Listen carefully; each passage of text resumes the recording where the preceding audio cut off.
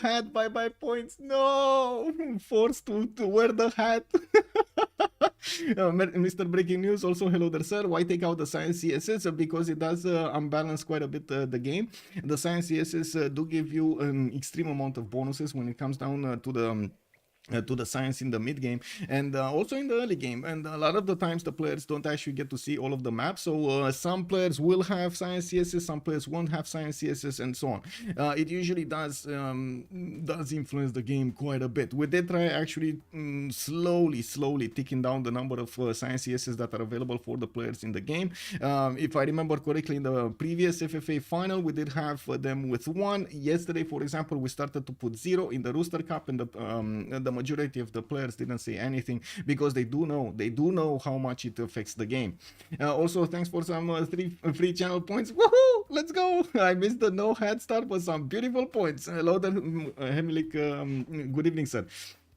Good day, sir. Also, Kenzie Lol, hello there, sir, and welcome. But normal other CS, yes, normal other CS. I guess this is going to be an ongoing challenge to see exactly what kind of bonuses the CSS do give. Too many, I should say, too many bonuses to the players. And I'm pretty sure since we did have quite a bit of a look at the city states in general, with BBG did have a look at the city states in general, we will probably see a bit of an update in the next version. I do see the players starting to pick up their civilizations here. We got Buldosik on Wilfred Laurier, Canada. He's gonna be somewhere top of the map or bottom of the map over here, just handling the tundra. We do have Peakz going for Wilfred Laurier, Helicopterkicker on Abraham Lincoln, Lakluk 1779 is gonna go for Elizabeth I. We do have Som on Eleanor of Aquitaine, England, Mercurial 00 on Sundok. We do have CoolCong on Ambiorix, Feltwind on Tamar, and then we do have Zappg on Hojo, Tokimune, Japan. FoolishDragon is on the top slot here, and he's not yet clicking on a Civ. He doesn't know. He's the moment a bit. Let me see. What is his draft? He's trying to, oh, I see, he's trying to trade. He's trying to trade multiple other players here. What is his draft? Gorgo, Mapuche, Netherlands, Nubia, Pericles, Suleiman Kanuni, and Uzetian. Why would you actually want to trade this up, man? Oh, man. I mean, yes, Netherlands over there definitely sounds good for an all-around player. We do have Gorgo and Pericles, which are a bit different to play, and usually they do require you to actually have quite a bit of knowledge of the game. Mapuche, kind of straightforward. You do want to get commercials and encampments and so on, and most of the time you do want to use your Malon Raiders against somebody. And of course, we've seen Suleiman Kanuni and Uzetian showing up in the games quite a bit, but mostly in the 4v4 scene, we haven't seen them that much in the FFAs. Even though I'm sure they are getting played, we didn't get to see them. Now, we're gonna need to see if he's gonna pick something. He did manage to switch with somebody, and he's gonna pick Saladin. Vizier, this is the one that gets the warship building for cheap, for nothing. Now let's see when the players are actually gonna get this going. We do have the host, so it shouldn't be a problem with 0 MS from our side. And I do notice the players did say, well, triple check that 0 MS, because yeah, it might cause problems. What happened to the hat? Is the cat in the hat? The hat is right here. The hat is right here. Let me actually just, you know, it's there. I just thought a bit of a change. Why not? Let's actually see how it goes, right? I've been known as the hat guy for so long right now. Let's actually see if a bit of a change of scenery is gonna do anything. There we go. We got this. Just putting my chats in order so I get to see. I think Athena must have eaten it. Yeah, I mean, you're not wrong. She would have eaten it. Yeah, I need to protect it every time, you know, put it in its own box over there so Athena doesn't get it. Suleiman is good, but you have no early tempo for hitting golden ages, and you do have a problem with the gold, though. A very big problem with the gold. You don't get incentivized to do commercials or harbors at all, and going holy sites into campuses is a bit tricky. Well, we're going to need to see how he's going to try to fix those problems. Oh, he switched again. He's going for Sundok. We do have Buldosik on Pedro II, Peakz on Wilfred Laurier, Helicopterkicker Abraham Lincoln, Lakluk Julius, Caesar Rome, Eleanor of Aquitaine. I don't know who's playing it. It must be Som. It must be some. We do have Megriel on Amanitore, CoolCong on Ambiorix, Gaul, Feltwind is gonna go for Tamar, and then Zappg is gonna go for Hojo. Tokimune, Japan. Okay, big Hojo. And wait a second, did we see another switch over here? So we just were here, and he was the Saladin, and then he switched to Sundok, and now he's Yongle. Yongle? Okay, I mean, I'm not complaining. Yongle, if he wants to go for Yongle, let's go Yongle. I'm very curious what actually the Civ, the list of the Civs will be here. And let me actually do something here. Let me close up my screen and also switch around this text. We do have this Pangea Classic Regis. Close this up, and I do need to put this, not this, the logo for the Novice Premier. There we go. For the Novice tournament. Fortuna Pelli, thank you so much for the sub. Thank you so much, sir.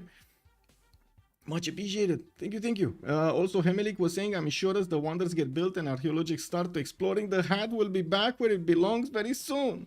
Well, I mean, I don't know, man. It might have been transformed in the belly of Athena over there in the quite a few, little bits and pieces. Also, Baptist, hello there, sir, and welcome. Foolish trolling. Oh, yeah. Wait, what did happen over here? Anonymous gifted actually gifted a 1 month sub to Fortuna Belly, and how did it not actually? Oh my god. And also we do have five gifted subs. Thank you so much. I was just watching this, incredible. Thank you, sir. Anonymous, thank you, much appreciated, sir. We do need to have the last player joining us here, because it looks like Eleanor England took a break somewhere, and hopefully we're gonna get this going. We do have Buldosik joining us, Ciliandre, we got System Fader, we do have also Commander Keen, and Sad VPM. Welcome, sirs, to the subs. I do hope you're gonna use those emotes. Let's actually see. Okay, so Helicopterkicker is back. Som is back. Okay, Som is back, and he probably needed to fix some of the mods over there. I did understand there were some visibility problems in the game, I do have to say, and you've seen it actually on my screen quite a few times. Wait, Barbs, how many friendships? 2 friendships. Barbs, I don't know, let me actually see. Barbs on, it should be Barbs on, but I do want to double check with Busy Snail. Baptist also, how many? I'm pretty sure it's 2 friendships, because I did double check this looking at their choices here, and they did vote for 2 official friends and allies, and of course BYC, which is the better yields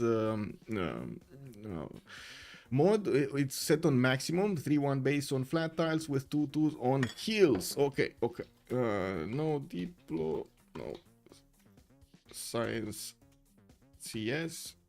Okay, it should be fine. It's much better to actually take a bit more time at the beginning of the game, because I mean we're gonna play this game for hours and hours, right? Might as well spend another 10-15 minutes at the beginning to fix any kind of issues with mods, with connectivity problems, and so on, so we don't get those issues during the game. Hopefully. Please, no issues during the game. Let's actually see how things are gonna shape up here. We do have the loading. It looks like every one of the players did ready up, and Yongle is gonna be the final choice of the Foolish Jaguar. Let's see how this is a challenge, by the way. Yongle is not an easy Civ to play with. I mean, we're gonna need to see him develop his empire over there, but it's definitely not one of those normal meta kind of civilizations that we are used to seeing most of the time in the games. We do have, of course, also to talk about quite a few civilizations here with different approaches to the game, like Canada, for example, or Lincoln, not to mention Gaul is going to be quite similar to Lincoln over there, a bit similar to Lincoln, not full. Nubia, again, showing up on our radar. We definitely need to see the sim options. And now, going into the game, we do need to ask, are we going left? Are we gonna take a look at Hojo, Tokimune, or are we gonna take a look at Yongle on FoolishDragon? What is the choice? Thank you so much for the follow, System Lockdown. Good evening, sir, and welcome. Left gang. Let's actually see. Zappg is gonna be the first choice. Let's see where he is. Oh, it must be somewhere close to the coast, right?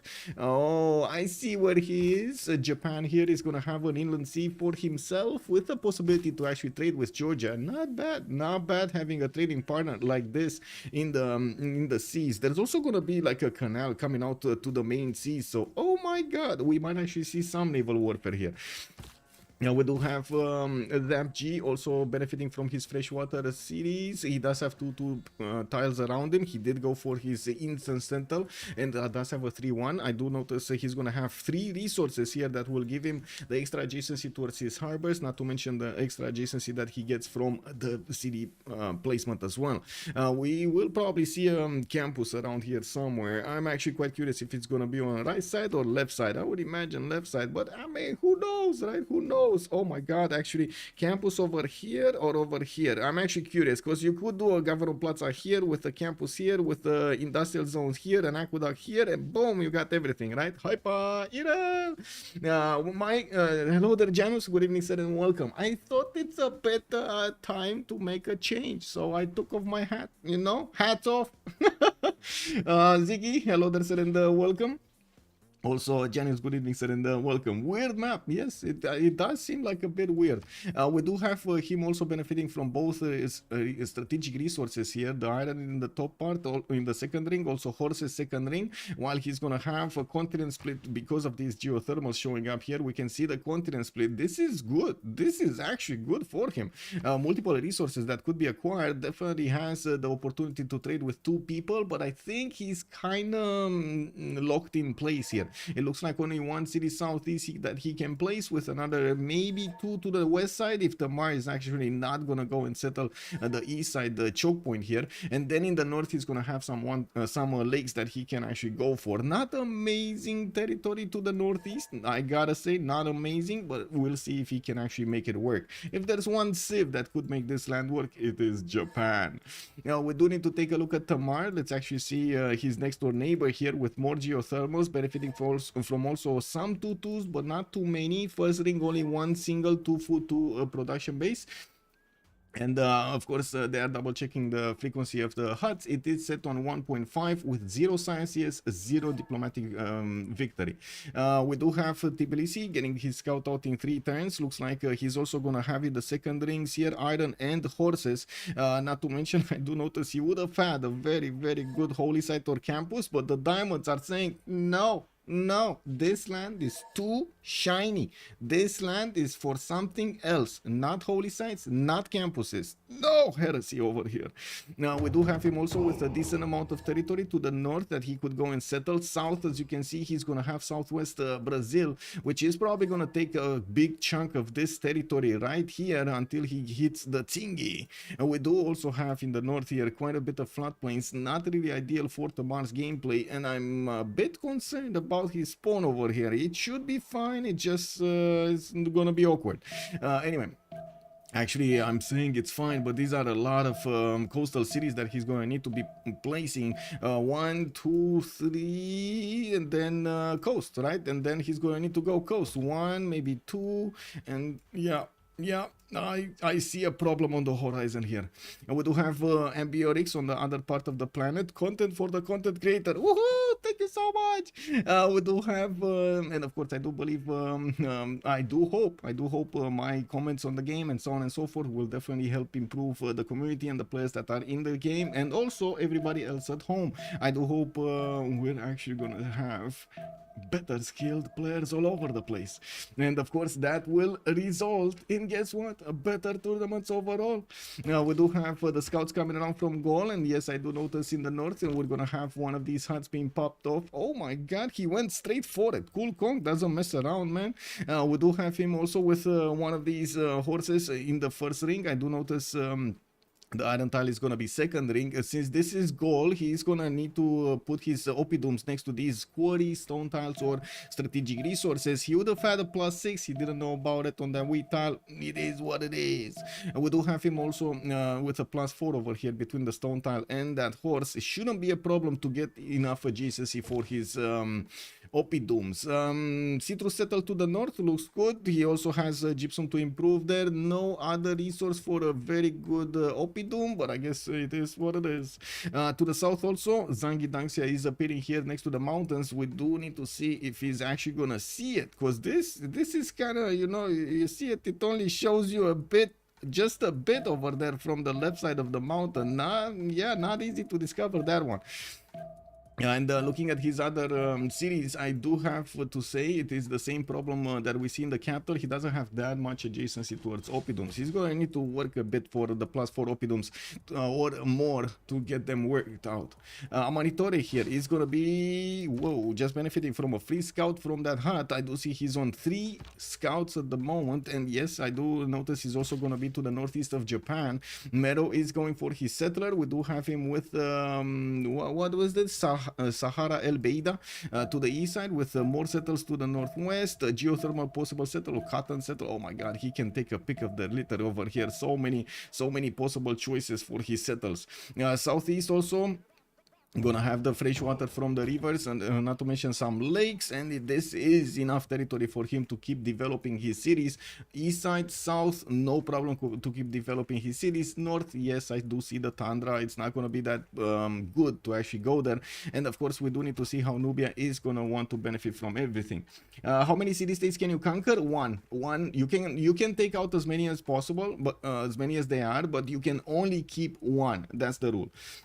Also +4 by the river, other side 2, +4 by the river, other side 2. We were talking about Gaul, +4 on the river, other side 2. Where? Oh, this one.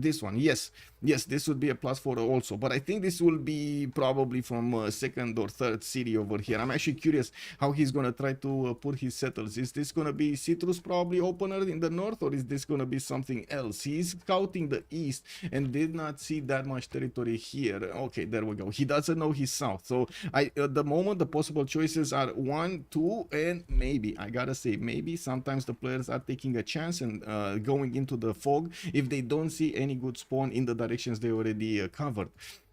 It's a chance, it's a gamble, right? It's a gamble. We do have to take a look also on Eleanor, being on the eastern coast. He does have his warrior seeing one of the barbs there, and I do notice he's already engaging the barb camp in the south. He's getting invaded here. We do have, or wait a second, who's doing the invading?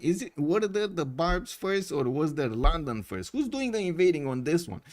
We do have London getting a settler in 4, and yes, I do notice he's gonna have his sorry, not geothermal, reefs on the coast. We do have him also with reef fish there. Definitely quite a few cities on the coast. No city state to take out easily. Maybe Volen in the southwest, which is kind of a bad city, but it might actually give him the opportunity to trade with somebody. And since I do notice he's going to be protected from the majority of the lobby, only Rome is relatively close to him, I would imagine he's going to have a good time until he actually settles this place, and then we're going to need to see if he goes further than this. I would imagine not. Like these are more than enough cities placements for him to benefit from until the late part of the game.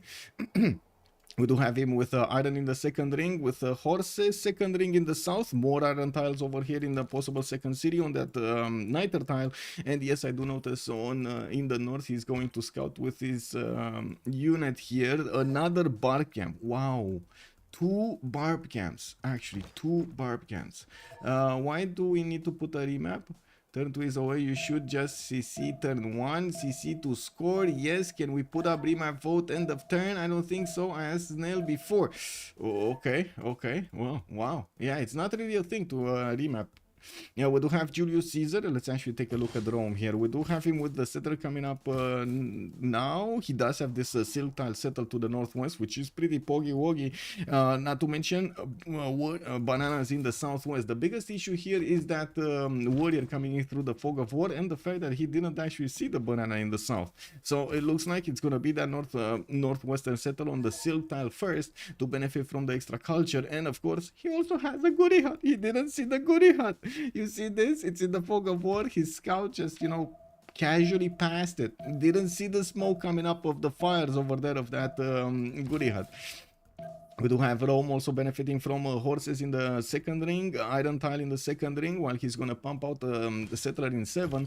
We do need to see all of his placements here. I would imagine this and this would be his cities, with another one here somewhere to benefit from the banana, but he needs to clear this area out. Not to mention he's going to have some coastal settles that he could go for with bananas. Look at this, 2 bananas, not bad. And of course might be having an opportunity later to talk with England, negotiate some passageway for their traders. I do need to take a look at Abraham Lincoln also. Where is Lincoln and what is he doing? This is not Lincoln. This is Lincoln. This is Lincoln. We got Helicopterkicker here going for the western settle. He does have quite a few gypsum tiles there, and he does want to settle the 2-2-1 base. I do have to mention in this placement, he only has a single 2-2 next to him, and he's going to need to buy out these other tiles, the 2-2, the 1-3. Probably will, of course, need to buy the 1-3 first so he can couple it with the banana. And we're going to need to see him also explore his east side here. He does have Pamukkale, which is quite a good wonder to actually have when you have mountains next to it also. Oh my god, this is the awesomest campus ever. 3 mountain tiles and Pamukkale second tiles, the biggest tiles on them all. Oh my god, this is going to be insane, insane campus. We have him also bringing back his warrior. He did spot, or I think he actually spotted the tribal village here. Let me actually double check his vision. Wait, that's Rome. That's actually Rome. Yeah, he did. Okay, he did say it. America did go for 1 single scout. Wait, what? I see a scout. I don't see the other scouts. I see a single scout. I don't see even his warrior. Did his warrior die? Oh, I see his warrior. Okay, he's not dead. Okay. I see the warrior south of Yongle. Yeah, okay. I mean, usually, like 90% of the time, you see the players going for 2 scouts because they do want to figure out as much as possible about the land and surrounding area. Not to mention benefit from wonders, benefit from mana score of the meeting civilizations, maybe some huts, and also, well, get the bonuses from those huts. Looking at his strategics, he has both of them in the capital with an iron tile over here and the horse tile. And I gotta say, looking at this, I'm pretty sure the gypsum tile on the east side would have been a lot cheaper to have. Although I do believe, of course, he should settle a bit closer to Pamukkale. Not a problem though. He could settle north and then grab the mountain tile from across. Shouldn't be an issue. We do have Wilfred Laurier in the south Tundra. I do see he's immediately going for Temple of Artemis while he's sending his second settler toward the east side here. We do have him 9 turns away from finishing the Temple of Artemis while he already started to improve a few deer tiles. He has 2 of them in the capital with also iron tile and a steel tile there to work. He doesn't know about the iron yet. He's going to know about it. And I gotta say at the beginning, you don't really want to improve pastures with Canada. I see him going for a pasture. You really don't want to improve pastures. With Canada, you want to get the mines. Let me actually put it up on the screen here. Canada, not this, Wilfred Laurier. So the big thing is here. Mines and lumber mills do provide you +2 production from the get-go. Farms and camps will get you the +2 food. This is amazing if you do manage to actually get it going. So for example, yes, he has a deer tile over here that's giving him extra food. This one is giving him extra food. If he could get a mine, it would be an instant 1-4. This would be awesome for him. He did also pick one of the first pantheon in the game. Earth Goddess is going to be his choice. We do need to see if he's actually going to open up with faith generation. He's going for astrology in 5 turns, and I do see him going for early empire in 4. Well, let's actually see if this is going to go through. I'm pretty sure he's going to improve the sheep tile, and he's going to be very sad. This is just going to be a 2-2-1. It doesn't give him the extra production as the mines or the other ones. Victoria just got settled, 3-1-1 base. Looking at his possible cities here, west side shouldn't be a problem to get more. And yeah, there we go, 2-2-1 on the sheep tile. Yeah, we do have him also with a city-state to take out, Mohenjo-Daro, while this is gonna be quite a good tundra for him to benefit from. He has some cities outside, but it should be fine to actually just keep staying here. He does also have only iron in the capital, no horses to see around him, because this is the tundra, and you know, the horses are actually quite cold in the tundra. They don't like it, they don't like it. I mean, you know, their hoofs are starting to run all over the place over there. Can you imagine skating horses? I can't imagine skating horses. A little Jesuit education for Canada is never lost. Yes, indeed. Welcome back, Rafifi. You forgot a thing. Wilfred Laurier cannot declare war on the sea. Oh my God, yes, you can. Yes. Yes, I did forget that. You know, it's because of the hat. It's because of the hat. Kick W. You know, you can actually do declare on city states if you do coordinate with an opponent with another civilization over there. Just let him take the city state and then boom, declare war on him. Yes, you can declare war on him. Kenzie Lord, hello there, sir, and welcome. We do have Pedro II. Let's actually see what Pedro is doing here on the western side. Looks like he's getting closer to join. Wait a second. This is a non-freshwater city on Rustavi that... second city, non-freshwater. That is, I gotta say, quite advanced knowledge over there. Yeah, you need to have advanced knowledge to do that. Rio de Janeiro did pick up city Patreon goddess for the 40% was the first district in the city. He already has his trader connecting his second city to the capital, getting a third one from that initial city center. I'm actually curious, where is he gonna go for? Is he gonna keep on sitting inland over here somewhere on the 1-1, or is he gonna go southwest and put a city on the coast? He doesn't really have anybody to worry about immediately from the coast, and maybe later on he is gonna get some of his Minas Gerais out, the replacement battleship, which is insane in the memory here for Brazil. We do have Brazil also benefiting from iron in the second ring. His horses are going to be third ring from capital, second ring for Fortaleza, while I do notice he's gonna be quite close to Tamar. We're gonna need to see who is he gonna make friends with. Is he gonna be Tamar? Is he gonna be Japan? Is he gonna be both? What is going on here? Hugo Supreme found a hat. It is on the right. Yes, it is. Yes, it is. It's there. It's there. Let's actually take a quick pick over here on Yongle as well. Now, Yongle does have, and I gotta say, since we didn't actually get to talk about him and how to say, express our opinion and so on and so forth, see more strategies, I do want to put up the unique abilities here on the screen. All cities receive projects where they can convert 70% of their production into food or faith, or 100% if it is gold. Cities with 10 or more population do receive 1 gold, 0.7 science, and 0.5 culture per turn for each population in the city. So basically, the game tells you, go high, sky high. Let's see if the player is going to manage to get there. When each city reaches 13 population from the first receive a random Eureka, at 18 population receive a random inspiration. So you just get more incentives to actually go as high as population as possible. In the beginning, we do have Nubia and Japan scouting around his territory. It does look like there's a very big problem in the north developing. We got so many barbs coming around here. We got 2 warriors and a slinger from the north with I'm pretty sure Zap is gonna need to tell Yongle he's in trouble. Look at that. So many barbs are coming from his cities. Yongle third city is Great Tempo. Third city Xi'an, you mean? On the right side over here. Well, the 2-1-1. You say Great Tempo. I feel like you say something else there. Anyway, now we do have in the capital him choosing God of War and Plunder as a pantheon, getting his 4th city out, 4th settler out, while he has raging barbarians in the north. But I do have to point out, he doesn't know. He doesn't know about them. Japan never actually told him, hey, you got a problem in the north you have to fix. There are barbs everywhere. He doesn't know. Now we do have him also with 1 scout. I think his warrior went somewhere else. There we go. Southeast. He's also gonna meet some barbs here, which of course he can actually take out. Shouldn't be that big of an issue. We do have China also about to connect his cities, his 3rd city to his capital, while he's working on his monuments to get the extra culture.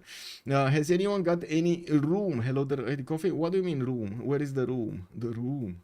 Wait, do you mean a room in general for making empires? They should have. I mean, first of all, Canada. Come on, man. I mean, come on, man. Look at all of this land over here. Canada just has everything in the tundra. A room for Zoom, yeah? Julius Caesar also has quite a bit of room, some non-freshwater cities in the north, but look at the south and look at the northwest and southeast as well. A city state to take out. Armagh on the right side should have room. It should have room, yeah. Or they should have room, I mean. Chat's in order. There we go. There we go. Start up. Oh, I totally forgot about the poll on YouTube. Let's see.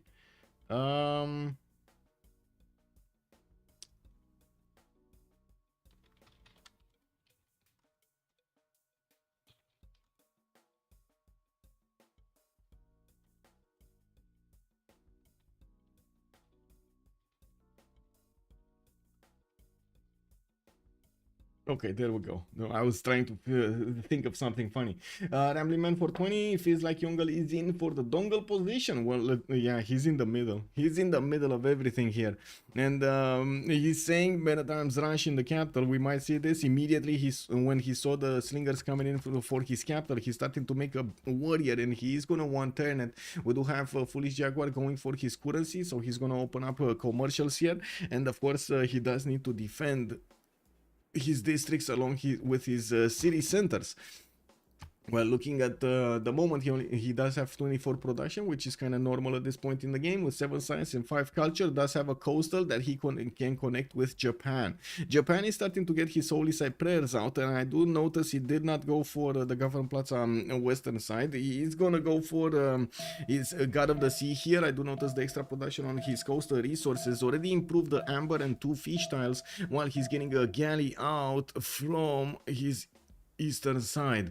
He's very mad. He's very mad. Hi Pyrel, fear not, but I have +3. He does have +3 on the coast, and of course Yongle did expose one of his cities. I'm not sure if he actually made a friends with him or Tamar. This would be quite interesting, and I gotta say, samurais here in this position are amazing to actually go against Yongle. Now we're gonna need to see if he's gonna go south, and I think he will. I kind of think he will, because I see him friends with Tamar and with Amanitore, not friends with Yongle. My biggest concern here is that Galley might be a bit too early here, and it might be too little. You would need to have some units as well to take down Jiaodong. We'll see how this happens. Definitely can happen to have a city taken out by just 2 galleys, especially with the Japanese +3 bonus. Big Julie is winning this. Oh, Big Julie.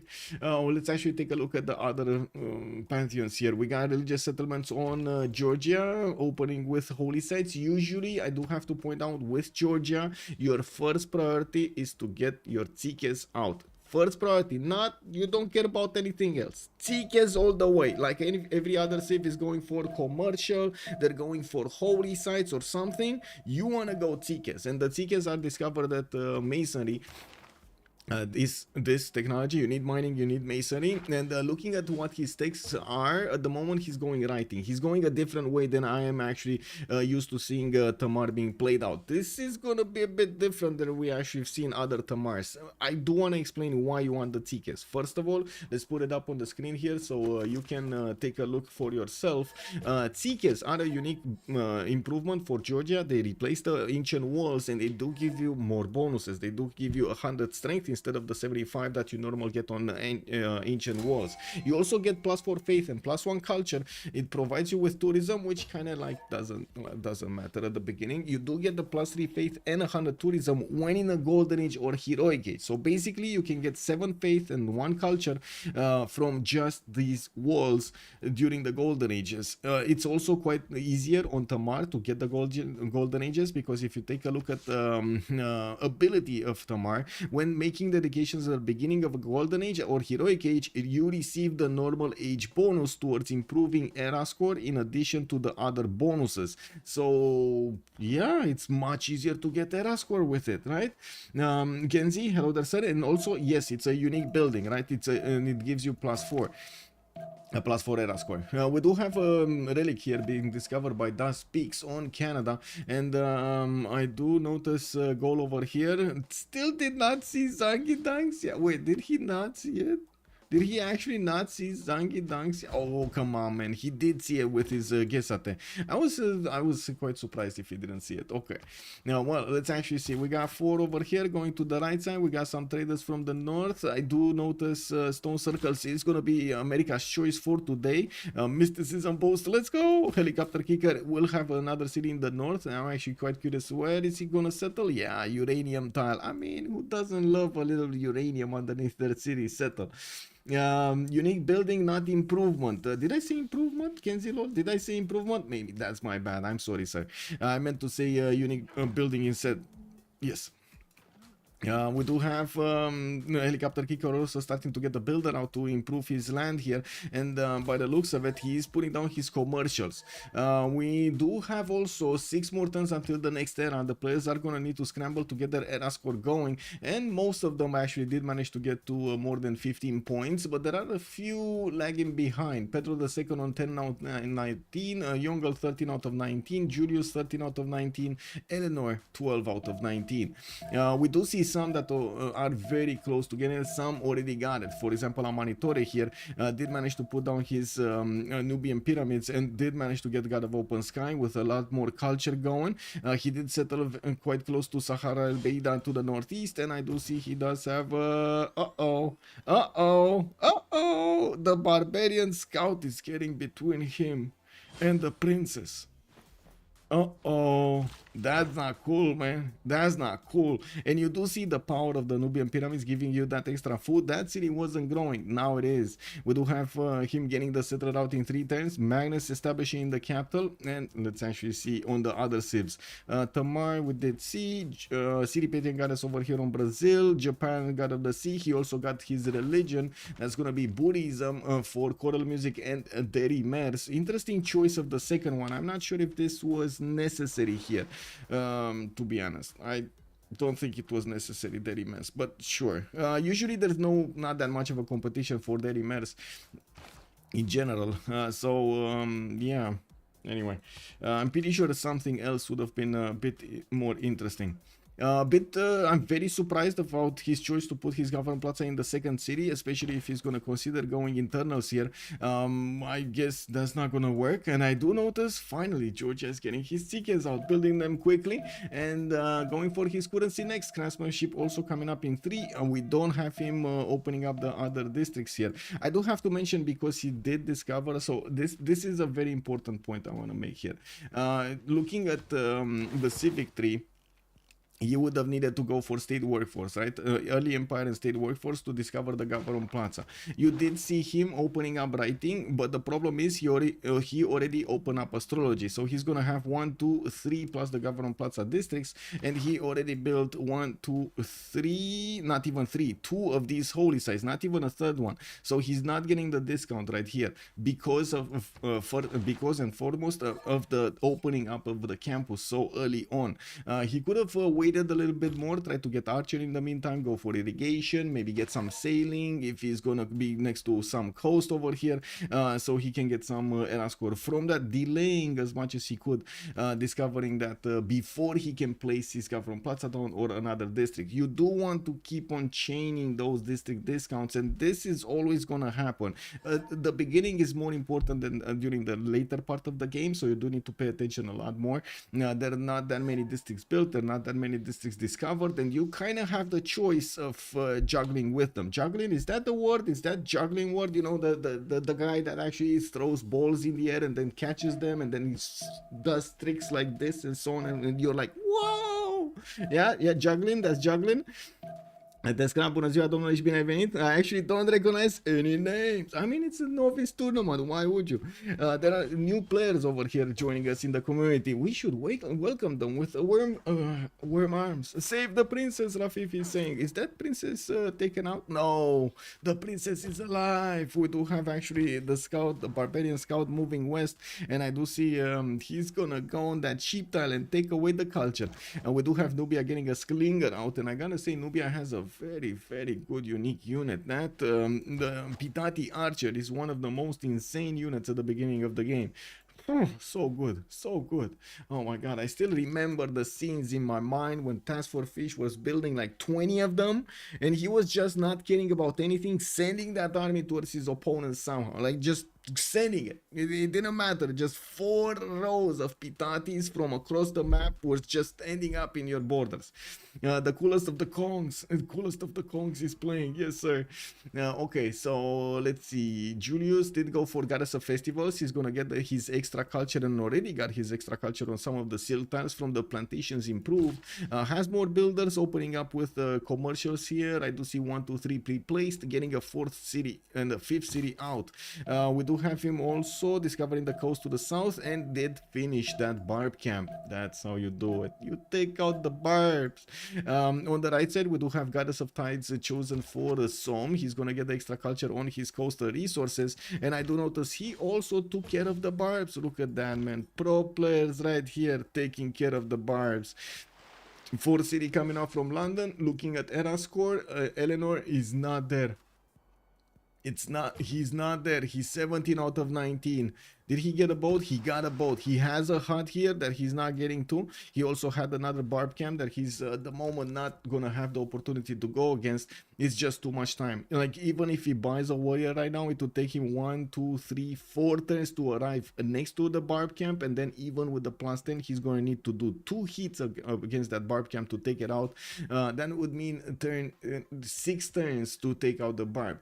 We're only turn 29. At 31, it's gonna roll over. So he needs to get something here very quickly to get the golden age. Otherwise, Som might not get his golden age. Maybe he's gonna get lucky with Sus somewhere. He does have a few cities in the north. I don't know how many envoys he can get, and I don't know how many, what kind of missions he has. But usually the players do try to use sometimes the city-states. Sus at the beginning, it's a sacrifice that you must do for the golden age. It is all for the golden age. You do want to have that bonus. Yeah, should have opened the money. Som is saying right here. This is I cannot say anything other than I agree. We do have also Gaul going for God of Craftsman. He's going to get the extra production on his strategic resources. And we do have him getting another wave of settlers. He did go very far in the north to settle the Chocolate Hills here. And I do notice he's just about to get that settled down. We do have also Gaul on 19 out of 19. Or he already got his golden age. And I gotta say, everybody except Yongle and Eleanor got their golden age points. We're turn 30. This is the last turn before the golden age. This is gonna be a bit of an issue. It doesn't work if he's declaring war to peace a city-state. Wait, I mean, he can peace a city-state if somebody else has it. Does anybody have a city-state here? I do see 2 of them. Ayutthaya and Mohenjo-Daro.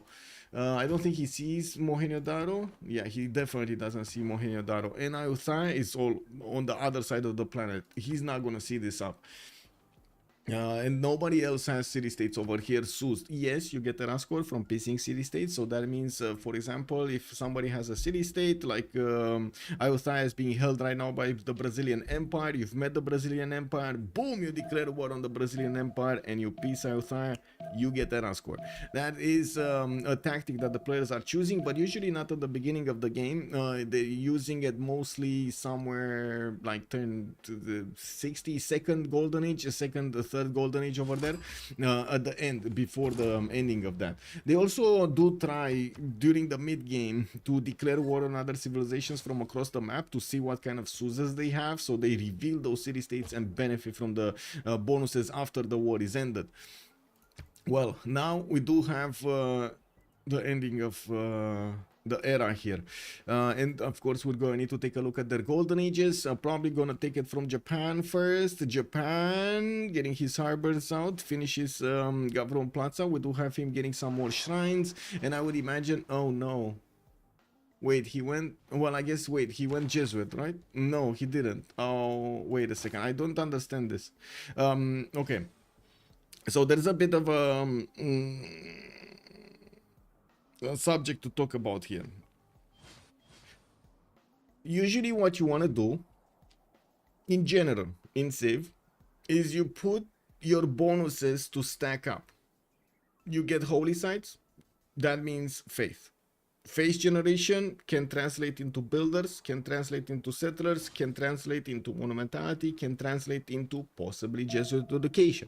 So for example, to buy out the libraries, to buy out the buildings in the theater squares. So for example, if you want to go for holy site civilization and go pen, brush and voice, it is a massive investment into getting that faith generation going. You can do it with somebody like Tamar, for example. It shouldn't be a problem because of the tickets. But with other nations, you do need to invest into your holy sites. which means you're gonna need to lock in a district slot, and it's gonna make it much more harder to develop something else like science, like culture, like other bonuses that you have you want in your empire, other yields that you want in your empire, not to mention like industrial zones later on, aerodromes and so on. Like remember, late game is just as stuck with districts slots as the beginning of the game. You still have the problem of going as high as possible with your population. Also, I was going to compliment your fresh cut, Michael, but then it occurred to me I don't ever think I've seen you with your hat off. Hi, Clinton. Hello there, sir, and welcome. Yeah, I guess you know, new day, new stuff. Mr. Breaking News, also good day, sir, and welcome. Poor Som missed the Golden Age. Yeah, he did. He did. It's unfortunate. Two of them missed it, right? Som and... oh, wait a second. Only Som missed it. We did have Foolish Jaguar managing to get it. I stand corrected over here. He did get it. Okay, so coming back to Japan, the thing is, in this scenario, I do want to point out he invested into the first district as a holy site and got the shrines, which do give him a little bit of culture and a bit of faith. The faith cannot really be used right now. He cannot invest in anything. This is not a civilization that just, you know, is able to buy units like Scythia or something that would help him out somehow transform the investment that he did into real advantages. The only advantage that he gets at the moment from the shrine, not the holy site, just the shrine, he's getting that extra culture going, which adds up, right? That's the only bonus right now working from those holy sites for his development. Now, when he chose to go for Pen, Brush and Voice, he gave up on the right to convert the faith he's generating into builders, into settlers, into whatever he would need in the monumentality, and get instead the extra culture from the district, from the holy sites. Now, usually this doesn't translate well in the games because it just means you're going to need to get taller cities to counteract the fact that you actually got the holy site. So you need 3 extra population to counter the early district that you put down, which slows you down during the game quite a bit. In another scenario, I can actually give a bit of a different scenario here. If you would have gone for Crusade, if you would have gone for Jesuit Education and Crusade, for example, and only one holy site, it would have been a lot different, a lot better to go against a neighbor. For example, China. You could get Crusade against China, or you could get Defender to defend against China. You would use afterwards the Faith Generator to buy some missionaries and deploy that crusade into your opponent's cities, not to mention also giving you the opportunity to use the Jesuit Education bonus to buy out some theater squares or campus buildings and so on. This is gonna, and we're gonna see it live, we're gonna see it actually here during the game, this is gonna slow him down a lot. And it is quite unfortunate that this will happen. 10 science and 29 culture at the moment. Hojo is getting how much faith? On the 38 faith a turn, only 13 gold. He did manage to put the, 2 of these harbors out, and I do see he has a few builders, a 4th settler moving towards the north, a 5th settler coming out from his capital, and also an audience chamber in the east, the southeastern city. Now again, if he would have wanted to go against his opponent here, Crusade, Warlord's Throne, Pen, Brush and Voice with Jesuit would have been quite a banger here going against China. Getting the samurais in with Crusade would be probably unstoppable by the Chinese Empire. We do have also to take a look at Tamar, western side, still didn't get his religion. He should be close to recruiting it though. He is 29.4 points out of 30, so he will get that going. We do have him with religious settlements, pumping out settlers quickly from his capital, improve his sources, got his government plaza down, did not finish his building. He chose audience chamber, but did not follow through. We also have him with traders connecting here. Rustavi did manage to improve some of the tiles of Tsingy and benefiting from a bit of extra science and culture from those tiles. It's gonna be nice. Now he's gonna go for the doubling of his empire as quickly as possible here with religious settlements. We do have also Ambiorix, so let's actually take a look on the right side. Did settle Durecortoron next to Chocolate Hills, and of course benefiting already from 3 food, 3 production, 1 point of science tiles. He's getting also swordsman out from the north settle. Maybe he does want to actually actually take Hong Kong down with 2 or 3 swordsmen. You should be able to take that one down quite easily. Getting a Gavron Plaza from the capital, Opidums here from the southern city, a +3 that's being placed next to an iron tile, and of course he gets the extra bonus from the mine. And he did place this right now +2, but he's gonna get the stone tile to improve that, and he's gonna get the +4 from a quarry. We do have also another Oppidum here towards the north, which is going to be an easy +4 because of the extra horse in Hong Kong, and of course his gypsum in the capital. We're going to need to see if he's going to actually get more swordsmen here. I would imagine 1 more or 2 more swordsmen would actually do the trick here against Hong Kong. Gavron Plaza is selected to go. Moksha opener, internal trade routes. Of course, no commercials yet from him. It's going to take a while to build up his gold generation. He's 11 science with 26 culture, only 4 gold a turn. Also, how did he get 5 points in 1 turn? You're talking about Yongle? I'm not sure. It might have been the commercial, the splendid bonus on the commercial. +3 from that, maybe he got a boat. That's 5 points. Splendid from the commercial and the galley. That's 5 points. We do have him also with actually we're gonna come back here. We do need to take a look at Amanitore. 5 city opener, markets coming around, audience chamber chosen in the Gavron Plaza, took care of the barbs, and of course we'll have the extra trade routes coming in soon. We do have Moksha in the capital city, giving him the bonuses. Audience chamber is gonna help him grow taller, and of course with the extra food that he's getting from all of these pyramids, he's gonna get quite a few bonuses there. I do notice he's gonna have to improve his resources, his strategics. He does not have yet horses in his empire, which is going to be a problem if anybody actually thinks of attacking him. Let's actually take a quick pick on the next one. On oh wait. Amanitore did go for Pembrush and Voice, just to not forget this. And also is gonna have 47 gold per turn, which is quite a lot at this point. Only Lakluk is on a bit more with 48 right now. Okay. I do also see the 60 points of production here on Ambioris. That is a good start for him. Looking at Eleanor on the right coast, we do have him getting 4 cities out and also working on 4th, 5th, and 6th settlers as quickly as possible. He does have his Royal Navy dockyards out from a few of his cities. Can definitely deploy one to the south there next to the bananas when the former Barbarian camp was, and I do notice it's still did not improve his resources, his strategic resources. Not that he has anything to fear, but I'm pretty sure he's gonna need them. Goddess of Tides is already giving him a few points of this culture, 1, 2, 3 from what I can see. He has another 2 resources that will get improved, and he did finish the Barbarian camp to the west of Birmingham. At least 1 more city will get to be placed northeast. Not really an awesome placement. He does have this one next to the next to the 2-tile lake that would also allow him to get a Royal Navy dockyard, and can keep on going to the west of Bradford with another city. I'm very curious if he's actually going to attack a city-state here. I'm very curious, because usually that's what you want to do with naval nations, especially if you have one on the coast. You want to get a few galleys and just bonk that city-state out of the game. We do have Julius Caesar, 5 cities, 2, 4, 5, getting his entertainment complex and arena, and I do see Goddess of Festivals has been chosen earlier. That gives him a lot of culture. He's already on 31 points of culture with probably a Penbrush and Voice Golden Age. He does have his commercials finished and getting his markets out. Li Yang, second opener here in the city of Seti. I'm actually a bit confused about this. How many resources does he has? 1, 2, 3, 4, 5, 6, 7, 8, 9, possibly 9 resources that he could actually improve with Li Yang rightly. Now Li Yang is kind of tricky to actually go for this.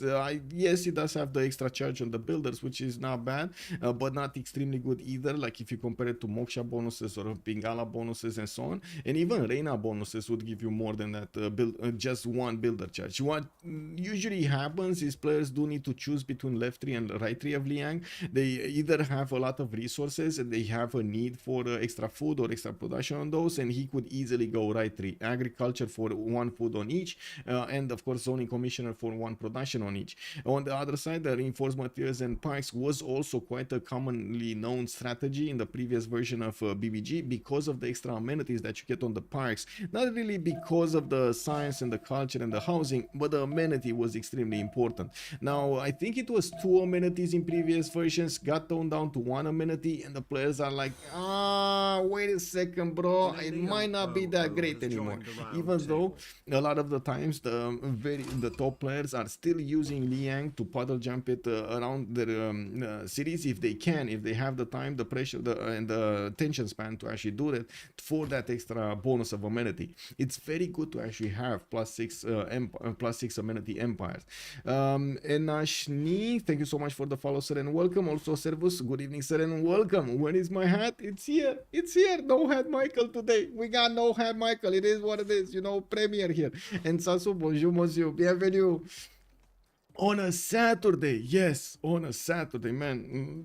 It is what it is, man. It is what it is.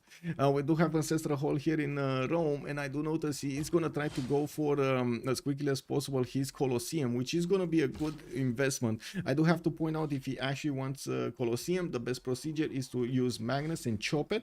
And Magnus right now is in the capital, not the second city. So honestly, I would have suggested here, try to go for Moksha first, get the traders, and then if you really want to get Magnus to get the chops, you would have the opportunity on the 4th governor title to put it in Ostia. It would be right on time for you to chop that Colosseum with it. Usually also you need to pay attention to how many chops you have in that city center so you can get that going, because if you only have like 2 chops, that's not gonna work. You need like 4 chops in total for it if you want it quickly. Yes, I mean, you can hard build it, don't get me wrong, you can hard build anything, right, if you really want to spend the time and you don't care about competition and so on and so forth. But if you do care about those, and you do know there's going to be a hard competitive environment for Colosseum, like a lot of players will probably want to get it, you do want to chop it. I do also notice 13 science with 32 culture here for Julius, 54 gold, 54 production, finishing more commercials, and Liang at the moment doesn't actually seem to be giving him any bonus actually. Choosing Ancestral Hall is also something that doesn't actually help the extra governor Liang here in Setia, which would have gotten the extra food or amenity and housing from Audience Chamber. Now it doesn't actually get anything. We do have him getting another wave of settlers, which I gotta say, he does have, wait, 1 builder charge, 3 builder charges. He's going for the coal to chop. He has 1, 2, 3, 4 chops over here for that Colosseum. He might be good. He might be good. I mean, I didn't see anybody actually competing for it, so I think he's going to be good on it. I think it should be fine. I think it should be fine. Oh my god, this starts to look like beautiful land. We're gonna get there, but first we do have to take a look at America. We got him with 2467 soon to be cities, 1 on Pamukkale. I really hope he's actually not gonna settle the best style of Pamukkale. He should really go 1-3 over here and get to Aqueduct later, because this is the best style that you get actually from the bonuses of Pamukkale. Now we do have an audience chamber also chosen to be finished here in the capital. Stone circles giving him the extra production and faith on each of these improved quarries. While I do see commercial hubs on the left side from his capital, while yes, we do have commercial hubs also in the south here. Now quite a few campuses are also starting to appear. Pingala in the city of Cincinnati. He's going to need, if he actually wants the best tiles of Pamukkale, he's going to need to discover bronze to actually cut those tiles up. Not really the best thing. You gotta do it. You gotta do it. I mean, you know, it is what it is. You gotta do it. Looking at also Wilfred Laurier, he did choose to go for a Monumentality Golden Age. We should have a religion from him also. He did go for Jesuit education with lay ministry. So first of all, he's going to have the ability to buy the campus buildings and theater square buildings with faith, while he's also going to have a discount on them of 15%. Lay ministry is also going to give him +2 faith on holy sites and +2 culture on theater squares. This actually adds up quite a bit. And right now he is on 45 faith a turn here. Now while he's building up his monument count. He's also getting Oracle, getting quite a few theater squares. We've talked with Justice yesterday about the strategy of Canada over here to open up the holy sites into theater squares and then the Gavron Plaza. I do see he didn't actually get a specializing building of choice in his Gavron Plaza, while he kept on building wonders. Temple of Artemis towards Halifax and the Oracle from the city of Victoria. Yeah, we do have him also starting to put more cities on the west here. Could easily go for the aluminium settle. Shouldn't be that big of a bummer. But I think he wants to be closer to the better tiles there in the north. I gotta say, this does look like he doesn't have that many hills. But oh no, he does. Oh, okay, never mind. Graphical glitches here. It should be fine. Also, lumber mills.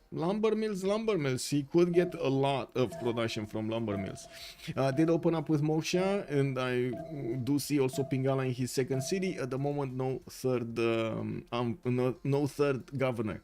Looking at Pedro II, western side of the map, 5 cities strong, getting street carnivals. That's the unique entertainment complex of Brazil, which will allow him access to some projects. Usually, actually, Brazil does want to get some projects, and there is something quite funny over here. Where was it? Not the Copa. Oh my god, man, what's this called? Street Carnival and the projects. I totally forgot how the project is called, but let me actually put it up on the screen and we'll see it.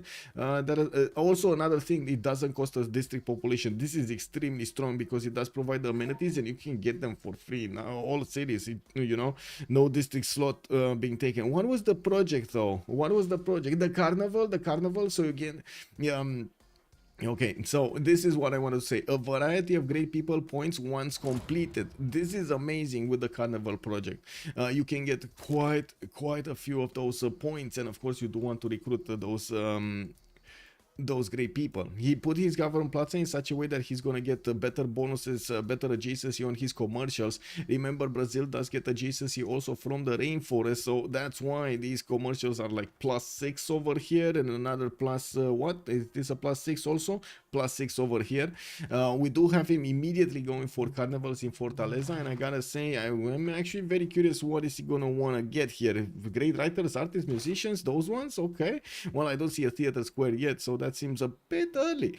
We do have him also in Porto Alegre with a banana that he didn't buy, and I gotta say this is a good investment. Who doesn't like bananas? Anybody here doesn't like bananas? Like, really? How hard is culture victory with 10 players? I mean, quite hard. Hat during the night? No hat during the day. Totally modular. Good evening, sir. Good day, sir. Yes, indeed.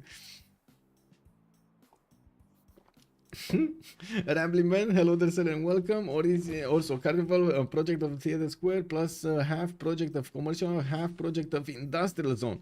You do get a lot of bonus. Yes, you do get those many great people. Or is it? I don't think it got changed. I don't think the Carnival got changed, or at least I don't remember it from the BBG.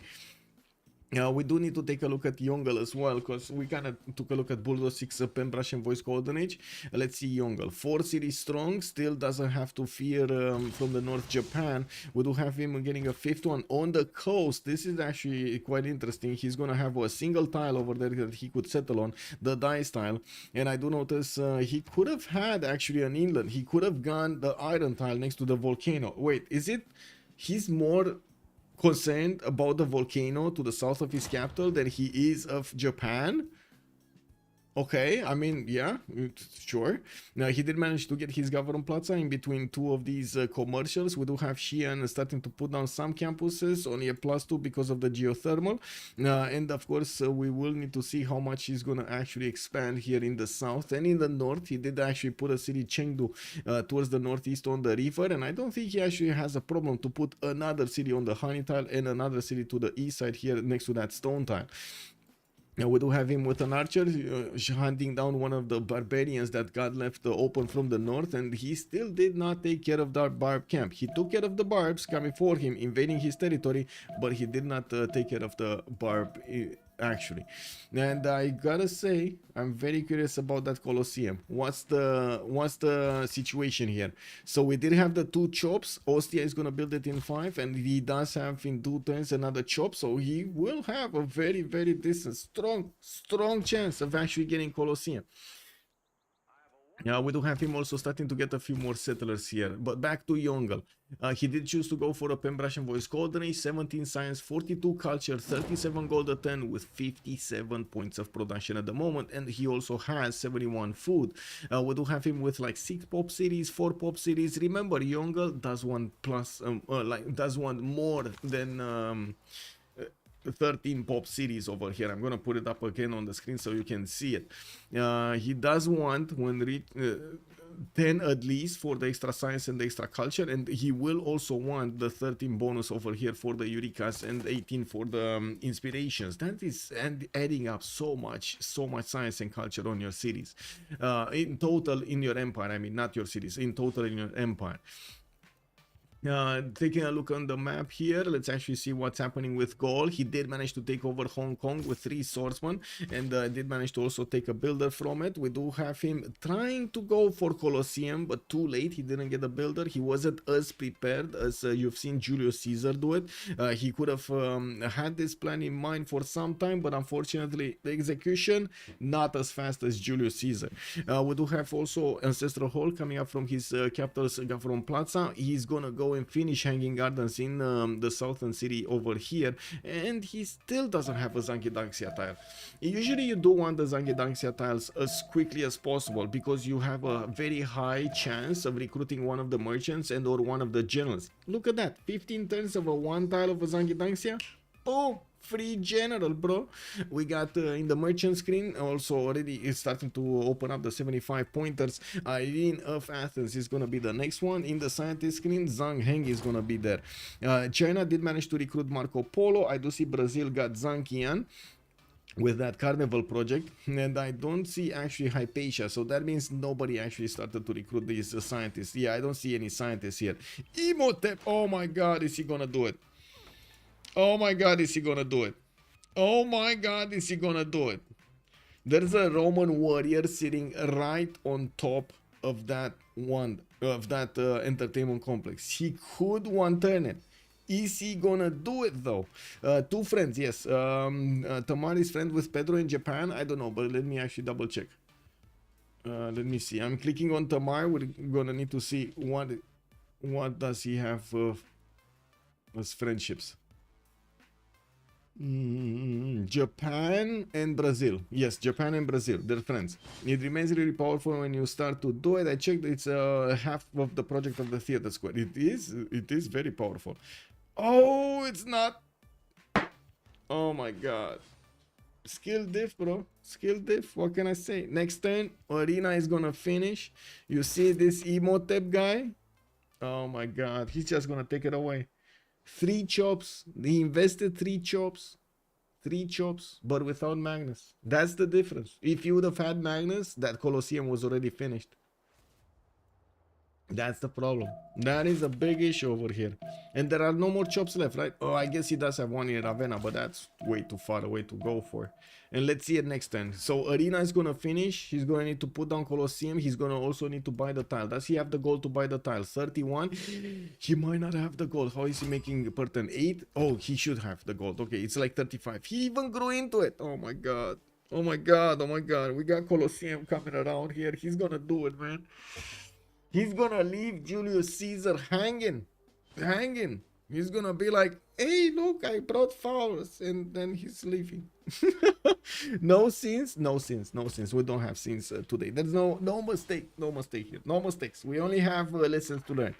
Rome could have declared. Yes, Rome could have declared to delay this for 2 turns. He did not want to do it. He could have declared and just sat on that entertainment complex to stop the arena from finishing, because he can't really stop the tiles. But anyway, he could have delayed it. Only 2 turns. Boom, got it. He got it. Look at that. Rome is left speechless. It's left hanging. It's like me with the hat. It's out there, and you know, somewhere. I don't see it. Yeah. Buldosik, hello there, sir, and welcome. Beautiful from the goal. Beautiful skill diff over here. Beautiful. I gotta say, beautiful. I didn't check if he was that fast on engineer. He got it. Beautiful. Just whoa. 10 out of 10 for CoolCong here. We did have him also finish his hanging gardens in the south, giving him, and I gotta say this is very important for Gaul, that 15% growth in his empire, not to mention some housing in the southern city and some housing in the surrounding cities. We do have him we do have also England starting to put those cities in the south here, two of them on different coast tiles. I'm actually quite surprised he didn't get a connection in between. I would have expected to have one there over in between, but anyway, maybe London is gonna get it because it does have a settler coming up in 2. Also 7 pop here. I gotta say I don't see a 3rd district from London. He did finish his ancestor hall in his government plaza, and that is from his capital. So yeah, he does have a 3rd district here. He might want a campus, and he doesn't want to put the campus because of that stone tile. Is this what's happening here? He doesn't have he does want to chop that stone tile, and he doesn't have masonry or something. Eleanor, horseback riding, feudalism. I don't see if he actually has masonry or not. I do see he doesn't have a builder, so you know, that's simple. DB, good evening, sir, and DAPHE, hello there, sir, and welcome. I should say, Gaul probably asked Rome to move his warrior, just salt in the wound. Oh my god, imagine that, man. Like, imagine being so forthcoming, saying, you know, Rome, can you move that warrior from there? Like, there's a spot I want to put the Colosseum down and work on it. Can you move away? And then Rome, right? What do you mean you're building Colosseum? I'm getting Colosseum. You're not getting Colosseum. What is this? Okay. Gaul wanted the remap. Still hard to believe. Yes. Yeah, true. Rome without Colosseum is like Michael without a hat. Yes. Yeah, you caught me, sir. Dalun also, hello there, sir, and welcome. The road of shame, the circle of shame. Yeah, I mean, there's no circle here. It's just a road, a pathway to oblivion. There's nothing here. Those guys don't have, from the entertainment complex, don't have where to go. We do have him switching production towards Machu Picchu, which is definitely not going to have the same effect of that one, of Colosseum. And we do also see a few more settlers coming around here from Rome to keep on getting those cities out. We do have him with baths coming around from multiple cities, and I do notice we're coming up close very quick to the second era. We do have also to take a look at Nubia here with more cities coming around. I do notice he's starting to get to his 8 pop. He got a builder stolen. There is a Nubian warrior that is just looking at that builder. No, Bruno, no, come back. We got over here that one going across the river. The warrior is kind of damaged over here, but yeah, it's running away. It's running away. The Pitati archer of Nubia will need to choose, and he will probably need to cross the river on the 1-1 so he can catch up to that warrior. We do have settler also coming out from Napata, needing to move to the south here, and I would imagine he does want to get closer to those bananas. Oh no, the archer is, oh no. The warrior went into the archer line of sight, and now the barbarian archer is just gonna take it out without even an appeal. That's just nasty, bro. That's just nasty. Did Gaul have vision of Rome Colo? He was standing on it. Oh, wait, Gaul, give me a second. Now I understand. No, he didn't. He didn't know. He didn't know anything about Rome. No, nothing.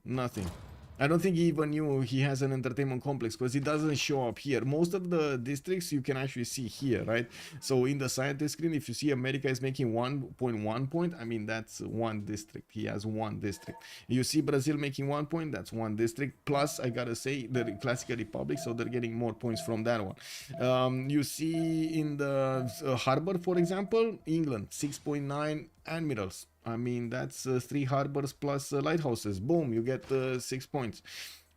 Let's see. 1, 2, 3, 4. Okay, he got one more, and that it didn't add up. So let's see. Now it's 8. You see how immediately this adds up?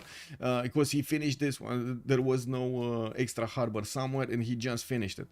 He's also getting the ones in the south. So usually, if you have, like, you know, quick math to and a bit of time to take a look at these, you can extrapolate from these how many great people points are being generated to how many districts approximately he has. It's not going to be exact because sometimes you do have extra points from somewhere else in the great people, and somebody's making projects or something like that, and you can't really see it.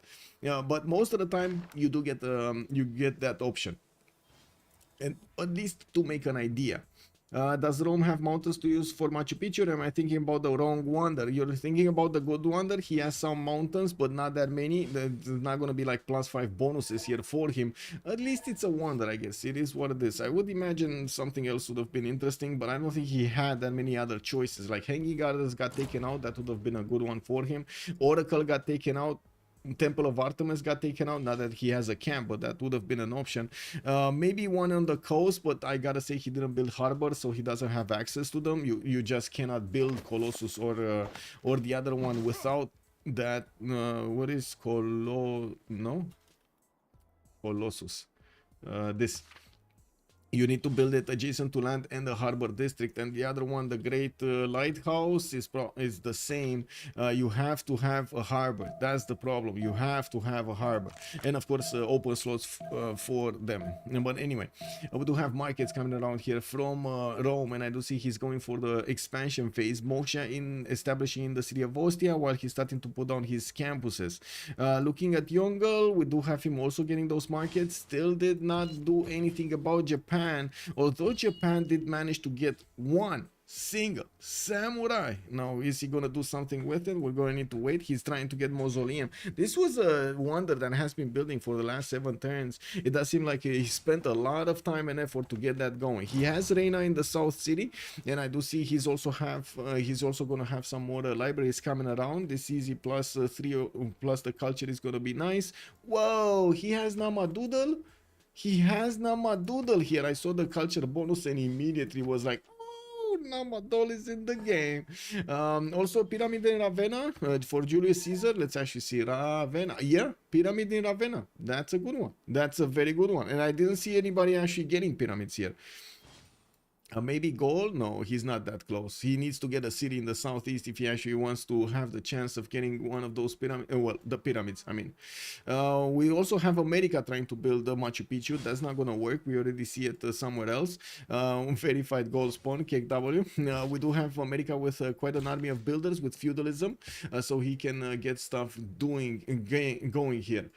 Taking a look at the score, it looks like top 1 is going to be Hojo Tokimune, followed up next by the Gallic Empire of CoolCong. Lakluk is also leading the Julius Caesar Empire, very close to the top slots here, while Zappg is coming up right behind them with Canadian Empire. Are there any obvious words brewing? Not really. I don't actually see. I mean, to me, an obvious war would have been Japan against China. China exposed himself massively here on the western coast, although I don't see Japan preparing for it. Like, if you would want to see Japan preparing for it, you would have needed to see like at least 1 encampment, a general project, a few builders ready to chop pre-builds for the samurais, or maybe even hard chop it, hard build it. Usually it's good to have 3 encampments to try to get those barracks in and have a lot of production to go for the samurai, so you can keep reinforcing the front line. And he would have had a very, very, very good opportunity to take out the series of Foolish Jaguar here. It is insane how Japan can actually go through this. Not to mention, he would have had the boats on the coast that are stronger than China, and would have had the opportunity to take those cities down. I think China asked for friendship in the chat, but Japan has to wait until another friendship ends. Let's see. Accept my deal, Georgia. Nubia plus Magriel lol. KW. Nubia borders looking for a friend. Zappg is looking for a friend, actually. Wilfred Laurier here in the south. I think that would be probably China and America, right? That need to be his friends, or could be his friends. And Zappg that would be the only one with Nubia. I could swap to you then if you'd like. My next friendship would expire in 14 turns. Oh, I see. Yes. We'll see if he actually will trade. But it is good for Japan to have the trade routes towards the south, towards China, but also towards Georgia. Reina could definitely be deployed here in Mchketa. I'm a bit surprised that Georgia is left to do this. It's allowed. He's allowed to do this. Get cities right in the face of Japan here. That seems a bit awkward. Anyway, we do have Nubia getting his campuses out. This is gonna be, oh, look at that discount. Beautiful. Magriel did it. We do have also great libraries in Kerma, 4 turns to finish, while he's gonna get that city in the north there. Ooh, another 1-turn campus. I mean, the man got the discounts going. Beautiful. Magriel doing it. He has 2, 4, 6 6, 8, soon to be 9 cities. This seems like a very good time. This seems like a very good time for him. 37 science and 66 culture with 100 gold a turn. And there we go. We got the 7th city, 2, 4, 6, 7, 8th city over here coming up to the south of London. And multiple builders also on the way. I don't know what this fishing boat is doing here. I don't like it, but I guess if he really likes the food, go for it. He still has a lot of tiles that need to be improved, especially these iron tiles and the horses, while I'm pretty sure he really doesn't like discovering bronze working. I mean, that doesn't mean you don't need to chop and improve your tiles with mines. And I gotta say, we're 1051, and you do see how many of these tiles have been left unchopped here. This cannot happen, man. This cannot happen. You need to chop everything. Same thing can be usually at feudalism timing, right? You know, we do have Gaul having the same issue, even though he's starting to expand, and he did manage to get Colosseum, which is amazing. Looking at his stats here, 33 and 58 does look good. 123 points of production makes him the top producer over here of the game. We do have him still on the 3rd spot, but he's very close, only 3 points out, so tied with Canada and only 3 points away from the top slot. We do have Canada also starting to put some more settlers in the build queues, getting his writers out, and I do notice his Gavron Plaza did build the Wallow's Throne. That's Wallow's Throne. That is Wallow's Throne, sirs. Yeah, I'm also looking for a friend. Yeah, me too. Me too. It is what it is.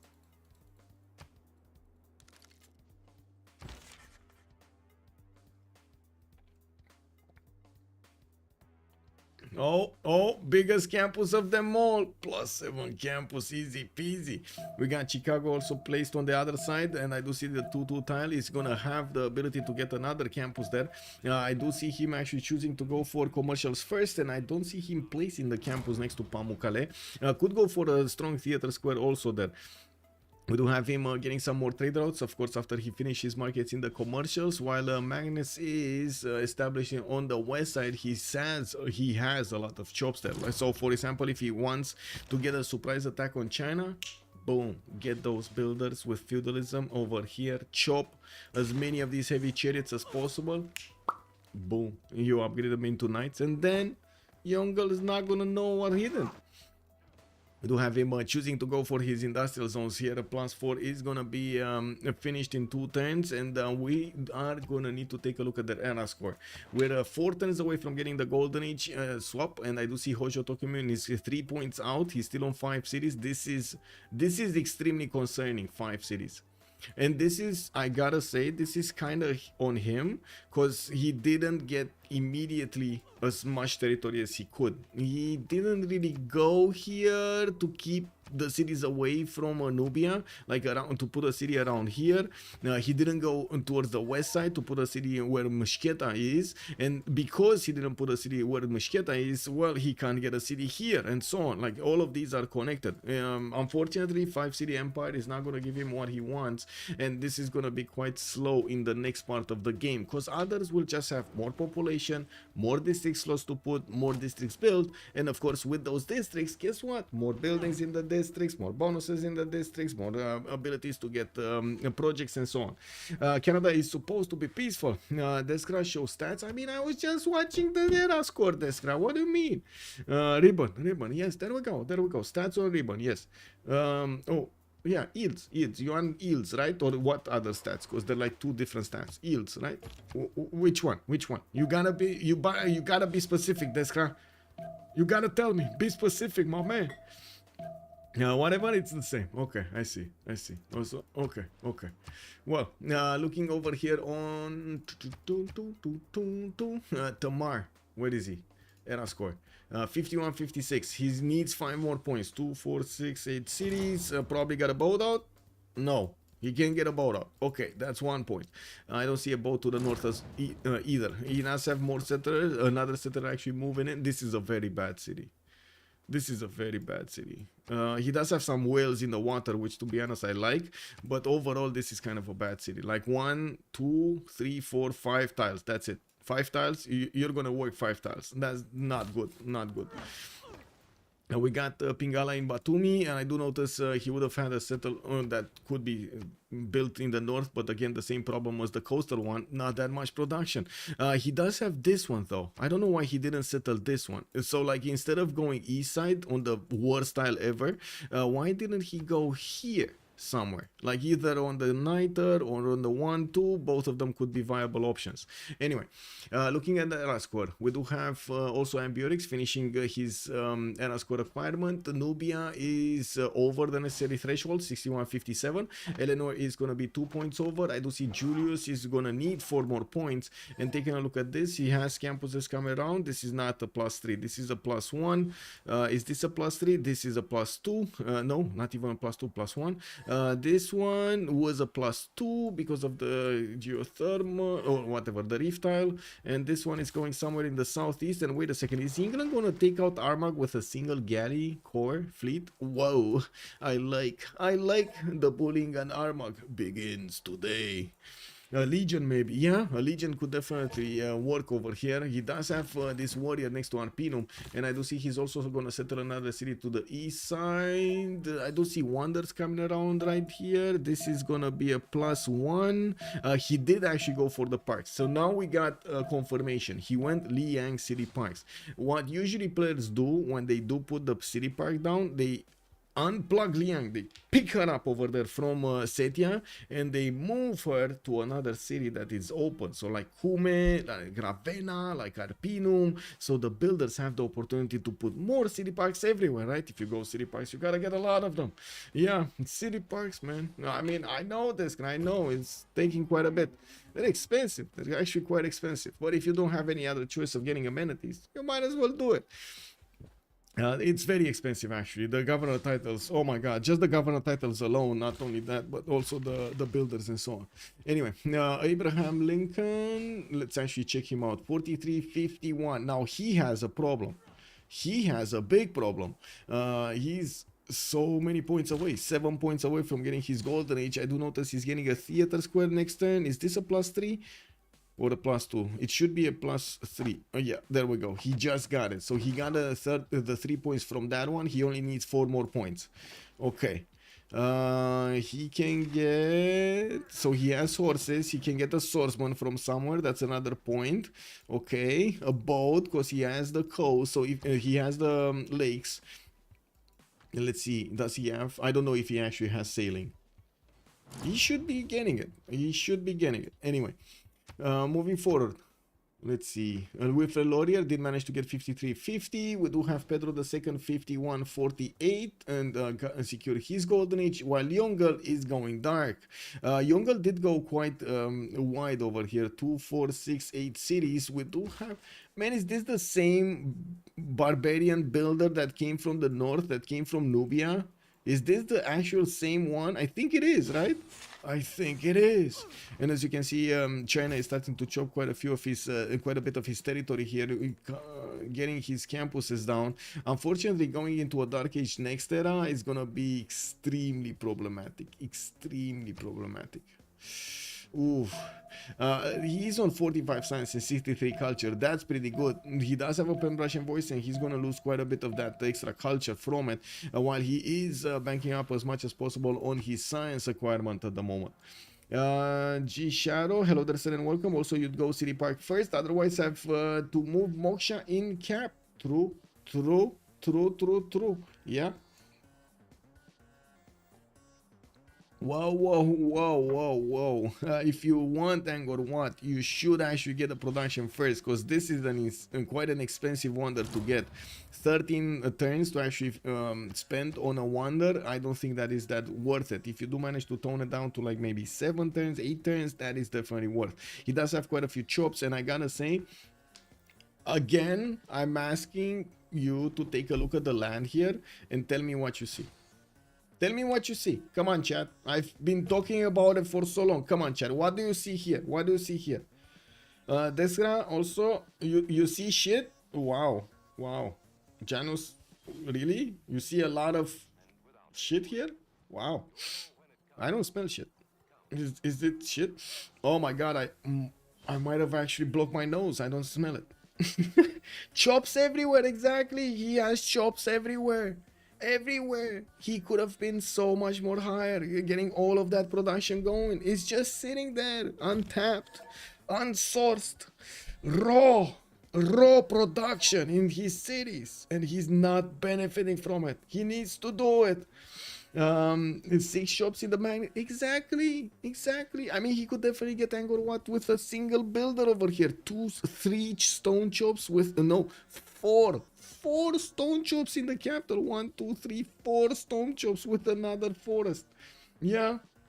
Due to the commercials, but talking about this one, yes, I do have to. Well, this guy, yes and no, because I gotta point out his government plaza is gonna beef up this one, the 1-1, and this is gonna be a 1 2 3 4 anyway, and you do have this one also coming up there for another point, so the 5 and 5 are gonna be here quite easily. He also has the stone tile to improve in the north if he's not gonna chop it, and well, I guess I'm pretty sure we're gonna have some more districts being placed here. It's not gonna be +8, but it's still good. You know, it's still there. It's still something. Yeah. Oh, we got a war. Foolish Jaguar declare war on somebody. Whoa, Feltwind. He declared war on. Wait, what? What is he doing? We ain't got time for wars here. What is he doing? I just can't coastal trade to you. Okay, I leave you the builder if we are fine. Magriel is saying. Magriel being, where is Magriel? Nubia. Okay. Oh, they're talking about this builder. Okay. And Hojo Tokimune is saying that he doesn't want to Irel war. Yeah, I can imagine that, but I don't think there's any other opportunity here for him. A lot of the times in this game, and I gotta say, you know, some people like to do it, some people don't like to do it. If you do want to go for the top 3 slots, you either have to be lucky with your land and the opportunities you have around your neighborhood, or you need to take out somebody next to you. It is what it is. That's how the game is played. You can't really get another chance in FFAs, especially in teamers. Totally different, and that's why we like it.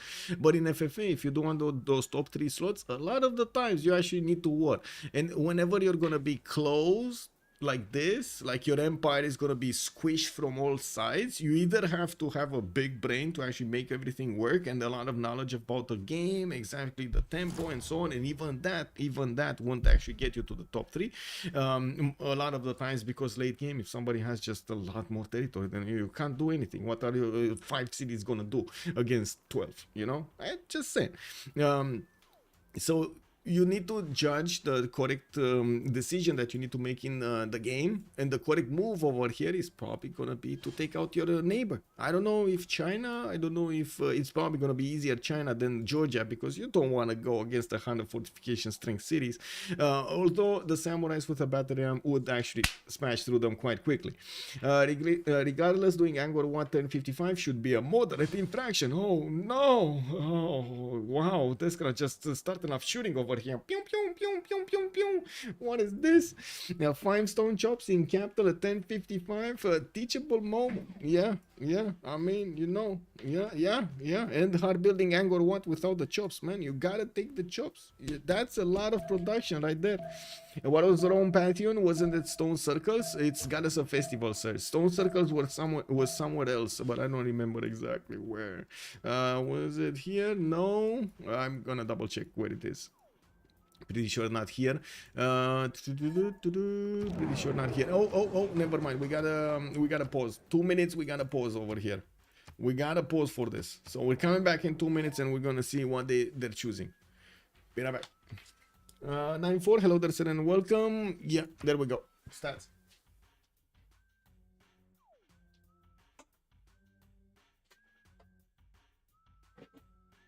Choo-choo.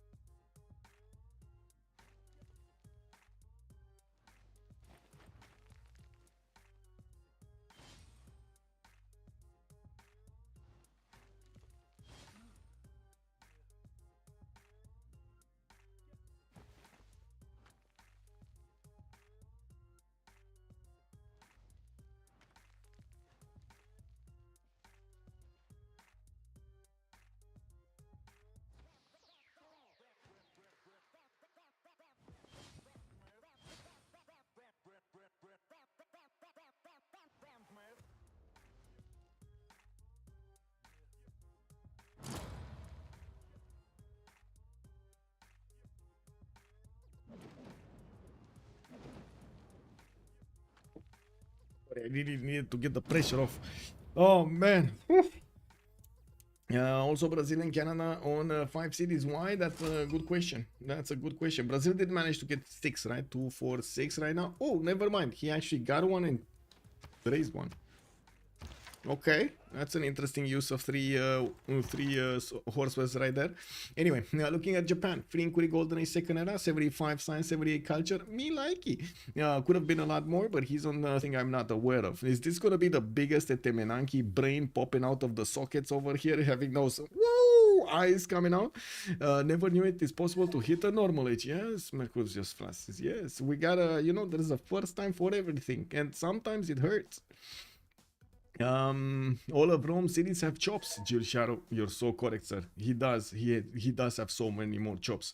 I absolutely understand the way you feel, McGreal, but if we had stayed friends, I just couldn't have coastally traded. Did he just backstab Amanitore? He did. He did backstab Amanitore. Change friendships away from him. Oh wow, Amanitore here with 141 science and 66 culture is feeling his ego got hurt. Let's actually see if he is gonna manage to get some units out to teach Japan a lesson. We do have him already with 2, 4, 6, 8, 9 cities getting his oh my god, this is gonna be beautiful. Petra in Nuri. He could have actually tried to get to the pyramids over there, but he doesn't really have access to another flat tile of desert in that one. Oh no, he did get pyramid. I'm blind. He did get the pyramids. He did get the pyramids. That was one tile on an aluminium right there, right? That was an aluminium tile. Ow. Anyway, we do have him just 7 turns away from finishing that, and with his free inquiry golden age, he's getting so much science from his commercials. He's also placing these pyramids in some locations that they don't get the bonuses from the districts. Usually what you want to do with Nubia is to try to get as many bonuses as possible on these Nubian pyramids. Just place them strategically around your districts and of course the city centers. We do have Eleanor, free inquiry golden age, 85 science and 48 culture. This is his first golden age, I gotta say. Already has quite a few traders going for a great lighthouse in Birmingham or Birmingham, depending on how you want to say it. We do have also in the south quite an army of builders starting to improve his territory. I really hope he's not gonna chop these forests, because he is gonna run out of fields extremely quickly, and he would need some production in these cities. These are the shipyards alone will not cut it for these ones, not to mention the industrial zones. We do have also Julius Caesar, 90 science and 53 culture on 2, 4, 6, 8 cities. Still has the chops available, and going for another city center in the northern coast next to Ravenna. We do have an American scout around there somewhere that might actually catch the settler and delete it, because why not? He did put down a wonder here, Angkor Wat, and stop building it so he can get his intelligence agency in the meantime. He does have some more settlers in the build queues and getting his industrial zones in some of the cities that he of course has the slots into. But I gotta say that the chops in the capital are just mind-blowing right now. Mind-blowing. We do have Abraham Lincoln, also 116 science with 47 culture, 230 points of production, bigger than the Gaul here. And we do have him with that inquiry golden age, and is managing to get quite an army out in Charleston with Governor Victor. I would say right now he's actually denouncing Canada. Is that only me thinking that? You see, well, let's see the friends, because Zappg earlier he was screaming for friends, and that means Helicopterkicker didn't make a friendship with him. So Canada is allied with Gaul and with Yongle. Gaul is on the right side of America, Yongle on the left side of America. America is in the middle, and it doesn't look like he's actually army. He's going for Canada here. Oh no, walls. Walls, no, please don't build walls. Units, you need units, a lot of units. You need units, not walls, units. What is this? Are these like some random people that don't have a tag here? Is this how the Matrix looks like? Whoa, they don't have tags. Look at that warrior, man. I think this is how the Matrix looks like, right? Wow. Whoa, okay. Yeah, Warrior, hello there, sir, and welcome. Also, the lack of builders on Rome is criminal. Yes, Nakroti, yes, it is. While I wasn't visiting the stream for some time, when did Michael lose a hat? Never saw him without it. It's well, it is what it is, sir. It is what it is. Okay, next up, let's actually see Canada. 41 science, 120 culture, 94 points of production. Definitely doesn't have the same production capabilities as America, and will have a problem to resupply his army if America is actually going to choose to go to war here, which kind of seems like it is going to be the choice. We have all of these Maritimes coming out from his industrial zones going towards the southwest, and he already has 2, 4, 6, possibly 7, 8 of them. While I don't see an encampment down, so he can't really get a general, it still would be a lot of damage that he can do against Canada quickly. Looking at the tech side, I do see castles for Canada coming up in 3 turns. That means his horse is going to get the ability to upgrade into a courser, but it's only one. This is a problem. He only has a single horse. We do also have an extra +5 on the units of America here. If we take a look at the damage, there we go, +5 combat strength, Abraham Lincoln kind of bonus. Looking at Pedro, fitting with the golden age on the left side of the map, 127 science, 77 culture, with industrial zones coming around, some aqueducts, and yes, I do notice he is starting to get his setup going next to Rio de Janeiro with industrial zones, and Salvador de Bahia is going to try to get one also. We don't have the aqueducts being placed in such a way to give him the biggest bonuses. So for example, he could have actually placed down one aqueduct here, and get that industrial zone, just the same as getting the industrial zone here. You've seen yesterday what happens with floodplains, and sometimes it just smashes through your territory. You don't have anything to do, you can't do anything about it. Fortaleza did get a Temenanki, which is kind of weird in this place, not that he has that many floodplains to use, and the floodplains he has, he's actually covering with tiles, so yeah, it is what it is. A Temenanki for the ERA score in this location. We do have also the Foolish Jaguar in the normal age. Fortunately for him, well, it is what it is. Doesn't really have a neighbor to actually hit him right now. Oh my god, this would have been just gold for Japan. Where is Japan going? He's sailing on the 7 seas with a settler. He's looking for new land. This is probably how the people of Europe felt, right? They were going into oblivion here in the oceans. They didn't know where they are going. They knew they have to follow the seas and the waves, and then they hit the American continent. Well, let's see if the Japanese will have the same opportunity here. There still are a lot of cities to settle, but would you split your empire like this without a navy to protect it, like without the battleships and stuff like that you can actually deploy, or higher strength cities or units that you can actually send with? Whoa. Where is he going? Where is he going west? Where is he? Whoa, wait a second. Do you actually want to make us believe that you're going to go all the way around through the lands of Georgia, that you need to ask open borders from to actually get into the southwest? That settler has another thing happening. I got it, guys. I know what's happening over here. Japan is just covering this settler in a bit of fog of war here. This is actually a party going on. This is what's going on. This settler just took the people for a ride here, and they want to have party. All of that food coming in from the settlers, baggage, and of course all of that party is gonna go on the seas. Whoa, that sounds a bit tricky, right? Do you know how it is on these boats over there? Like, imagine having a party, doing all this all day long, and then getting some alcohol on board. Can you imagine this? Like, this is like double trouble, man, triple trouble. Oh my god.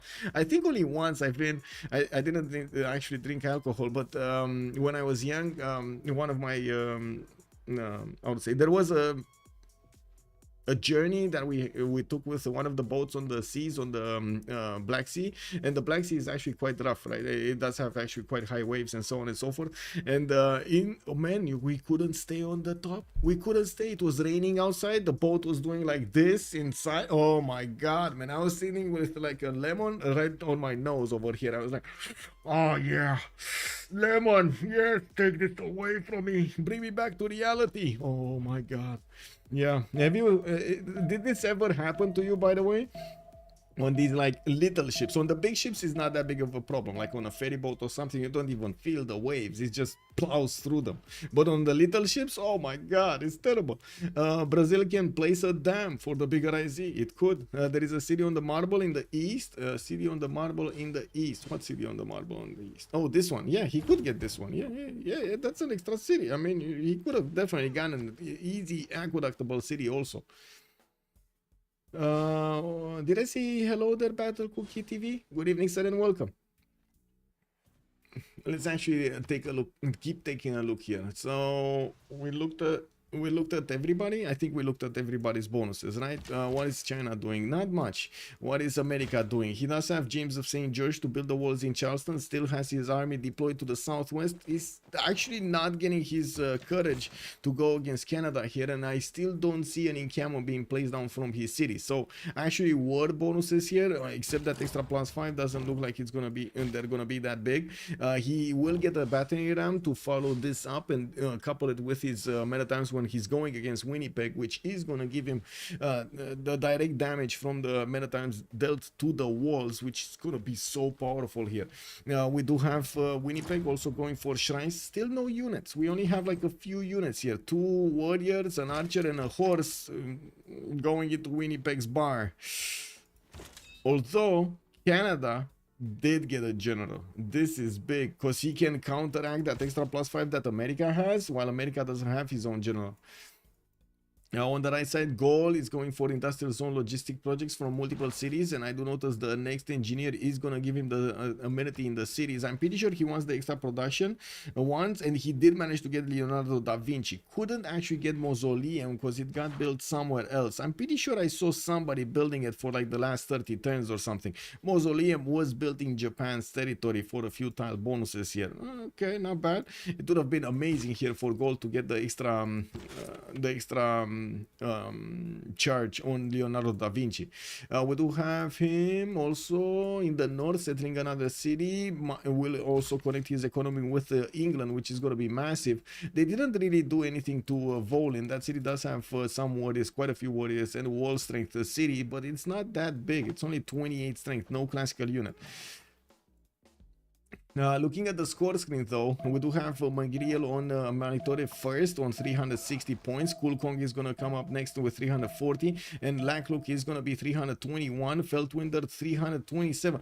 You do see how every one of these players are like 20 points each behind each other. This is amazing.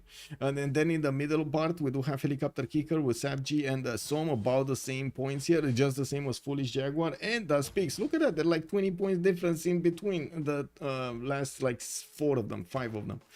Kick. How much faith turn is Canada? Because he's going GMC, he shouldn't have that much. He's on 79 faith a turn. It's not that much. He's getting some knights out, and the knights are definitely going to be stronger. We do have Americans men at arms also going towards the city of Hamilton through the desert and the marsh here to get to that city center. Canada, I think Canada's going to defend this, to be honest. With no general from America, it kind of feels like he's going to defend us. Anyway, America will have an encampment being placed down from the western city. Maybe he's going to manage to get the chops going for one of those generals. I mean, it's still a 30-pointer, right? No, it's 60-pointer right now. Looks like some other people picked up generals when we switched the era.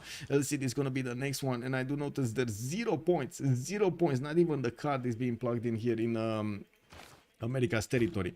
On Rome, we do have him finishing his intelligence agency in 2, and finally, boys, Lakluk started to get his builders to chop the land. Yeah. Real Takashio, Michael 4 points. Yes, sir. Good evening, sir, and welcome. Commander King, also, I did answer that. Let me actually take a look also on. I didn't actually have. I'm sorry for this. I didn't actually have the YouTube chat. Hello there, papas, and good day, sir. Also, Johnny Cashless. Hello there, sir. You see her? Yes, sir, indeed. Birmingham. Yeah, I mean, you spell it how you want it. Rome has a unit that can chop too. Yes, the Legion. The Legion. He does have one in Kume here. Getting the Pingala also establishing there. He did keep puddle jumping his Liang everywhere to get the parks. We do have another park here. Another park soon to appear in Antium. Looks like Kume didn't get one yet. And the northern cities didn't get one yet either. It takes quite a bit of time for Liang to puddle jump everywhere and get those bonuses. Foolish Jaguar did negotiate peace with his neighbors. And it doesn't look like he's actually going anywhere. The settler is still partying on the seas in the Indian Ocean. I mean, I can't really blame this. Can you blame this a settler for wanting to party here? Uko Supreme, how many will qualify?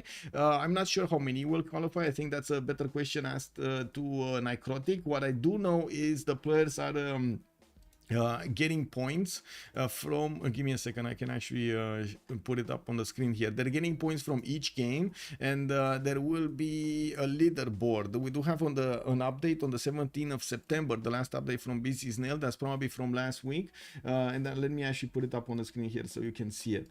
So we do have on the top one Napoleon that we've seen win the last game with 49 points. We do have Dr. Hugh, second one. We've also seen him yesterday playing the Rooster Cup. Definitely he wants to add more experience on his side and also be challenged by stronger players, because that's how you learn. That's the only way to learn, actually. Lonely Ambition on 48 points, just tied with Dr. Hugh there. Slug Geeks is gonna have 48 points as well. Noda on 47, Rosio on 47, we got Camel Key on 46, JB Mori on 45, Rapid on 45, and so on and so forth. You see them going down the screen here. There are 21 displayed right here, and we do need to see how many of these are actually going to be qualified in the actual final game. I'm not sure if it's top 20 or what it is, but we might have top 20, like two semi-finals, top 5 from those going to a final, and so on. It might be that setup. I'm not sure yet. I think Busy Snail should actually answer that question. She's the tournament director along with Flip. Under is a legend. Hello there, sir, and welcome. Is Under Civ playing? He's as far as I know, he's not playing, but we don't know. And we don't know. I don't think he's playing. No, I don't think he's playing. He would have had his name somewhere showing up there. Wait, is this a very courageous barbarian? Why did they never take out this barb camp? They never took out the barb camp. Incredible. And there is a barbarian swordsman going towards the capital city of Nubia over here. This Nubia empire is sitting on 16 strength cities. This is not that great at this point in time. You should at least get a classical unit out. Just saying, you know, just saying. Helicopter is the greatest of all times. Hello there, sir, and welcome. Brett, man is God. Good evening, sir. Hey, a reminder of goats. Man, I just saw the stupidest news story today. There was a picture showing a goat breaking a glass door into a private apartment building. And the guys, how to say, the owners that were in the house, they were like, hey, we need to call the police because, you know, the goat actually broke the glass over here and smashed through our doors. You can clearly see only the goat did that, like no other human was around it and so on. The goat probably just saw glass and he was like, smash, you know? And oh my God, man, they wanted to actually fine the goat. What do you want to do with the goat, man? What did the goat do? I don't know, like, you know, like put a fence or something. Why is the goat's fault? Wow, incredible. Anyway, it is what it is, man. These days, man. We got some industrial zones coming up in the north. I do see Petra did finish, and now we do see some extra production coming up on the Sahara El Beida here at Tiles.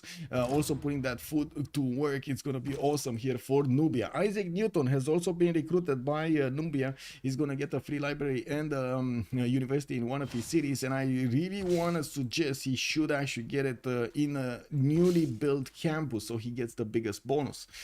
We do have him also getting that campus in Mero, so I would imagine this should be the destination of Newton.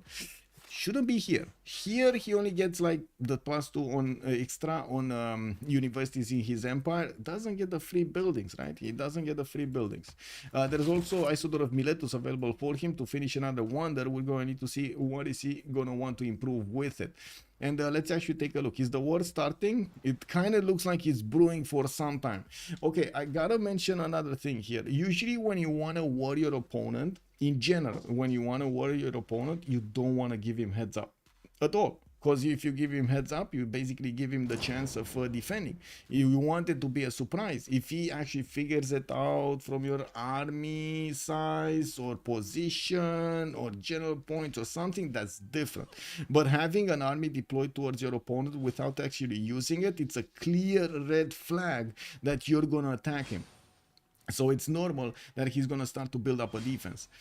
Should Nubia place preserve grove next to Nuri? I mean, why not, right?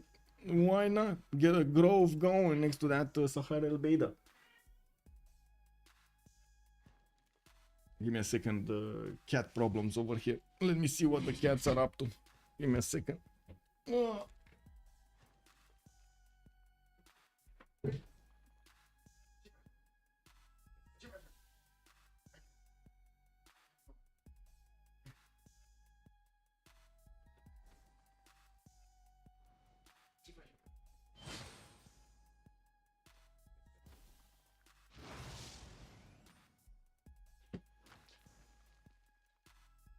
And this is the culprit.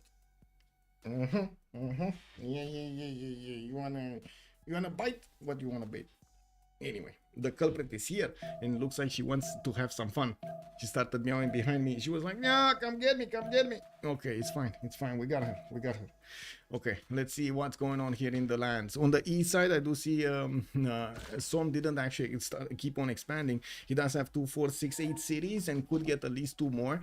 We do also have him improving most of his land, and I gotta say I'm very happy to actually see this happening. We have a lot of mines, we have a lot of pastures, we do have his plantations improved, and yeah, his cities are starting to look nice. 109 size with 60 culture. He only has free inquiry gold. He does have free inquiry golden each year. Also, let's see, is this war starting to brew or not? Helicopterkicker still did not declare war on Canada. But I mean, we don't know exactly the denouncing timing of these two civilizations. Oh, there we go. There we go. We just saw it.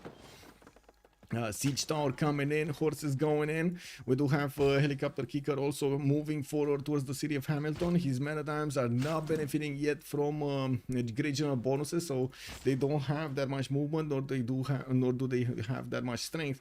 But it looks like the horses are gonna take a few hits and they're gonna bow down.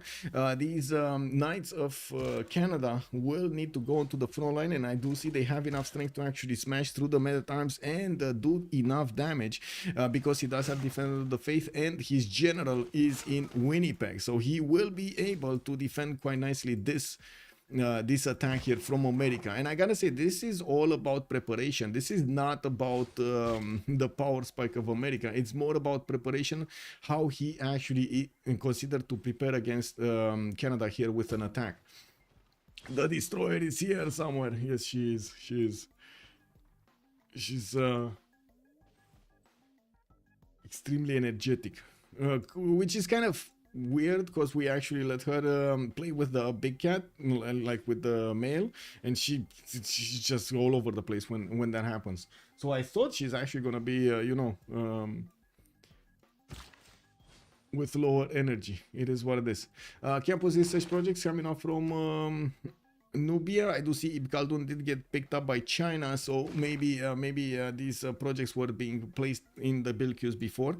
We do have also China managing to get some theater squares out and working on his universities. He's 133 science with 76 culture, and I do see he did manage to get quite a few cities over 10 pop, not to mention his capital is about to hit 13 pop. Still needs a lot of food, and I'm pretty sure farms would be quite welcome here. A nice setup with production. He does get 250 points of production right now. He's up there with Helicopterkicker, with real McReal, with CoolCong in the production screen. In the score tab, I do see Magriel he holds first place, CoolCong on the second one, and Lakluk coming up third here. The point difference is starting to be bigger between them on the top slots, and of course we do need to see if Helicopterkicker is actually going to get some points from these cities of Canada. I don't want to say Canada cities, well, I mean, you don't really want to go Canada cities. How old is Athena? 1 year and a half or something? Not really a half, actually. 1 year and probably like 3 months, something like that. Yeah, I don't know, because she was like a little kitten when she showed up on my door. So I don't know, honestly. I didn't get to see the birth. On the other ones, on the male and the on the males that I had, I did see them from they were well from birth, basically, from birth. Yeah, aqueducts coming up here in the north, more industrial zones being placed down. Finally, higher strength cities on Nubia. He did manage to get to 2 knights, and he's taking back his builder. That's a 3-charge builder that the Barbarian swordsman did manage to conquer here, did manage to take out. Galileo Galilei got also recruited by Nubia. Does he have a +5 city, like, how to say, mountain spot or something? No. He should get it here somewhere, no? Maybe here, like a +4, +5 over here. Oh, that's a long way. That's a long way. Don't think he's gonna do that. Yeah, on Rome, we do have him starting to put down his industrial zones, and I do see a +6 over here with another +14, of course, +7 doubled over there. He's going to need to improve his stone tile for more, and he kind of gave up on getting his Angkor Wat. We do have also some more archers coming up from Ostia and Setia. While I do notice he settled his coastal city to the east side, he now started to connect his empire to Eleanor on the right side. Well, Som over here is going to have some more points from that, and I'm pretty sure they will need to put in the Wieselbanken when enough traders are going to be connected. You know, with shipyards coming around from Som, he's starting to add up more production, but he's kind of late on this, late on science, late on production, but very good on gold. On the war effort, I do see the Canadian Knights did make their way to the north, to the northwest of Winnipeg, and they're actually starting to bounce against these men at arms.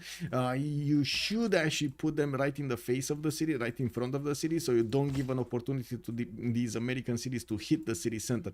Even though looking at this, man, they're kind of dying hitting that city center. That's a 150 strength city. Oh no, oh no. Fortification strength city. That's medieval wars activated there. I believe he had a, didn't he have an engineer? I think he did. You can see in Hamilton, these Maritimes are just like not doing enough damage against that wall. Wait, hi is, oh, I did see that. Painter Q, hello there, sir, and welcome.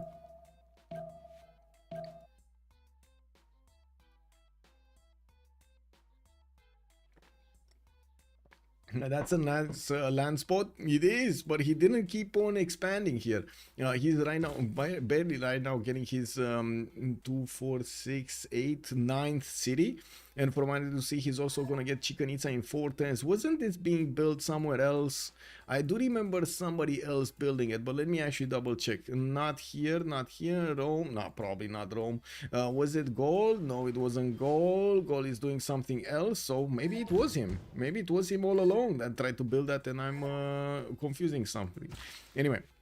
And there is a dam here that is being placed, a very nice catch, by the way, with the dam in Rio de Janeiro being placed between these two industrial zones, giving them more adjacency and also protection, but not protection from some dam destroyers here. Now, we do have Buldosik also with the ability to connect his empire's economy with Georgia through the north. He's having some coastal trade routes and some inners, and in the south, he just barely settled Natal, Brasilia. He's going to get a 3rd city here, and I do see he did levy some cities from Ayutthaya, some units from Ayutthaya. Looking at the city-states, we do have Cahokia being contested. Macreal is keeping Muscat. Helicopterkicker on Armagh. We got Som on Muhanza. Das Peakz on Mohenjo-Daro. Som on Venice also. He has 2 city-states for gold here. Zappg on Namadol, giving him so much culture. He's 146 science with 128 culture and in a free inquiry golden age. La Venta Feltwind, Yerevan, nobody. Nobody wants Yerevan. Wow, that must be, yeah, that's a problem. Buldosik on Ayutthaya, and I do see Volin did get CoolCong. We're also coming quite close to the next era rollover. It's in 8 turns, and I gotta say the production right now is on minus 50%, which allows so many more units to be built during this era. Now, this is going to be actually quite interesting if Helicopterkicker is going to manage to finish this off. It kind of looks like it's a big no, but he did manage to get a general, which will add another plus 5 points on his units, making them much stronger. No! The Siege Tower, I'm not worried about the metas, but the Siege Tower, that's a rare unit. That is a rare unit over here. It might be just a Civ6 to lose a Siege Tower like this. And of course, Peakz is gonna get that out. Holy moly, 2 great and golden gate bridge spots, yeah? Can you please pause at the end of the turn for a break? Yes, sir. Yes, ma'am. Yes, ma'am. Yes, ma'am. Yeah, at 5 seconds I pause. Okay. Break requested. XX 34. Okay. Okay, there we go. We got a break requested. Marcusius Flavius also pointing out where already got his legacy. Where did that extra plus 4 coming in? Yeah. Okay. So we got a break here.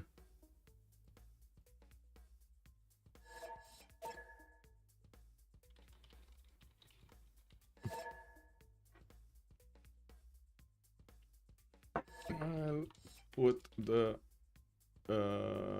link. Novice. Okay. Well, I guess let's put the countdown timer for the break. Let's actually see what is it. What is it? The countdown timer is over here somewhere. Athena, what are you doing? What are you doing, girl? She's putting her nose into it. Let the tea be. Oh my god, man. She just put her paw in the tea. Oh. This cat, man. This cat. Good evening, Lancer. Good evening, Lancer. Hello there, sir. Okay, coming back. Let me eat a sandwich. Be right back.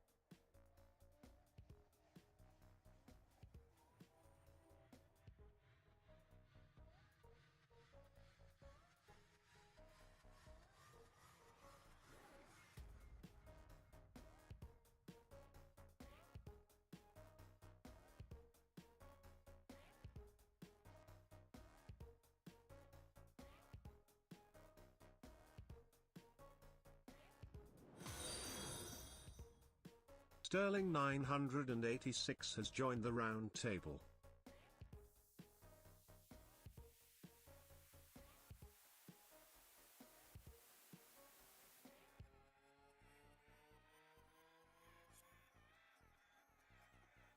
Yeah, boy. Yeah.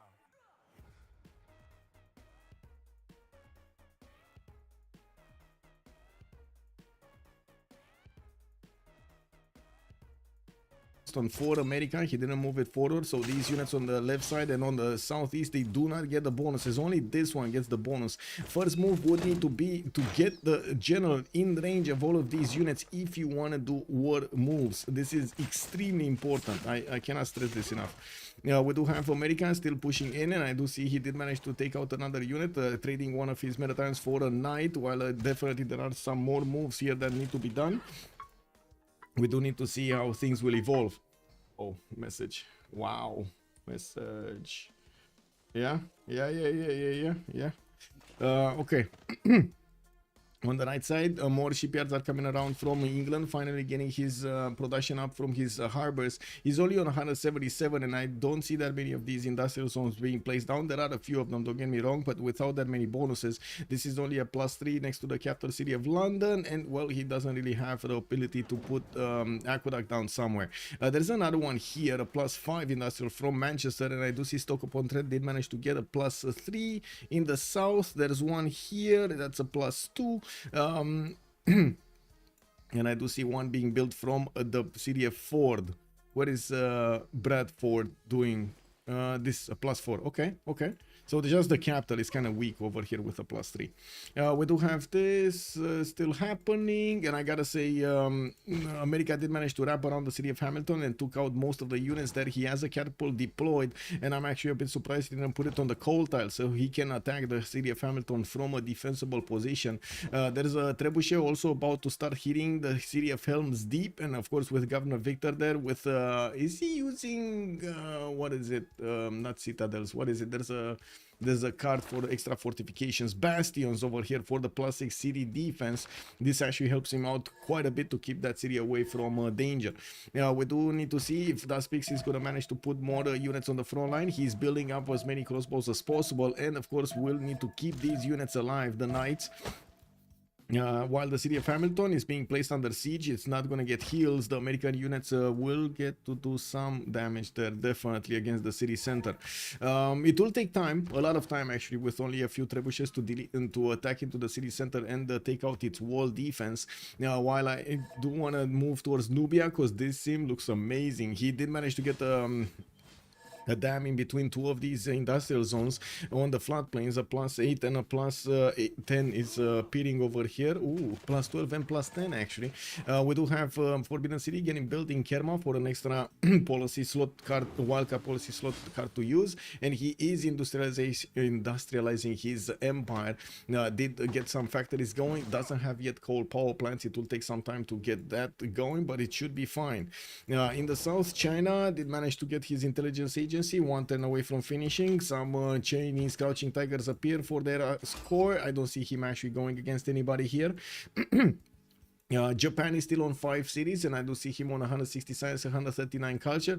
This is kind of his peak right here. There's not much that he could get out of this empire, and he's also gonna drop like a rock in the next era when he's freeing Kuri Golden, and she's gonna go down. He's gonna lose all of the adjacency from his harbors into science, which is gonna be a lot, like 10 science from that one, another 12 science from this one, so 22, 14 science from this one, 36.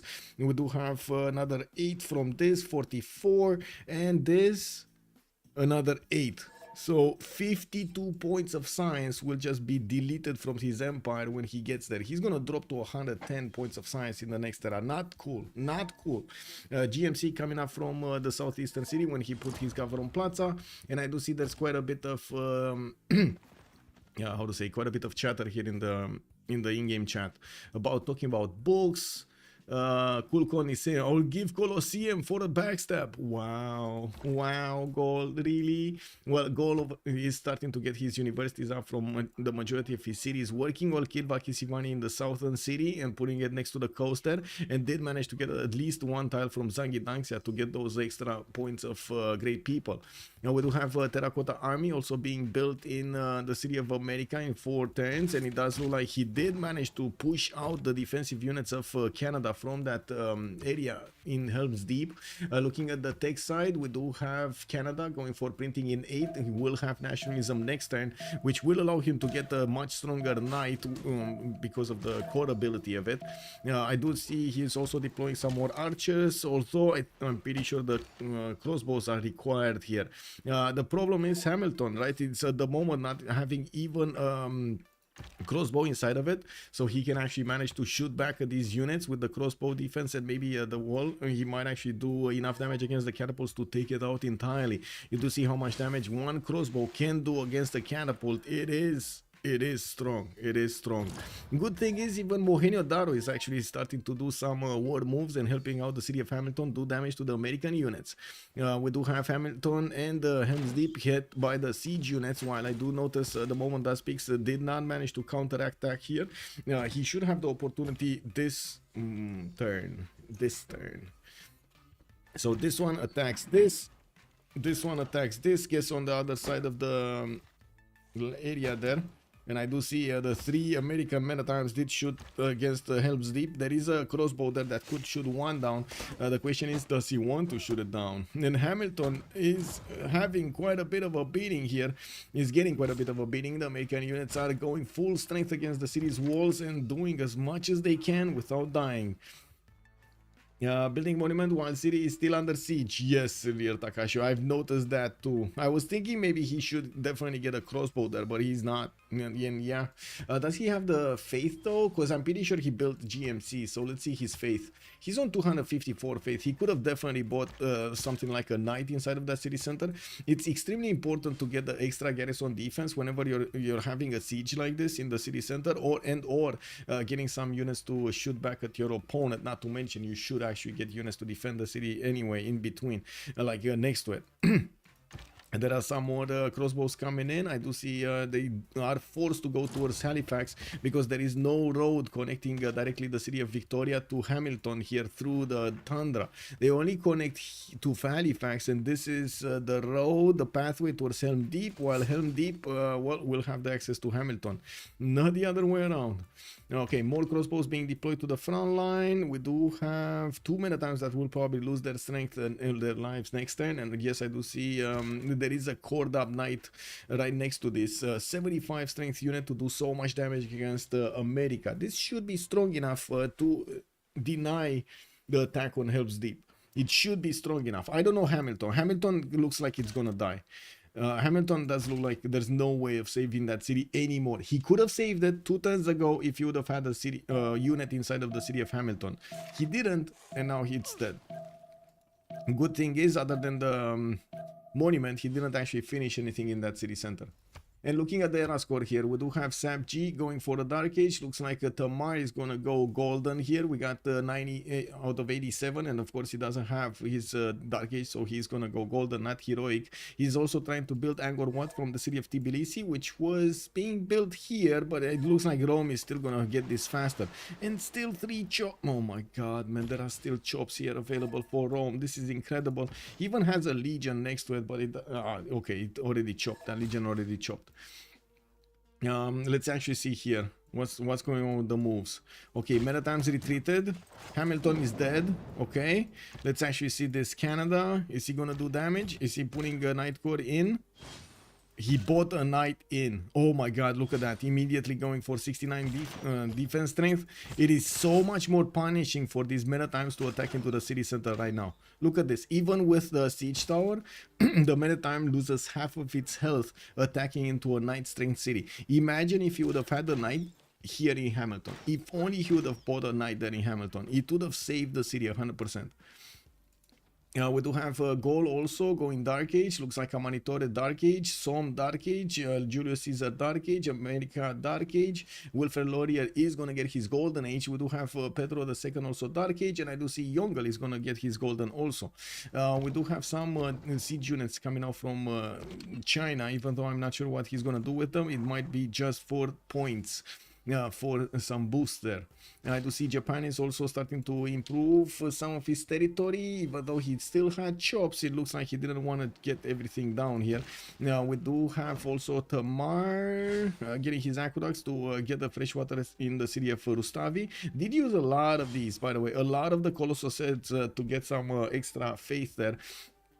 I don't think it's worth the builder charge. I gotta mention this. I don't think it's worth the builder charge. How many Colossus heads he has and what kind of benefits he's getting from these. I don't think at this point in this version of the game they are worth it. Like farms with water mills would definitely be much better in this situation and getting that extra production going.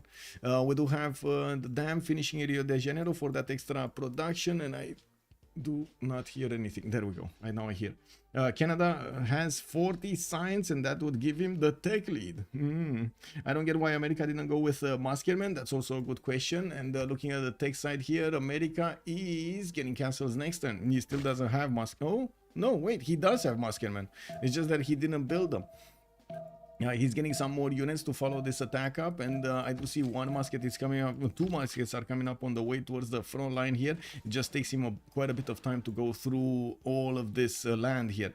2 turns for Terracotta to get an extra promotion on each of these units. This is gonna be big, and I do see America did upgrade one musketman in the city of Hamilton. Now, even the Musketman has major problems attacking into Helm's Deep 70 strength defense, and from what I do see at the moment, Helicopterkicker will need to pull off some 360 no scopes against that city center to take it down. Look at how little damage the Trebuchet does, right? It's so little damage. Anyway, we do need to take a look here. Looks like Canada did finish his religion with Watts coming up as the specializing building of choice, +3 faith and +3 science. And I do notice Canada is sending his units on the way to... Oh no, this is a mistake. He's actually leaving the city of Helm's Deep open to attack here just to go and take out the other units. Okay. I mean, sure. Remember, these units are coming in also from the south of Helm's Deep, and they're gonna try to put that city under siege. These crossbows are not that strong to counterattack into the Musketmen, but some of them do have promotions. That's good. And of course, we do have level 2, crossbowman core available for him also. The advantages of having so much culture from Canada's bonuses. We do have universities coming around from England, and I do notice he's getting his workshops in his industrial zones, finishing up his shipyards, and finally he did manage to jump up to over 200 production. Unfortunately for him, Amanitore, Ambiorix, Helicopterkicker, and FoolishDragon are gonna have so much more production to work with. You do see the 400 plus production here on CoolCong and Amanitore. I think only Amanitore does have industrialization. Let me double check here. Wait a second. I do see some... Where are the mines? No, he doesn't have industrialization. 231 mines. Oh well, they're not 2-4s. We do need to take a look at Nubia. What is he doing? Getting his coal power plants up and finishing up Forbidden City in 3 turns from Kerma.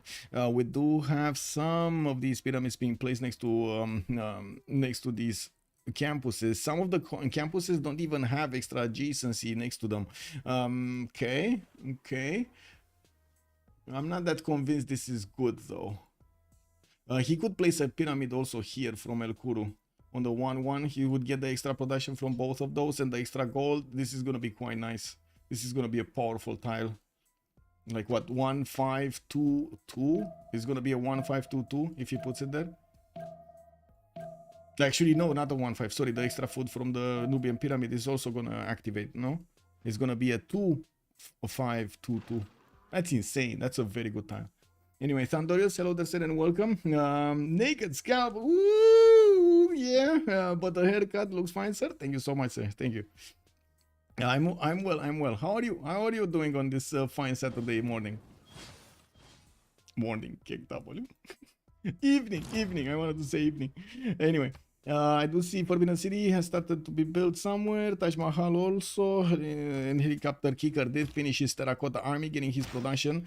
Now I do see Canada did manage to lose its Canadian Knight Corps. He still has problems in the south, but I do see the Musketmen are actually gonna fall to the crossbows here in the south. That is pretty good from the Peakz to get all of those units to help him fend off this attack. He is also gonna put the crossbowman corps inside of the city center to keep on shooting his opponent here, and did manage to take down one of the musketmen. We do have also James of St. George just chilling in the city of Charleston there to actually well, not do anything, to be honest. He's not doing anything. Foolish Jaguar, I'm your only target. Wait, who is the target of whom? It could be after he actually didn't renew his how to say, his friendship with Nubia and ally with Nubia. He might get attacked here by Nubia because he did make a friends with other nations around him, and still his science and culture is not even close to what Nubia has, like 300 science and 117 culture in the total tab. There's 1400 more points acquired by Nubia from the beginning, but I do see Hojo did manage to get a bit more culture. Well, I mean, okay, national time is going to be better on Nubia, but it's going to be better on Japan, but other than that, it's not going to work. Oh, there we go. Romoxes, hello there, sir, and welcome on YouTube. Also, Canada had 40 science, and that would give him the tech lead. Let me actually take a look at the tech lead, because that brings me back to the subject. 35 tech on Nubia. We do have Julius on 33, Abraham Lincoln on 30. Yeah, looking at Rome here, he's going to finish his Angkor Wat in 2. He's trying to build a Forbidden City, but I think that's a bit too late. And Kilvakizivani was being built here, and he's going to finish in 2 turns, just as well a Forbidden City. So it looks like Gaul is going to take both of those wonders away from Rome, while he's going to get the extra wildcard policy slot. He's also going to get the extra envoys from Kilvakizivani, which is going to be amazing. We do have him also going for industrial zone logistics projects from multiple cities, working on recruiting Gustav Eiffel.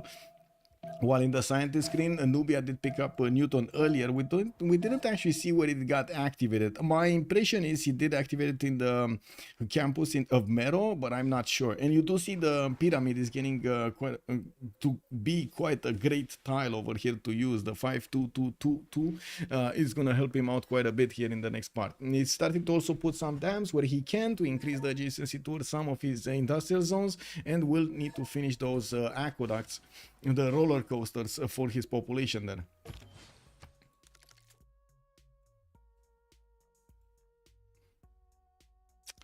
Does anybody know if there was any bobsledding going on in the aqueducts? Does anybody know if anybody actually tried bobsledding in the aqueducts? I'm pretty sure somebody tried it, right? If I'm thinking of it, it might have been somebody trying it. And well, it's the Fantasy Baseball Playoffs final this weekend. Woo! I see. I don't know much about baseball, but yeah, I can imagine that's gonna be great. I did see a movie, a great movie actually.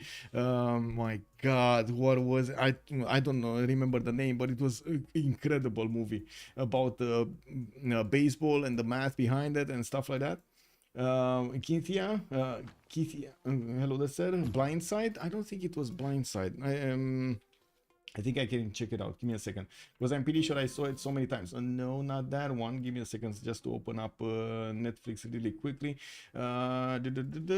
Sport. I don't see it. I'm pretty sure I'm gonna find it out quickly. Well, I'm hoping I'm gonna find it out quickly, but no, I'm not finding it out. Moneyball. Moneyball, that's what I was thinking. Moneyball. Yeah, Saps know it. Moneyball, amazing movie, by the way. Yes, exactly. Be right back. Good evening, sir. Yes, I watched Moneyball, indeed. That's a good one. That's a pretty good movie over there. We do have factories coming in from London and Bradford, and I do see Birmingham is going to finish his universities on the series of Somme with 180 sciences, 70 culture. English Empire is still in a free inquiry golden age. Remember, that's for one more turn. That's it. This free inquiry golden age, all of that juicy science going to be shaved off. Feltwind is going to finish his golden age. I do see him 9187. Amanitori is going to get golden age. Somme is getting, oh no, Amanitori is normal age because he needs needs 103 points. Som is gonna need 77 and he's on 66. And I do notice Canada will finish his golden age. Pedro is too far away. Then Yongle will get it. Birmingham. Yeah, Birmingham. Whoa, we do have Canada still attacked by America, of course, with the extra production that America is benefiting from. He could resupply much faster his front line, and now he can actually do so much more damage against Helm's Deep because of the lack of a knight inside of it. Now we do have him defending with a crossbow here, and in the south we do have the American musketmen starting to wrap in, trying to put that city under siege. There are quite a few crossbow and core deployed by that Peakz here to do the damage, and that musket should actually die this turn with alongside two of these men-at-arms. Let's actually see the moves here from that Peakz and America. Not that much, I gotta say, rather than actually letting these units just die, you might just want to attack with them. Just sacrifice them, because it will take you so much time to actually get them healed up. But anyway, it is what it is. Let's see. One attack. Oh my, that actually stayed alive. I can't believe it stayed alive. Oh man. Oh wait, Gaul lost his Forbidden City? Gaul lost his Forbidden City? Somebody else built it? Who built it? Was it here? Where did you... Oh my god, somebody actually built Forbidden City. Took it away from him. Wow, who did build it? Was it Rome? Angkor Wat here, so he did finish Angkor Wat. That's still good, but I don't see Forbidden City anywhere. I don't see Forbidden City. Was it America? No, America is too busy building units. Manitore? Manitore built it? Oh, right. In the city of Kerma. Yeah, he did build it. Flying toilet, hello there, sir, welcome, good evening. Where hat is right here behind me. Say, today I said no hat stream. I was like, yeah, this is gonna be the no hat stream. It is what it is. We got some more courses coming around here from America, and I do see Statue of Zeus is gonna finish in 3 turns. America has been losing quite a few units in the against the city of Helm Deep in the campaign going against Canada, and of course we do see new knights from Canada trying to make their way towards the front line. We do not see that much wall defense available in Helm's Deep to keep this up. You look 5 years younger with that luscious hair out. Yes, sir. Oh man, yeah. Calm down, big boy. Calm down. And that is a legend. He's a legend, man. Clearly. We got factories coming up from Cincinnati, and let's actually see what will happen with the war against Canada. It does look like slowly but surely Canada is kind of running out of steam here. We do have Yongle getting his engineers. I do see knights coming around for a bit of a push, a bit of a bang then. And with Alhambra also finishing up in 3 turns, we're gonna have a quick 2-minute break so they can actually go through the Congress. We'll turn 76, and let me actually take a look at the score screen. Amanitore first, Ambiorix second, and Yongle third, with Som coming up 4th. I gotta say, Som did not have his first golden and he's 4th right now. That is amazing. Very good job for him to come back into this. Very good job for him to come back into this. So give me 2 minutes and we're coming back.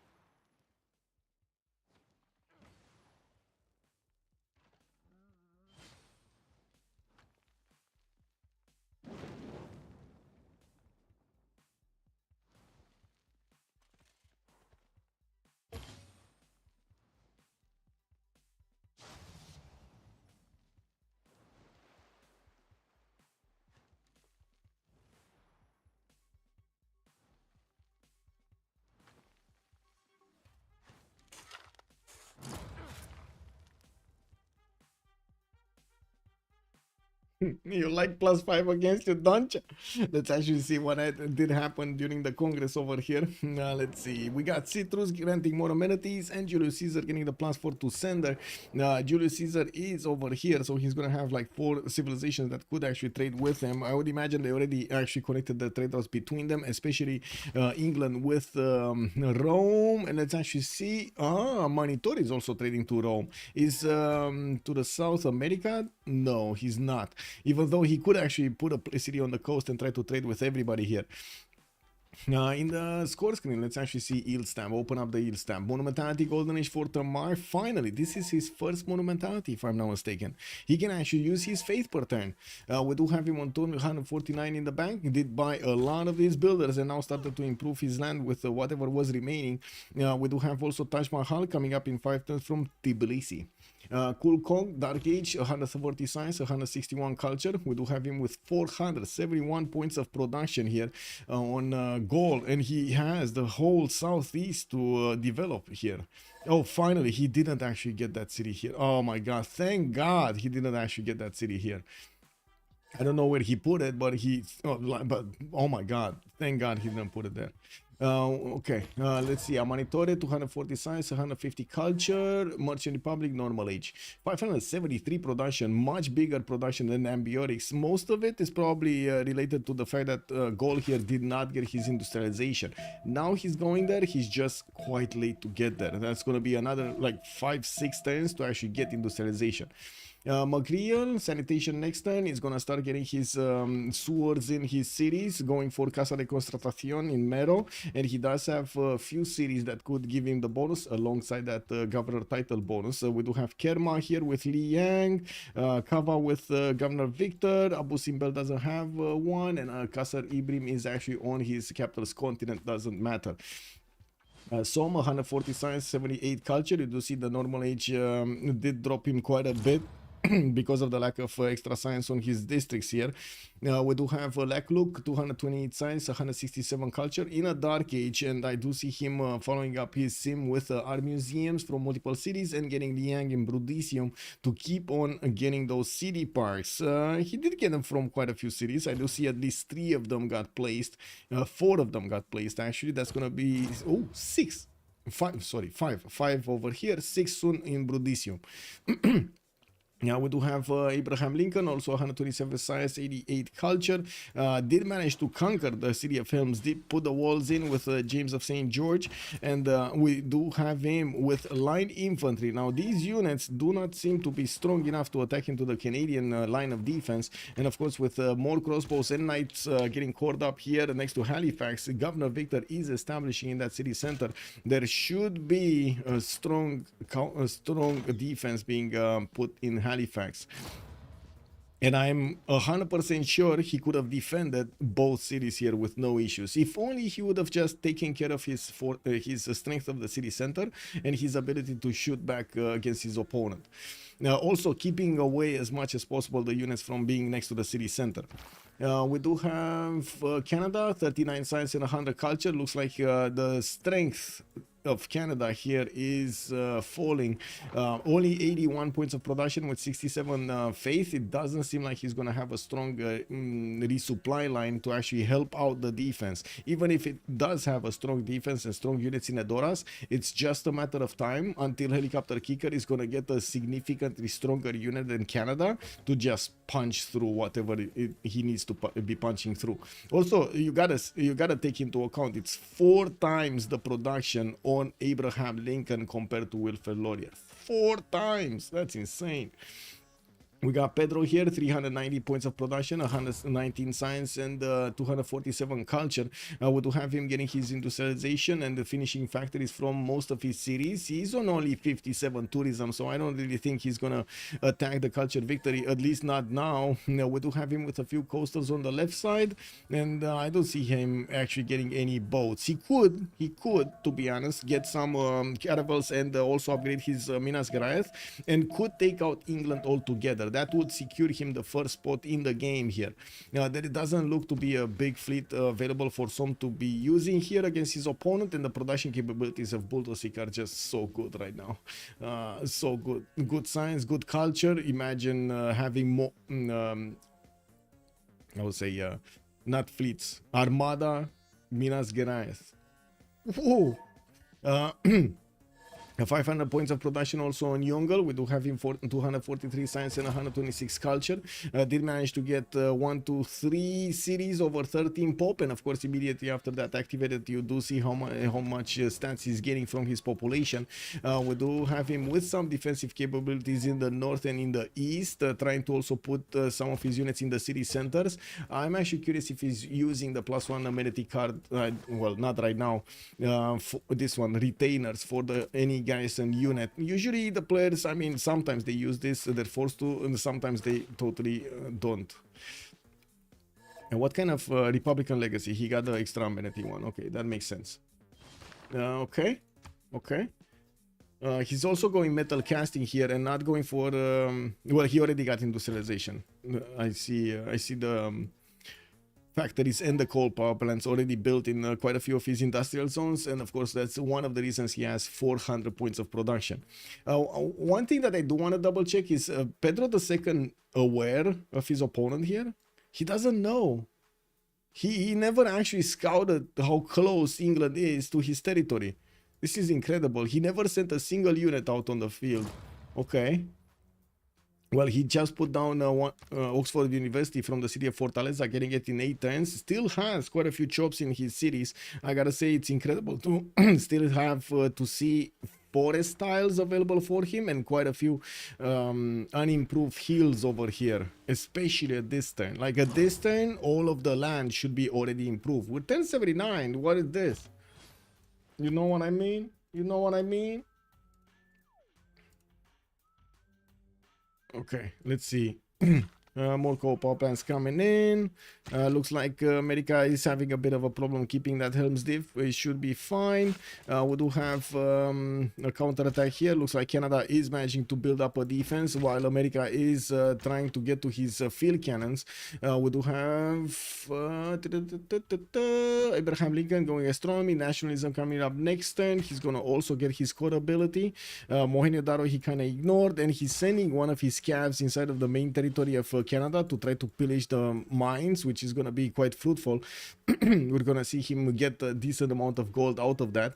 Bringing in more of these light infantries from his cities and resupplying his front line quickly. He's getting his military academies in some of his encampment cities to actually be able to get cores immediately out. Japan, wow, he actually did get this one. He actually did get a city so far in the south. This city actually sailed and partied for the last 20 turns. This settler right here, he sailed and partied for the last 20 turns, but at least he did find a way to put more cities down. We do have him second to last here with only 460 points. That is probably because of his empire score. We do have him on 227, while you do see the top scorer is 337 over here, more than 100 points above on McGreal. And if you take a look just quickly over here on the era score tab, right? We got Zappg on 61 population. McGreal is 93 population. You can see how immediately this actually gives you an idea of the era score, the empire score, how big of a difference there is. 30 more points over there is definitely giving McGreal the edge. Shipyards coming in also for Georgia, even though he doesn't really have very strong harbors, but at least he's going to get some more production and gold out of those. Trying to build a Colossus for an extra trade route, not bad, and also getting some theater squares. Well, right now it kind of looks like the players are slowly getting to try to squeeze as many points as they can of era score from wonders, from building up more cities, from getting their cities population higher, and so on. Okay, it looks like America still not moving. He's going to need quite a bit of gold here. Does he have gold per turn? He's on 43 gold per turn, so I would say no. Hard building is probably the way. He did finish Statue of Zeus, so that gives him a lot of archers that will turn into field cannons. This is going to be good if he actually clicks on field cannons. I don't know why he actually is going to go for astronomy here, but I guess it is what it is. Let me actually take a look. Why is he going astronomy? Maybe I'm not seeing something in the fog. Oh, he has no reason to go astronomy on this part of the tree. Where is he going? Trying to go for chemistry, which is so far away, or replaceable parts? No, ballistics is the way. Right? He already got military science. Might as well go ballistics and then follow up with combustion if he can afterwards to guarantee the takeover of the Canadian Empire. You don't really want to, you know, slow down when you got this going.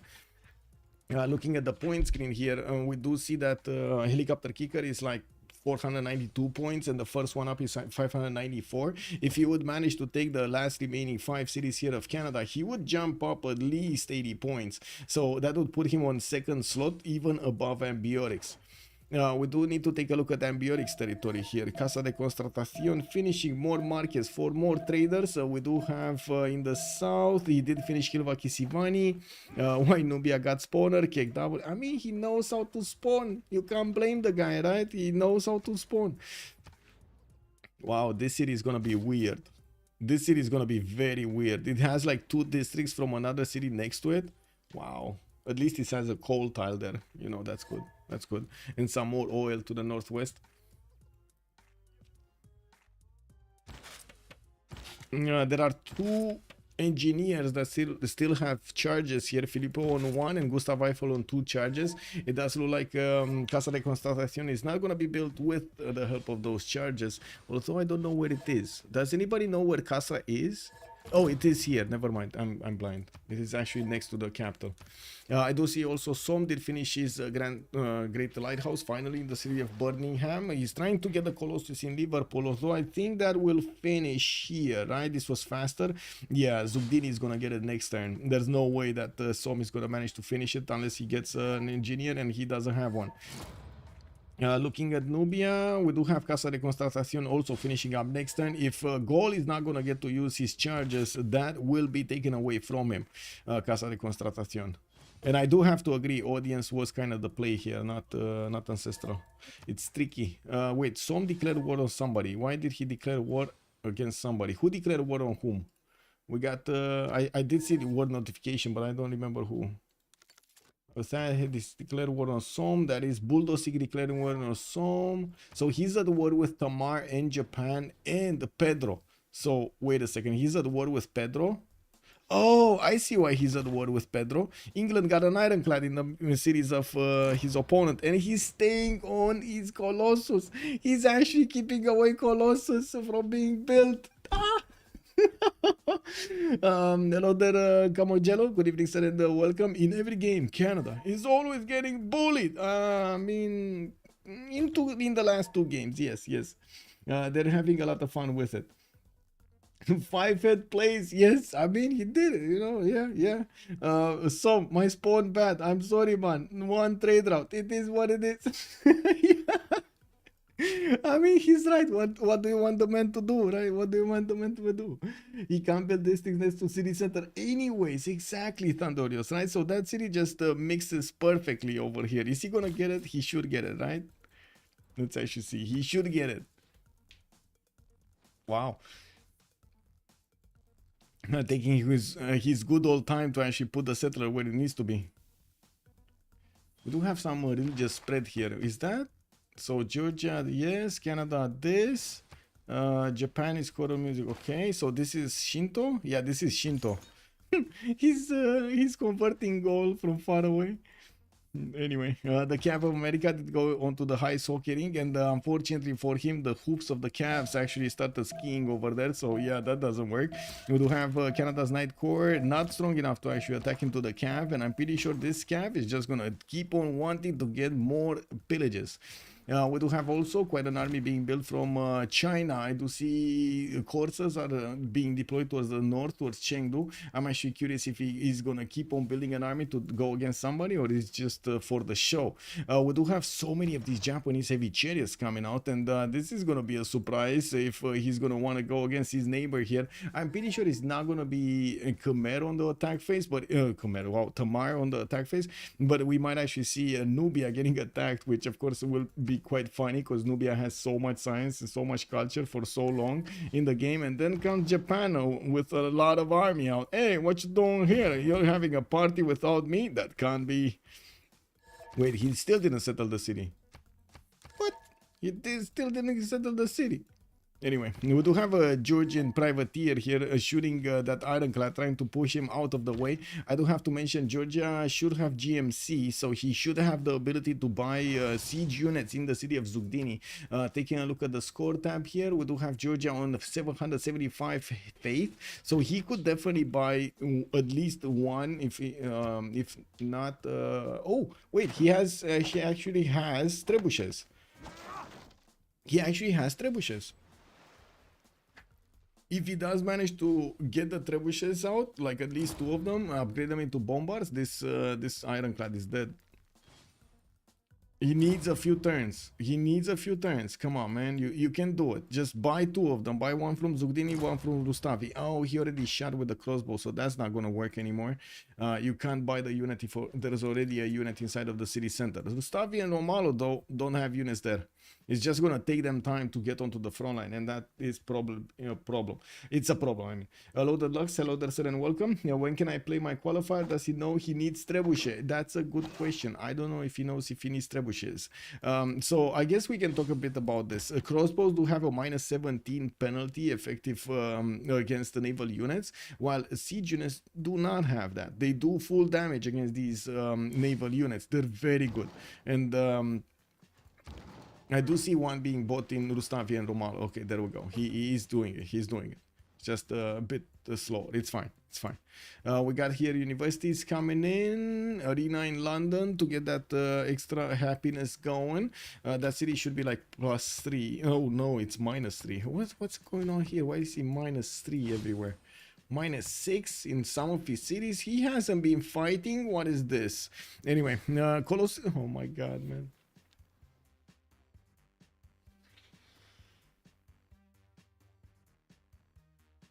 Do you see what's happening? Do you see what's happening? We got Colossus being built by a third party faster than the ones warring each other to build it.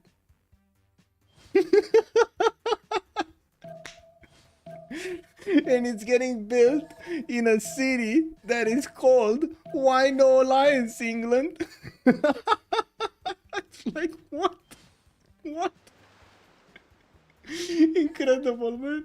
3P hello there, sir, and welcome. Oh man, I just said like, don't stop grip. Stop. Man, that's all for a wonder. All for a wonder. Can you imagine that, man? Incredible. Anyway. Now we do have Gaul industrializing and getting his factories up. Oxford University gonna finish next turn. Looks like he did use Gustav Eiffel on that. I did notice Oxford was getting built here, but it looks like he's not gonna have a chance of finishing. Brazil is gonna lose what he built on Oxford University and will get 50% back of his production into that wonder. Campus's left side, we do have coal power plants here in Curitiba, and well, I guess we're gonna need to see what Gaul is gonna do here. Nubia is also about to discover his chemistry, and I gotta say this actually exposes him to war quite easily from Japan. If Japan is getting cuirassiers, we're gonna have a problem on Nubia to get his units out. Not to mention getting steel walls or anything that would actually help him defend. He does have repairable parts though. That's the way to chemistry, and of course that gives you infantries and AT crews. These are extremely expensive to build, not to mention buy. So he's gonna need to do something to put some defense here if Japan is coming out, lashing out against him. I don't actually see Japan upgrading his units or getting them against somebody. Maybe this is just an impression of ours that he wants to go against somebody. Yeah, we do have rule value also coming up in 4 turns. Coastal trade here. Japan is sending the message to everybody that he can trade with them in that capital city. And I do notice finally America has started moving towards the city of Edoras, which is 80 strength. I mean, remember, Helm's Deep was hard to take with like 59 strength. This city is 88 strength on the defense. The musketmen just cannot do anything. The line infantries shouldn't be able to do anything. They're doing something, but they're losing a lot of health in the meantime. While Canada will get to shoot back with the crossbows and still eat that defense. Now let's take a look here. What's happening? We got the trebuchets on the way towards Zugdini. That ironclad is still keeping the Colossus in check over there. And oh my god, man, this is gonna be a 1 turn difference. This is gonna be a 1 turn. Som is not gonna be happy. He's not gonna be happy. Yeah, Feltwind on wait, that's not Gaul. Who is Feltwind? That's Tamar. I'm 1 turn. Oh, CoolCong. Did just say he said it. Look at some bro. Gaul, please don't do it. Don't do it. I'm building straight here. Come on, don't do it. Oh my god, that's unfortunate. I gotta say, this is quite unfortunate. Oh my god, man. Anyway, it is what it is. It is what it is. Yeah, we do have to see what will happen over here after the demise, if there will be a demise of Canada, and if America is going to manage to somehow get back on track. I do have to say he's dropping down quite a bit because of the war against Zappg. The fact is, usually if somebody doesn't war, if you're not at war, you want to get simming up. So you want to get more population, you want to get more districts, you want to get more cities, improve your tiles, get more empire score, get some great people going and stuff like that. When you start deviating that production into units, you slow down your requirement of score points at the same level as others, as the same tempo as others that are not investing their production into military units, and they're going for what I said in the beginning. This actually, as you can see, creates quite a bit of a problem in the game for you, for the one attacking or for the one warring, both of them. Yes, don't get me wrong, you can actually war and have a very quick result, and that usually is the way to go. If you want to war somebody, you don't want to war him for 30 turns. You want to war him for maybe like 10 turns, maximum 10 turns, right? And get the cities back and try to rebuild them, get the monuments and get the granaries rebuilt, get the districts out and benefit from all of that population, extra points, not to mention maybe extra amenities from another continent. In this situation, it took Abraham Lincoln at least 20 turns to get to this point, which at the moment you can see it's actually slowing him down more than it is helping him get those points that he desperately needed. He did the Colossus, yeah, he did it. Oh, he moved away. He actually moved away. Okay, that's my ally griefing me. Oh no, okay, is he gonna finish or not? Is he gonna finish it or not? Because Liverpool is still 1 turn. Okay. He didn't finish it, man. He didn't finish. No, I mean respect, man, respect. Gaul, very kind man, very kind man. Is Canadian? That's also a question. Painter Q is asking us: are the Canadian cities worth it? Debatable, right? Debatable. At least he has some wonders, like Temple of Artemis, like Oracle, for example. Has some good spots for some interesting spots actually for campuses. Already build a few of them. You still get something, but you're not gonna have the same population that Canada would have had in this situation. You're not even gonna have those farms in his cities. How you gonna let England bully you like that? Yeah. When Mounties, not close, not close. Canada is very fun. Only 97 culture attempts. His civil engineering doesn't get that quickly to conservation. Civil engineering is here, conservation would be over here, top 3. He's not getting there. So I don't think we're gonna see a Mountie defense. Yesterday we did see an amazing Mountie defense from him, counter-attack against his opponent and managed to take over his city. This was just a third party that attacked him afterwards, which did not need to build the units earlier. Yeah, 5 cities Japan. Oh, 7 cities Japan. He actually is multiplying. We got Zappg also putting a few of these galleys in the choke point in the south, in the Atlantic Ocean, and getting 1, 2, 3, 4 of these warriors. I guess this is the levy from Namadol. Okay, I don't think he's actually gonna war anybody, but you know, it is what it is. Great Zimbabwe also gonna finish in Fortaleza with zoos coming in from the carnivals in the south. I do see he's also getting his medieval walls, and I'm a bit surprised we don't see some quadrim pre-builds here. Even the city of Belém is starting to work on a canal there so he can get boats out on the west side, but I mean, he's gonna need a navy if he actually wants to get it. Colossus will finish probably in next turn, and I don't know why we actually have some waiting. Was this a desync somewhere? Why everybody wants to ward him? Wait, somebody ward him? Why are you trying to worry me? I have so much bad stuff. Oh no. Foolish Jaguar is definitely not liking this. Not liking this. Loaded Lux is wanting to farm some points, and it looks like a flying toilet is saying, yeah, I can help you. Cake double, man. Cake double. Okay, so finally we do have a call. Wait.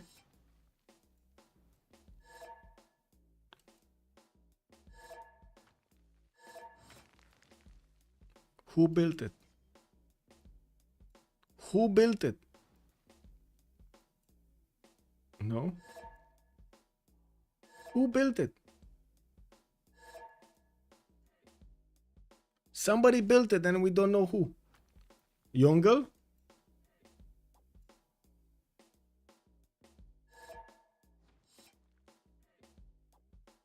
Bro. So let me get this straight. They have been fighting, 3 people have been fighting for this, declaring war against each other, calling each other out for being bad allies, putting pressure. I build army, I come take your cities if I don't have their wonder, and so on and so forth. And then the 4th party not doing anything, just builds it.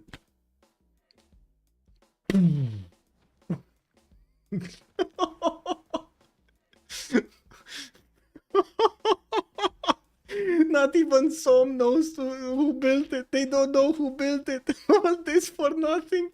Oh no. Mazurus, good evening, sir, and welcome. It happens, right? It's a 10-man game. You don't know where wonders are getting built all the time. Yongle is definitely looking out for a warrior. Oh man, this was beautiful. Poor Som just getting out. Oh my god. I gotta give it to the guy, man. He tried so hard, right? He tried diplomacy with one guy and he tried warring with another guy so he can get the cookie. And then the cookie got snatched by somebody else and he didn't see him. This is incredible.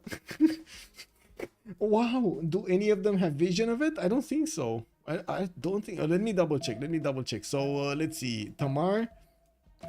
Yes, Tamar has vision of this. Som doesn't have vision of this, and Gaul does have vision of this, but it's kind of weird. It's kind of like one. Oh, it does have vision. I am saying it's weird because Changsha's label is above it. Right? If I zoom out, it's above it. But anyway, Gaul switching off with 1 turn left to just let Yongle. Yeah.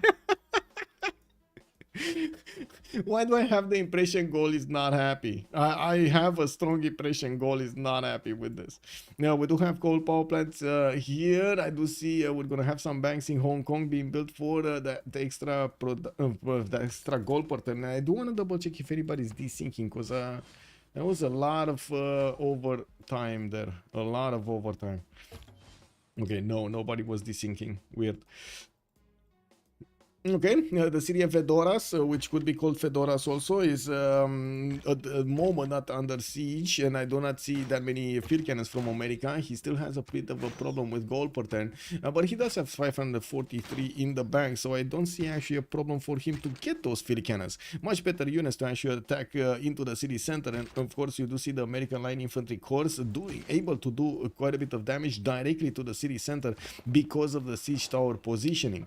We do have 1, 2, 3 of these crossbows bombards coming in, 2 of them from his main cities. He's also trying to get the Huito Kali in the city of Charge of the Roirim.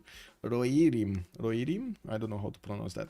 Anyway, a few more CAF cores also coming in. Rule Valley in Cincinnati, which is probably not going to finish. I did notice Rule Valley was being built somewhere else. Here, right? There we go. Wasn't there somebody else that wanted to build a Rule Valley? Pretty sure there was. Anyway, Angkor Wat did finish in Rome. Potala Palace coming in for an extra Diplo card. And I do see Rome did settle a few more cities. Working on Big Ben from Arpinum. while in the north is working on stock exchanges for more gold, and of course those shipyards over there. What do we have here? Labs coming in for Nubia. We do have 331 science and 156 culture. Nubia is managing to stay ahead of CoolCong in points, still on the first spot, with CoolCong coming up second and Julius is on the third one.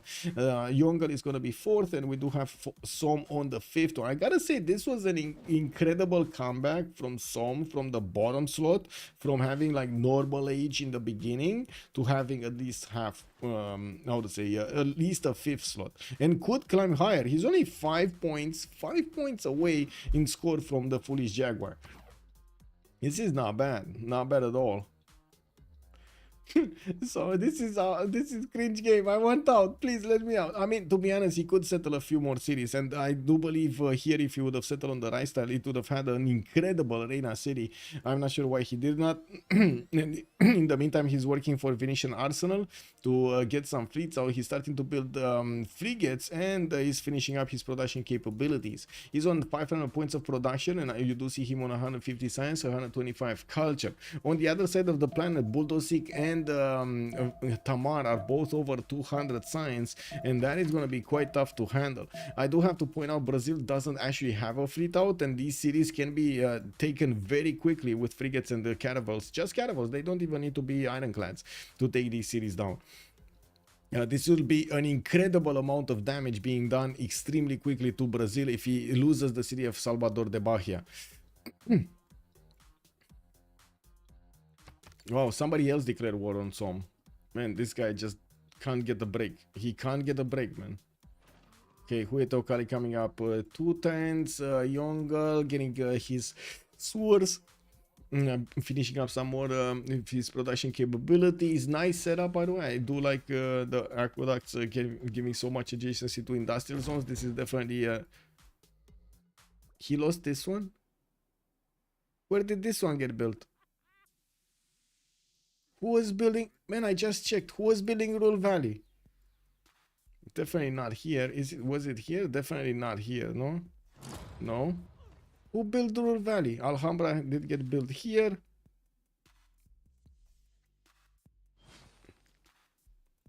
Japan trying to put Torre de Belém instead of that one. I do see Mont Saint Michel here. I don't see Rural Valley. Is it here? No. Man, there's so much pressure on Wonders this game. Was it here somewhere? I do see Potala is trying to be built there in 9 turns, but that's a long time. Can you not check the messages? Oh, I guess I can. Magriel. So, wait, Nubia built it. Okay. As a lot of the times I actually right click on the messages, and it's fun to actually check this out, but thank you for the pointer. Yes, thank you. Where is the Rural Valley? Here, in El Curu, which basically means the ass in Romania. Weird city name, I know, it is what it is. I can't use the lens. No, I can't use the lens. Saipong, hello there, sir. This smoke in El Curu. Yes, indeed, sir. Thank you so much for the pointer. I cannot do map searches in spectator mode, unfortunately. If I click on the map search and I click like, let's see, Rural Valley. Search. Does it work? It's just searching and not doing anything. It doesn't show me, unfortunately. Clear. Click. Bad vision. Okay, some more goal per turn. Potalapela is gonna finish in Rome next turn. That should be fine. Looks like the city of Vendoras is also gonna fall next turn. America is moving in with his bombards and his line infantry corps. It looks like he kind of broke Canada's defenses here. With the new bombards coming in, he will have significantly more firepower to attack into the Canadian defenses and do damage there. We're going to need to see if he's gonna manage to also take out the capital in good enough time. Sorry about this. I just saw some bumps and I didn't understand why. Anyway, now we do have China also deploying more armies towards the north and starting to get bombard corps. And I gotta point out, you don't get bombard corps if you're not actually going for the offense against somebody. And looking at his tech side, we do have Magriel going back to steel walls, while Yongle is gonna go Yongle is going chemistry here. That means, of course, China did not manage to get his steel walls up, nor does he have a good pathway to combustion, while Nubia will have a direct path to combustion. He already got the top 3, he only needs the bottom 3 right now.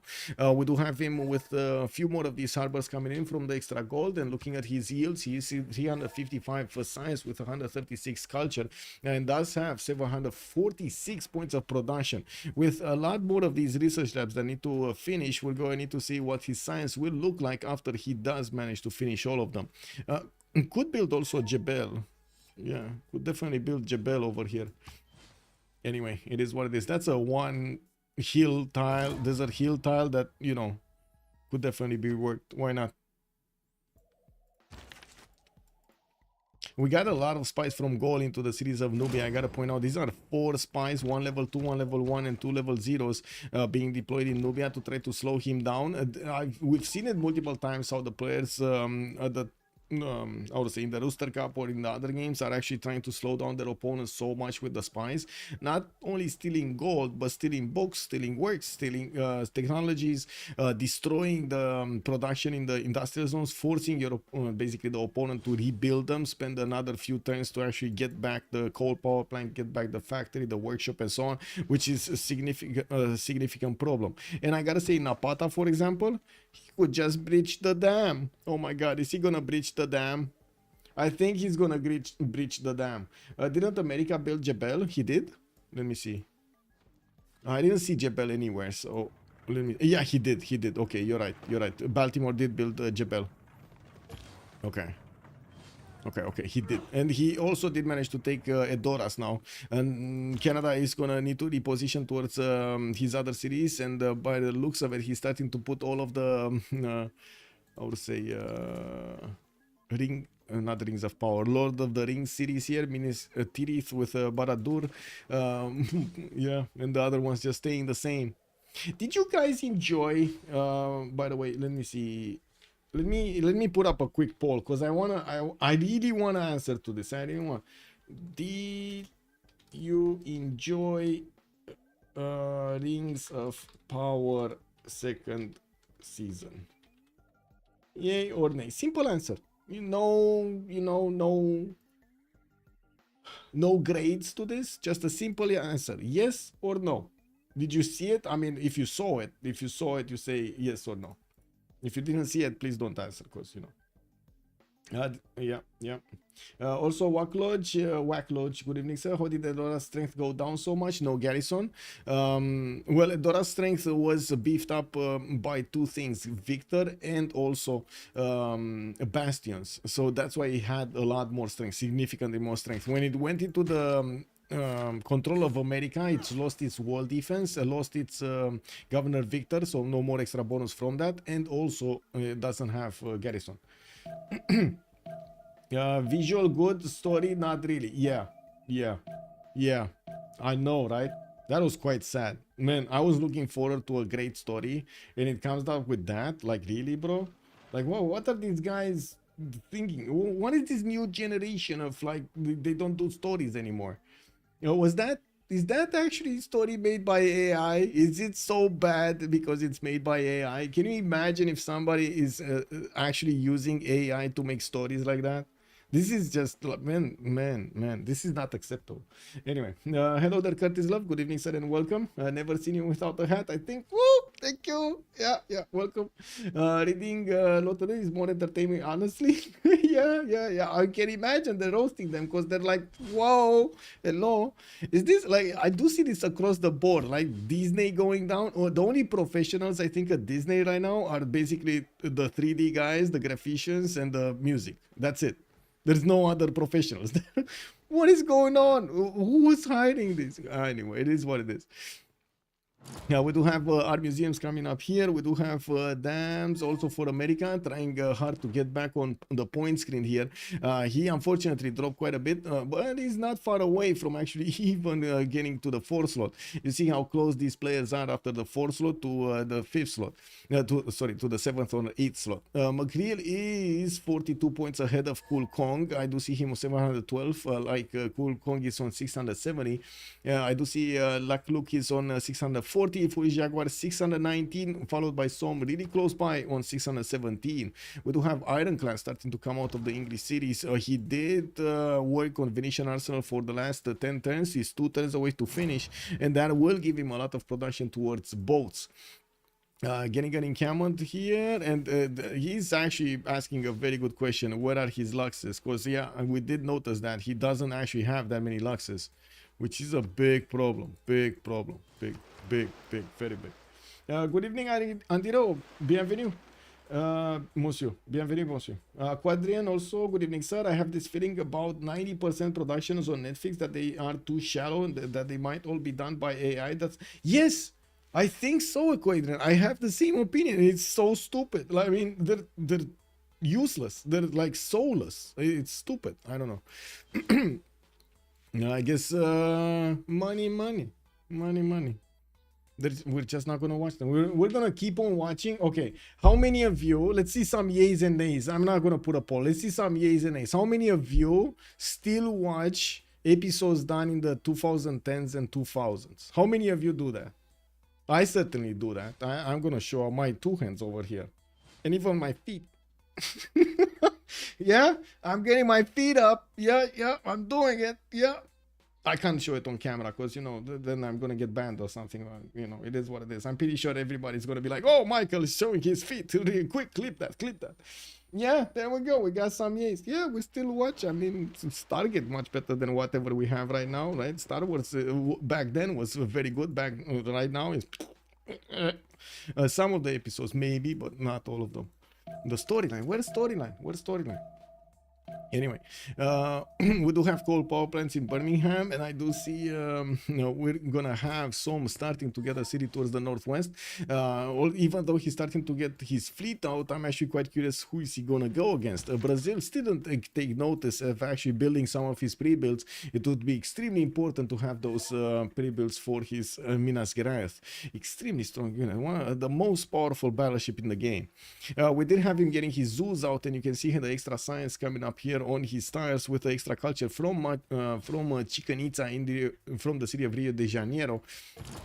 And looking at his stats, 280 science with 280 culture does seem like a good result right now. Andor, yes, Andor was awesome. I can definitely say that. And Idiocracy 1, man, that is a better movie than almost whatever was made this year. Yeah. Almost whatever was made this year. Idiocracy was better than them. Incredible. Like that is an incredible low benchmark, I gotta say. Incredible. Word for content, KW. Yeah, I mean, amazing, man, amazing. Anyway, we do have some campus research coming out. I do notice Gaul is getting a unit inside of the borders of Los Angeles. Wait a second, did he actually declare war or this? No, they're trading. Look at the traders coming in, and America is sending military engineers to create the pathways, get those railroads, connecting them so they can, guess what, get more gold from each trader. We did have America also getting all of his units towards Baradur. Looking at his field cannon array and of course the bombards, he should be doing enough damage against that city center in good enough time. Now, I guess the biggest question is he gonna manage to fruitfully get his points though? Because everybody else got so many more points right now. Nope. Yeah, there we go. Johnny Cashley is saying nope, he didn't see it. Yeah. We got spies coming up here from Japan with new neighborhoods and getting his electronics factories. Only deployed a few units to the northeast, and now I do notice Nubia is starting to get some cuirassiers out, at least for the extra defense strength of his cities. He has units deployed towards the southwest. Probably has been worried about China's military increase. And I do notice he's getting some campus research projects. Maybe we do have Einstein coming up next, because I don't see him picked up. I do notice Rome did get Dmitry Mendeleev for the extra research labs, buildings, production, while we do have so many projects. So Theater Square Festivals, campus, in Camon training projects, campus train. Very nice. Okay, 3 campus, 1 theater, 1 in Camon is getting done in Nubia's territory. Magriel, I gotta say, he didn't actually jump up that much in the science. 415 with research labs almost in every city doesn't look like to be that much science. What's happening here with the cards? We got natural philosophy, colonial taxes. Okay, we're missing amenities probably. We're missing rationalism, which I don't think he actually gets that many points right now. Okay.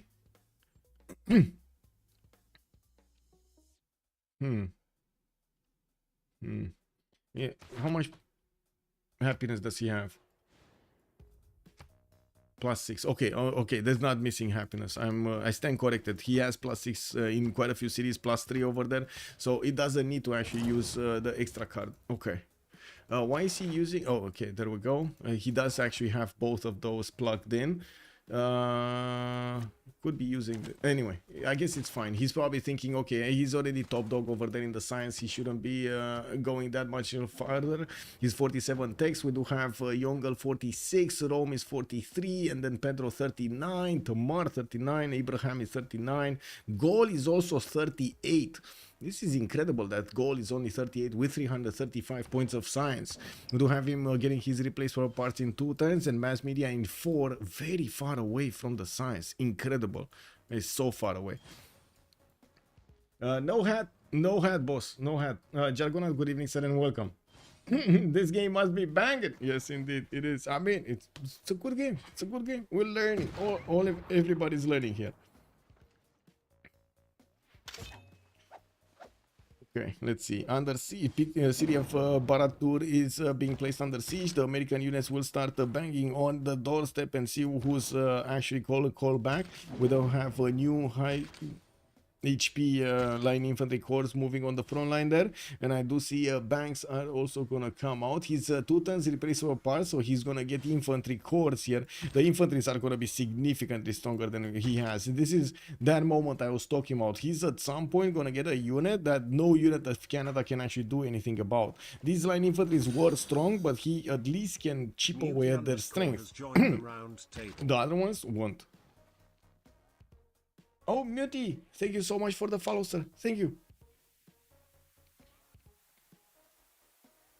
Let me put up my screens in order again, because I effed it up again.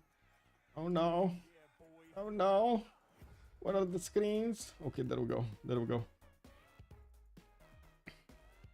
Okay, Gaul getting his own projects going. Campus research projects are gonna be prioritized here to try to get Einstein. I'm pretty sure that's his choice.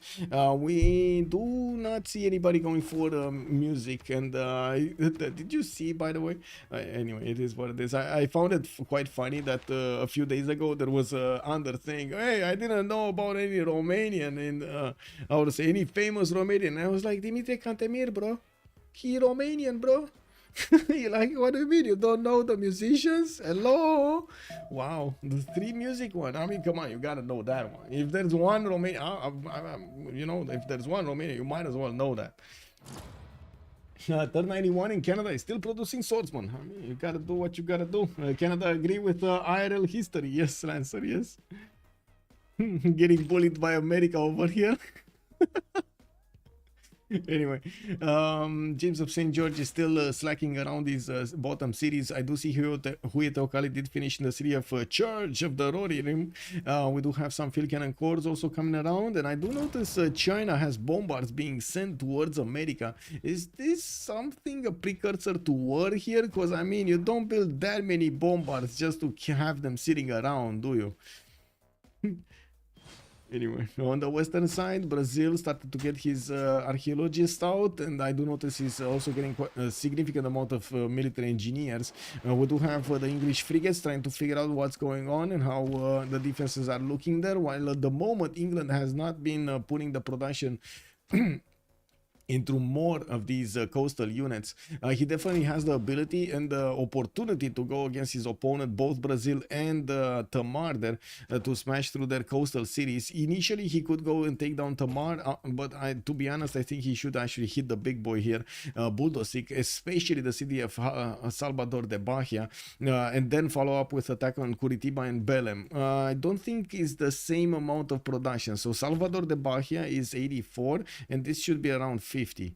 No, 73. Okay, I stand corrected. It's 20 more than I was expecting. But still, he shouldn't be able to get enough units from Curitiba to be able to put up a good enough defense if his opponent is hitting him with enough strength. So, like England over here having enough ironclads and enough frigates to attack his opponent, he should be doing the damage there. Should be securing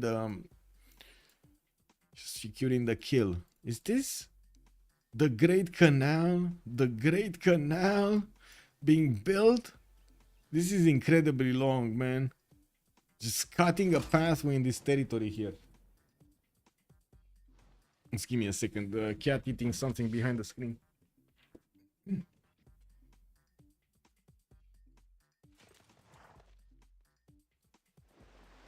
Okay, it's fine. It's fine. It's fine. We got this. Panama Canal getting in. Yeah. Okay, Japan did manage to get a few more cities, or at least the 3 more cities in the south. That allows him to get more points. Looks like he's still there in the bottom one, and it finds it very hard to actually catch up to the Chinese Empire, Yongle's empire.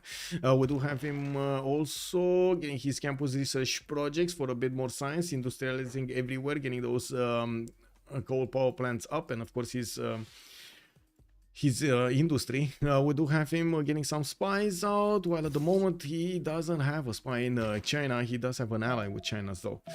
We do have America also getting his art museums for a little bit more culture. And from what I do notice, the city of Baradur should actually fall in the next 2 turns. The bombards have arrived there and are doing damage every turn, or at least one of them is doing. I don't know where the other one went, or where there is not scored up, and now he's scoring them up and he's starting to lose the numbers. Oh well, it is what it is. Now with his ability to actually get replacement parts next turn, he's gonna start upgrading these. These are level 3 infantries, level 3 infantry corps. These are gonna be insanely strong, insanely strong.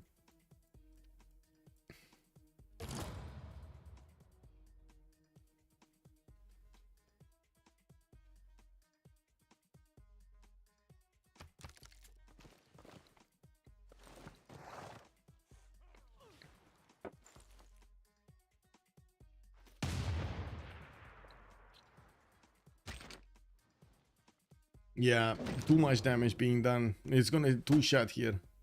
Well, with the line infantries. This, I don't know what the meta times did.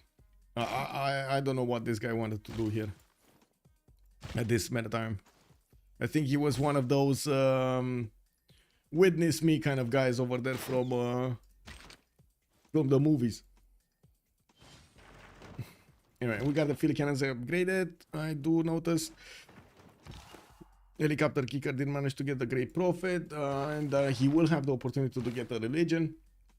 We're only 3 turns away from the next era, and I do see Japan is going to get his heroic age. Tamar is going to go heroic, golden age, I mean.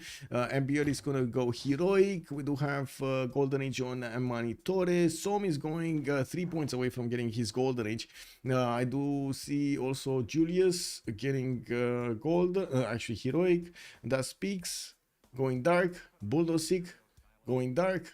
And we do have Foolish Jaguar. 129 and 129. He's getting his golden age. Okay, I do see a few units are going on the other side of the planet here, and going for Georgia. We do have 2 ironclads with 1-2 frigates with another Sea Dog. There were another 2 frigates over here in the south, so he could definitely catch them up. These frigates do enough damage to the Brazilian 48 defense strength cities, and that is, I gotta say, that is Brazil's issue here, because he never actually got a stronger unit. He will get one. The line infantry is gonna beef up his strength over here in all of his cities, and will give him more time to save the city of Salvador da Bahia. I do want to also take a look at the tech side. Do we have Brazil? Oh, he's not going close to steel. He's on sanitation. Steel will definitely save that city with a stronger unit inside of it. We'll see. if England is going to manage to actually find the correct target against and to do the most damage against his opponent. We do have Georgia also managing to get an ironclad, and he will put up a strong defense against his opponent. It's still England that's going to have a bit more damage, and of course a lot more units. Ironclads are coming in from multiple cities. He's getting his zoos up, and I do see theater squares in the south. I'm a bit surprised about the theater square choice, but sure, what at? He did finish that Venetia, getting himself so much more production on units.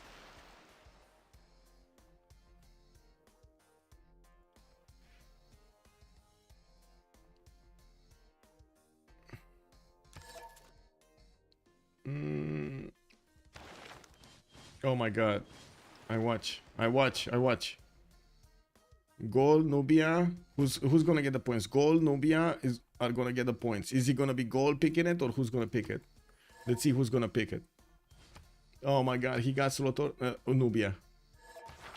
Lol. Nubia. Lol. Well, he was making projects for a long time, can't fault him for that, and looks like they did manage to recruit it in the correct amount of time. Nubia using his archaeologist to also add more culture to his cities. We do have CoolCong 422 science, while Nubia is 509. I do see CoolCong having a bit more production and a bit more culture. Shouldn't be that big of an issue. They have comparable gold, and I do see the how to say, Einstein just activated, and Magriel just jumped up to 622 science. We do have Magriel keeping the first place, CoolCong on the third one, Feltwind is still on 3, Lakluk is 700 points, 1 point behind Tamar, while Som is going to be on the 5th slot here with 681 points. Any more changes here in the golden ages? No.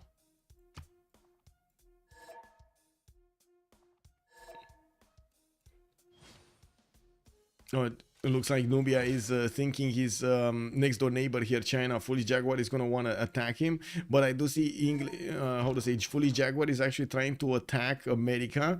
And with one infantry army, it looks like America will have a chance to counterattack very, very quickly.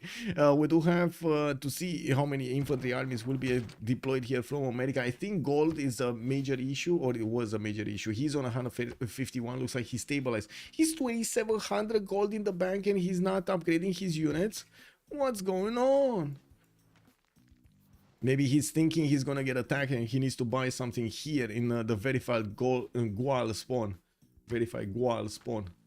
Chemistry also next turn from Ambiotics. We do have Helicopterkicker getting rifling in 2, and he is getting more infantry from his other cities. He's starting to core up his field cannon armies, which can counterattack into these bombard corps quite nicely. They're gonna be very strong. They don't have a promotion though. It's fine. He's gonna get it anyway from the first shots. Now with quite a bit of production here on America, we do need to see if China is actually gonna start moving. Foolish Jaguar is saying, I won't attack you, I have no reason to. That was an answer to Nubia's request, not to America. So if he's not attacking Nubia, if he's not attacking Japan, and he still has a lot of military, come on guys, Sudoku, right? This is Sudoku. If you have on a line, a 1 and a 2 and a 3 and a 6 and a 7 and an 8 and a 9 and a 10, you know, like, what's in between? What's missing? Where is it? Sudoku. I gotta say, I had a period in my life when I played so much Sudoku. I was helping out somebody get from one place to the other, like from school to meditation and so on and so forth, to, I guess, private classes, you say. We call meditații in Romanian the act of privately getting taught, basically. Yeah, I mean, yeah, Sudoku, very good game. My mother is very fond of actually crossword. She really likes crossword, not really Sudoku, but yeah, I'm more fond of Sudoku. I like the numbers more than the words. Never been really good with words, to be honest. I'm trying, I'm doing my best to learn, but never been really good with words. You know how it is, you wanna help out, help yourself out getting stuff better. Or I should say, make your weaknesses less weaknesses. We do have rocketry also coming up in 2 turns from Amanitore. He does have a significant amount of flat tiles that he could place that down, and we do see he will get a lot of production from his cities. He does have 107 in the capital. That's not a lot. 895 across his land here. Okay, I mean, I can't believe his capital is actually so low over here with 108 points. We do have some units from Rome also just trying to take a look what's going on there, while Rome is industrializing and getting his research labs. He's kind of late on this. And look at that. Wait a second. So Feltwind declared war on Somme, while Somme declared war on Buldosik. He's getting it. He's getting it. Look at that. Oh my god, no. He got excited. He got too excited. And that city is gonna get ancient walls. That city is not going down next turn. It should have been a one turn attack. This city should have been falling in 1 turn. 3 ironclads would have definitely dealt the damage. Now frigates coming in from the south. Another one is able to move there. He's gonna have a shooting solution with 1, 2, 3, 4 ranged units. 5 actually. Wait, this is 5 ranged units. He can't even attack this turn. 1, 2, 3, 4, 5, 6. He can attack this turn actually, because this one has 8 movement. No, Athena. Ish. Athena talking with the other cats through the door. Yeah. I have a really talkative cat. I guess she sees me work and she's like, yeah, I need to talk and meow all day long. Anyway, this might be troll. Cake W, man. Wait. What's happening for the viewers? We need to know. Zappg, that is Japan. What's happening with the viewers here? No. We don't have an attack here, but we do have this canal. He's basically trying to make himself the sole beneficiary of the taxes that will be flowing in because of the trade routes through this choke point. But nobody's getting trade routes through this choke point. It is what it is.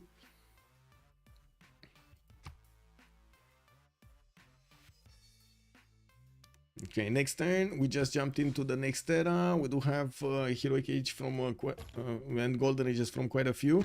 Let's actually see. Okay, 1, 2, 3, 4. Is it gonna be enough damage? Is it gonna be enough damage? It should be enough damage, because you just needed to go past the halfway point. If you get it past the halfway point, like at 75%, it starts to do damage in the point, and past the halfway point, it starts to do major damage against the city center. Yeah, there we go. And the one last hit, come on, one last hit. Boom, that city is gone. And Buldosik is 312, 272. The city got, oh my god, man, it got raised to the ground. Ce vrei, Atena? Păi vină cu Nu cu Cine face? Sorry, cat troubles. What's going on? Cine face? What's going on? She wants attention, what can I say? Yeah, I'm extremely surprised we don't see quadrim pre-builds in the city of Curitiba. I'm pretty sure he had enough gold to buy them. Like, he has enough gold per turn to just straight up buy the units, but I think he actually right now has frigates rather than frigate technology rather than galleys or quadrims. We do see him trying to get more gold. Stock exchanges finishing in Curitiba. Belém is gonna try to get the walls up, and of course with the English fleet bearing down on him, he's gonna start losing quite a few points here. He's on the 5th slot. We do have Somme getting his slot, by the way. Somme next turn is gonna have better stats than Buldosik, a better score than Buldosik, just because of that city raised to the ground. And if he does manage to raise Curitiba and also Belém to the south, that is gonna be a major attack on Brazil's score points. Yeah, we do have also Hermitage coming out from Tbilisi. It looks like Canada did manage to, well, sorry, America did manage to get into the borders of the Canadian capital.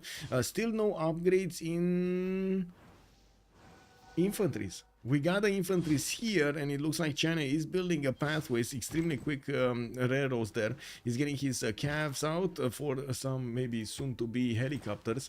Looking at Foolish, he's going plastics. Yeah, he's going helicopters. Helicopters against infantries don't do that well. We'll see the infantries when they do come out and move on the front line, but I'm pretty sure if infantry armies are going to be very strong. They 97 melee defense, melee strength base.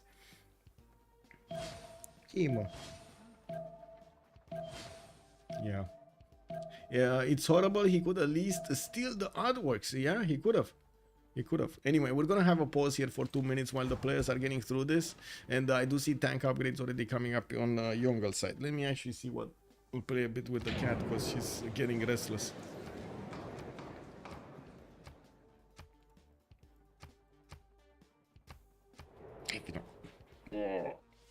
Let's go.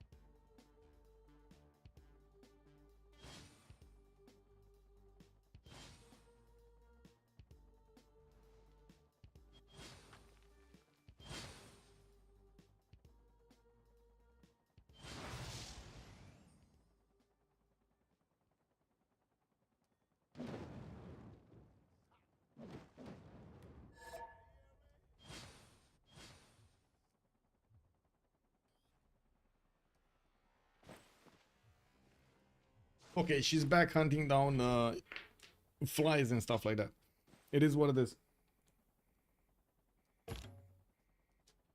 What? No, it's fine. Okay.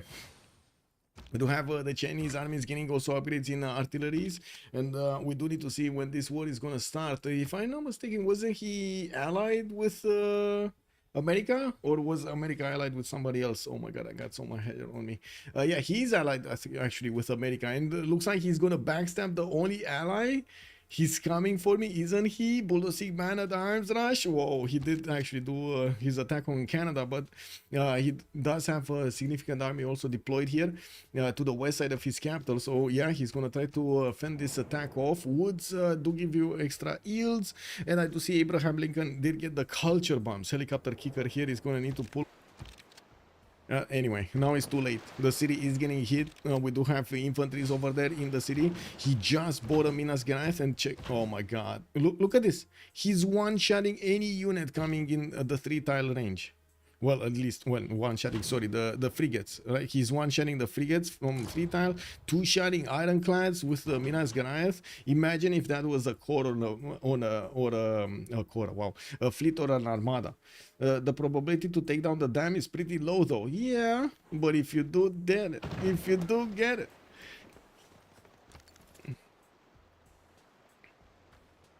boom, wall strength deleted that frigate. That is how strong his walls are, just his walls. Again, because of the Minas Gerais strength. The second he actually bought this unit, it increased. Okay, this is something that we didn't talk about that much for some time now. So melee strength defense depends on the highest melee strength units. Melee strength defense of a city depends on the highest melee strength unit you have on your empire, -10. Range strength depends on the highest range strength unit you have to do the attack on from the walls of the city center against an opponent. So the instant he actually get Minas Gerais 80-point strength attack unit, He's getting 80 points attack strength on all of his cities. It didn't even matter if it's 60 strength, defense strength city or something like that. The Minas Gerais just beefed that up. So it could do significantly more damage against these units of England from so far away. England doesn't actually have a chance in this scenario because of his late attack and a bit scrambled attack. He could have actually clumped up his units a lot earlier. He could have actually done damage to 2 cities immediately rather than actually taking 2 turns to take a city and then move to the other ones.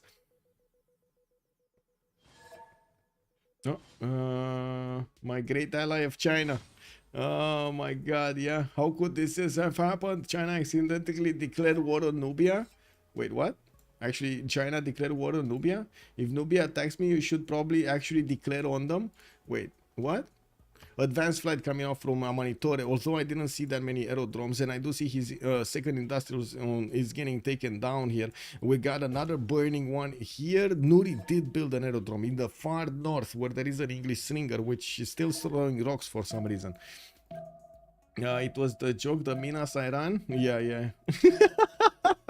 He's running away. So I'm sorry. You know, joke. I'm going back to my own cities. This is not good. Okay. He's getting his own frigates out. He's going to need to get battleships here, and if he actually wants to take those on, and even with battleships, it's still very hard to take on the Minas Gerais. This is an incredibly strong unit. We got the intelligence agency getting rebuilt in Rio de Janeiro. I do notice we do have some stock exchanges also in the other cities for the extra gold. And looking at the gold pattern here, Buldosik is on 436 points. We do have Magriel still keeping his edge, but looks like CoolCong is getting closer. Broadway in 7 turns here, while we don't have winning condition at the moment. Yes. This little cat actually started destroying my chair. Can you please stop destroying my chair, please? Okay. She's extremely spoiled. Because of what happened to her at the beginning, like with the breaking of the leg and so on and so forth. I kind of spoiled her. We kind of moved her in our hands from place to place. We did talk to her a lot and so on and so forth. And now, she's very spoiled. Yes, I know. Yes. Anyway, we got some more infantry armies coming up from America and getting their position next to the verified gold spawn I would say city. We do have a lot of pre-builds from China to get into helicopters, and taking a look at this, China is getting his helicopters next turn. Ideology also coming up into faster to from what I do see, he's going to be much faster to fascism. This is going to help him out quite a bit, doing the damage against America. The capital city of Canada has also fallen, Ministries, and I do notice America only has 2 more cities to chew through, Montreal and Toronto. Now in the score screen, it did help out to take that capital. Helicopterkicker is on 718 points, actually more than Foolish Jaguar right now, and probably one of the reasons the Foolish Jaguar does want to attack Helicopterkicker here and get back on the race of points. On Nubia, we do need to see if he's actually going to start moving his army towards China and rip that territory apart, or if he is actually going to try to go to space. To be honest, in this position, you might as well go to space, right? Nobody's actually attacking him at the moment, and China will have definitely quite a bit of work to do against America. Yes? What's going on? What's going on? Little one, what's going on? Okay, looking at the Somme, we do have him placing down a few theater squares, getting his Hermitage in Birmingham, and putting down more of these libraries. What's his goal per turn here? We do have him on 593 gold per turn. To be honest, with 593 gold per turn, it's probably much better just to buy the library straight up. It's only 180 gold, you know. It's not that expensive. More quadrims coming in. He's getting an archaeologist to help him get some more works, and looks like Athena wants to be the spotlight here. Can you not put your paws into tea anymore, please? Okay. Whoa. Pedrin, thank you so much for the sub. Give me a second. Thank you so much, sir, for the tier 1. Much appreciated. Much appreciated. Thank you. And good evening. We do have some spies also coming up from Bradford, and looking at the other side of the planet, it does seem like he didn't put a spy yet. Oh, he did put a spy in Recife. That's a city from from Brazil here. And I still don't think actually Brazil found one of his cities, but he's starting to sail his Minas Gerais on the 7 seas here, looking, oh wow, directly meeting the English ironclads on the battlefield. This was kind of a mistake actually to go against England on the seas. His Minas Gerais are not going to be able to withstand the 3 attacks from ironclad fleets here against him. There are some sea dogs also, and I'm pretty sure Som is going to figure this out and go take that Minas Gerais down. There we go. 1 attack, 2 attacks, and the 3 will go through. The 3rd will go through. Santa Cruz is also available for Som to get an armada, and I do notice he still has a significant amount of frigates here. Som is asking Brazil if they will peace or not.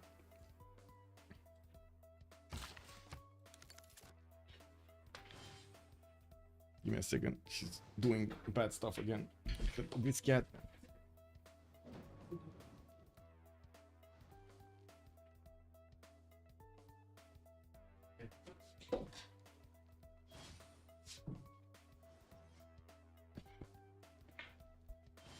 Attention seeking cat, what can I say?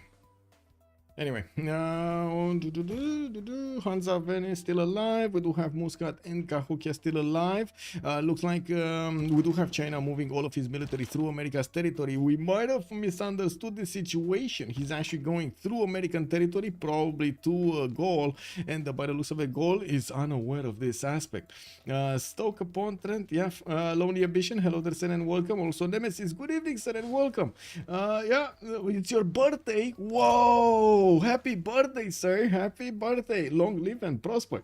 Also comes through Reasons City as for peace. Well, yeah, I mean, yeah, feels natural, no? Lonely Ambition feels natural.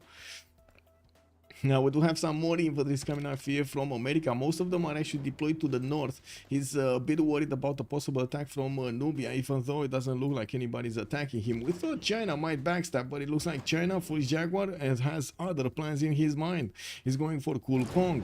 We do have America about to finish also the cities of Canada, and I do see Mohenjo-Daro has been defeated. Wait a second, where was Mohenjo-Daro, and why don't I remember it? I'm pretty sure oh, whatever. I don't know where it was. I don't remember where it was. We'll find it out at some point. I'm pretty sure we'll find it out at some point. Som being Som, yeah. I mean, it is what it is. You learn, you make choices, you learn, you make mistakes, you learn, and so on and so forth. We did have him put down his Statue of Liberty, but he's never going to finish that. He's getting significantly more of these battleships going, building up a force to reckon with. He has the ironclad fleets on the front line, and I do see Brazil is switching to building his research labs. I think they just pieced out.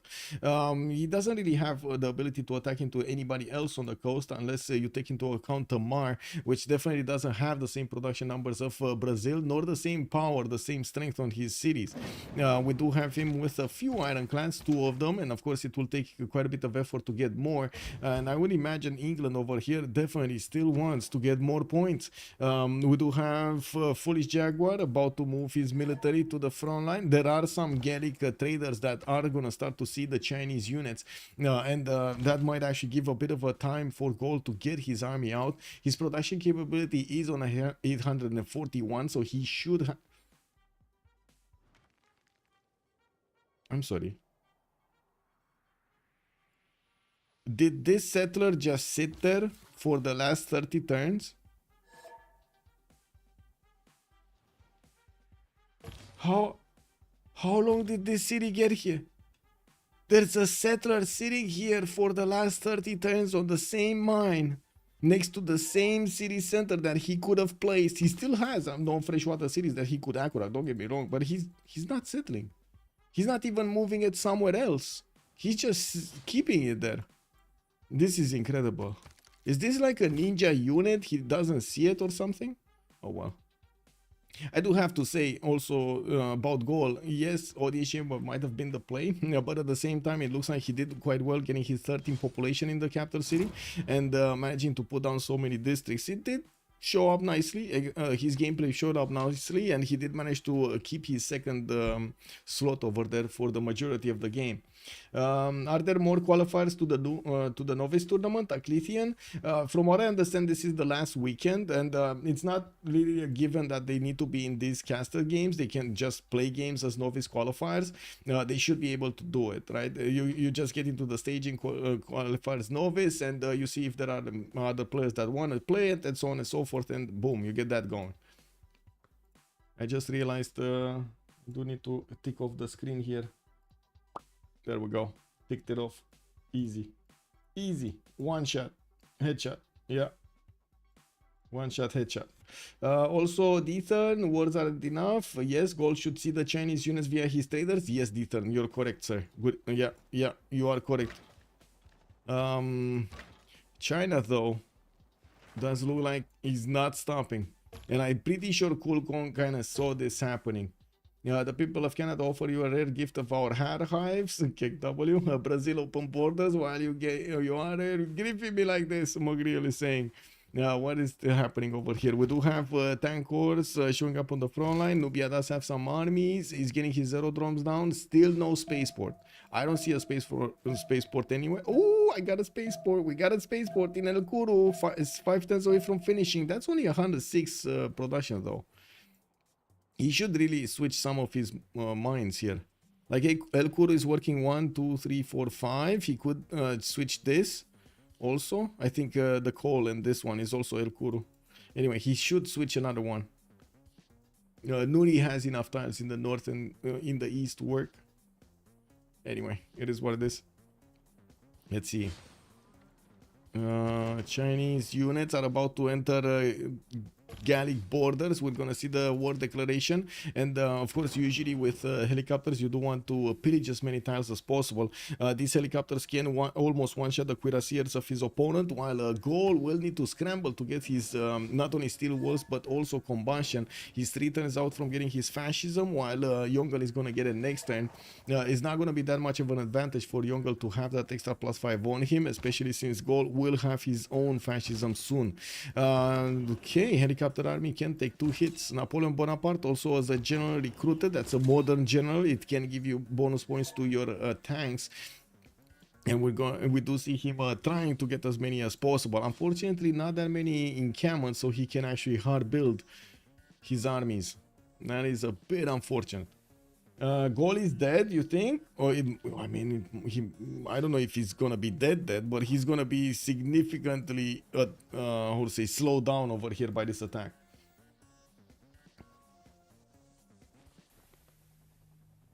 England might actually take a shot at top 3, yeah.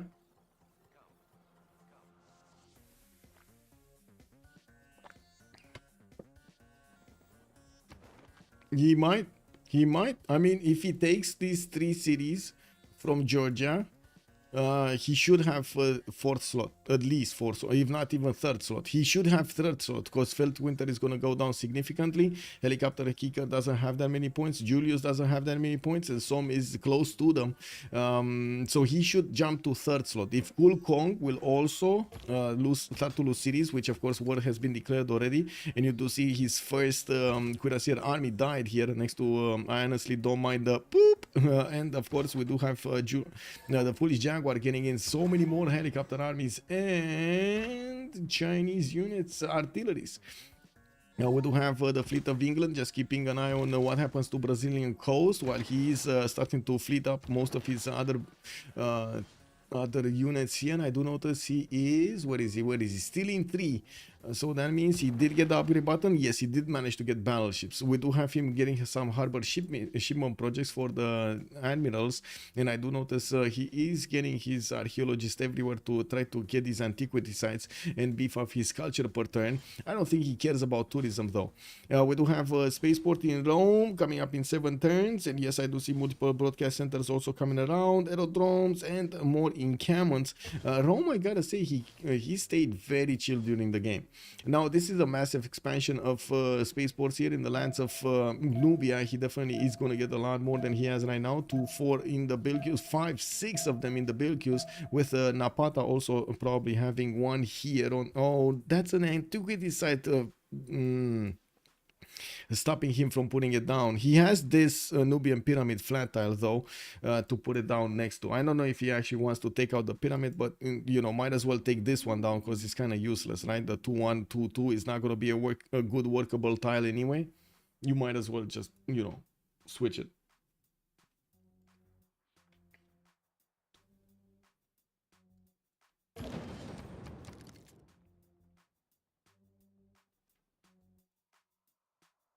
Okay. Yeah, America is about to finish off the Canada with his artillery cores. He is dealing massive amounts of damage to the city of Fall of Hobbiton, and America does have cav armies with him as well. I did hear quite a few units upgraded, and I think these are all of the American infantry armies that are getting upgraded. Could have a stab at Rome here towards the north, while yes, those units are going to be slow to get to his opponent. He's going to do so much damage with them. Looking at Rome's output are at 746. They're very close to Abraham Lincoln, and the difference in science and culture is just staggering. 3 times more science, 2 times more, almost 2 times more culture on Julius Caesar, but just like, oh my god, look at the goal pattern. He's like almost 4 times, right? 4 times more than 4 times more goal per turn on Lakluk than on Abraham Lincoln. The main issue here is actual number of units, not actually the goal per turn or something. And the production capabilities are, well, close.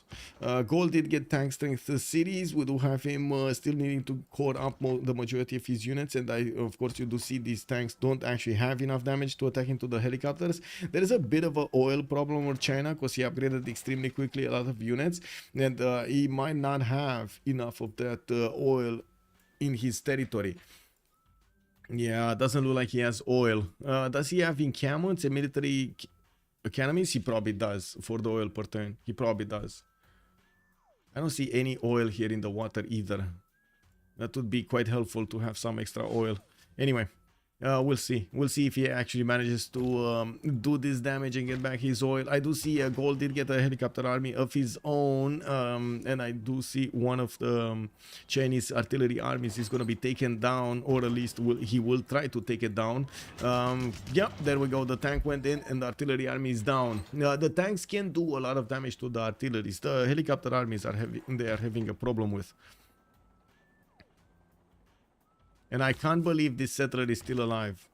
I cannot believe this settler is still alive here. Wow. Okay. Well, helicopter went rogue. Lol. Helicopter went rogue. Anyway. Philippe.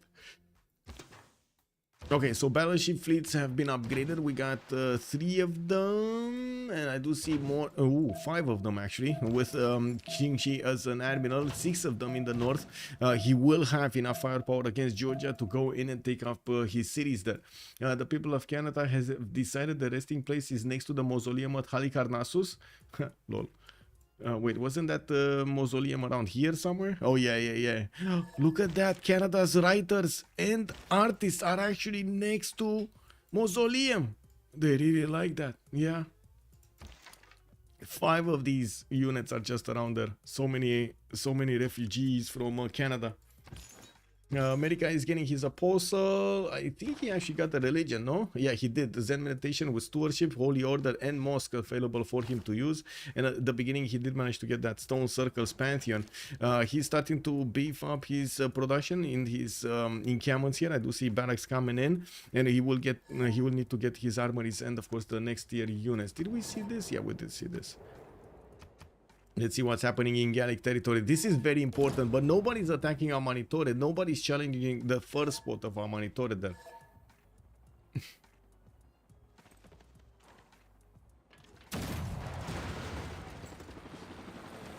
Okay, let's see, okay.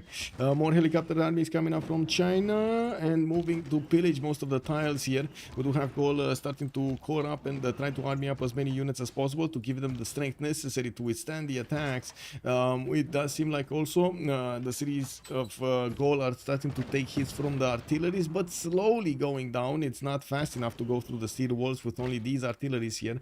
He would need more, and it does look like he's quickly running out of units. Gaul is managing to successfully actually defend himself in the first few turns here. We're going to need to see if he's going to manage to keep on following this up. His production numbers should look good to get tanks, and he's going to get a tank army in 2 turns directly from that cities that's getting attacked. With his other cities building so many tanks, he should actually get them on the front line and start to army them up, core them up everywhere.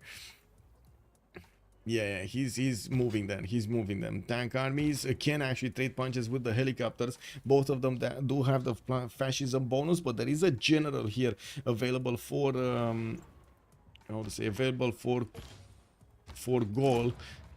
Jose de San Martin is not giving bonuses, no? Yeah, it's not giving bonuses. Jose de San Martin is modern only. This one, Napoleon. Wait, no.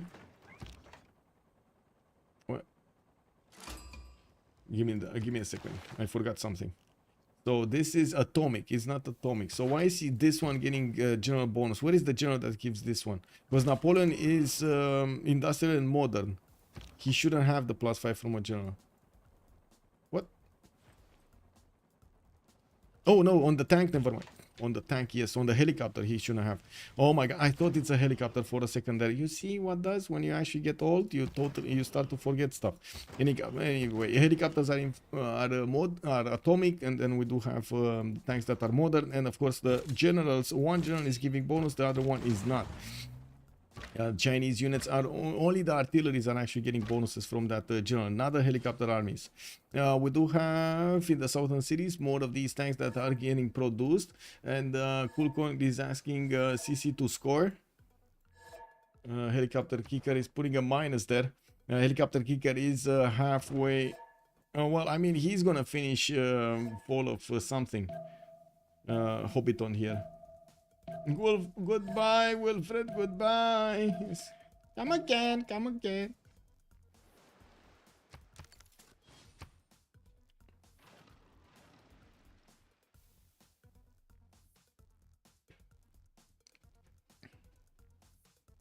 Oh, what is this? Convert to coal power. Okay, we do have planes fighters towards the south of Setia. Looks like the infantries, yes, will take quite a bit of damage from these, but they won't fall that quickly. Infantry armies are quite strong to also withstand fighter damage. It could be some anti-air guns are going to save those up. I don't see any of them built, even though America does have the technology. He only has steel walls, so he did open up anti-air guns also. This was a comment actually on one of my previous YouTube videos. How come we don't see that many anti-air guns? I do have to say they're extremely expensive. Extremely expensive.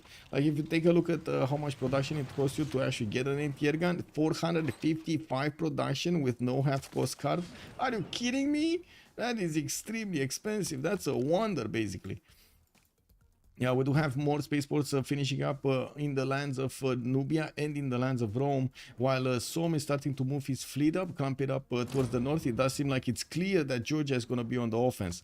That's the first player being taken down here. Looks like Canada has lost his last city. And we do have America managing to get more points out of that. Lakluk Rome is going to be challenged here. CoolCong is tied with Magriel in points, and of course he is actually getting attacked. But he's managing to slow down Chinese aggression here. Foolish Jaguar asking Irel. Wait, what? No, he's not. No, he's not. Barbarian Siracusa, thank you so much for the 5 gifted subs. Thank you, sir. Much appreciated. We do have Ken Nix, Neox 3550, 3510. We do have Duralis, Prince Hinoy, and Periki. Welcome, sirs. Welcome to the subs. Can't move. Okay, it's fine. Okay, never mind. He probably had a shooting solution on something and he couldn't select something else. Well, looking at the north, we do have the Roman fighters starting to get deployed in a line. He's getting more fighters so he can help this defense. Also did manage to discover fascism. I do see War Department is getting built in Rome for an extra +5. This is going to help him so much to do the damage against America here and withstand the damage from America. Gaul has multiple spies in the cities. Oh my god, he has like 2 level 2s, a level 1 and a level 3, still doing damage to his opponent and still actually not focusing. This is incredible that he has been not focusing these dams over here. The first space project is coming out from Kerma in 1 turn and I don't see anybody challenging, or maybe I spoke too soon.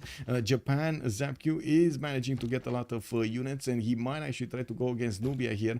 Now while there is a war being declared, Helicopterkicker just declared war on Lakluk, and there we go. I think it's America declaring war on Rome. Yeah, I'm pretty sure that's what it is.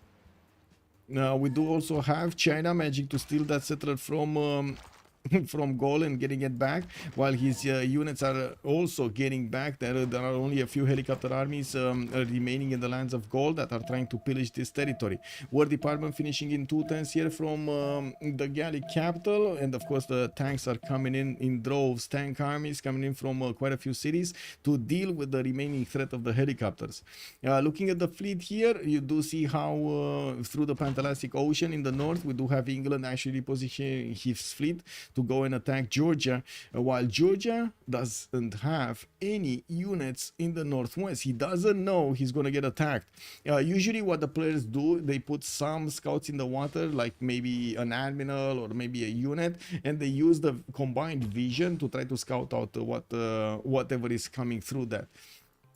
Through that land. If you have them like halfway between you and your opponent, you're at least gonna have a few turns of countering that, of trying to get your boats out, trying to build up a defense, buying some units, building some stuff, and so on.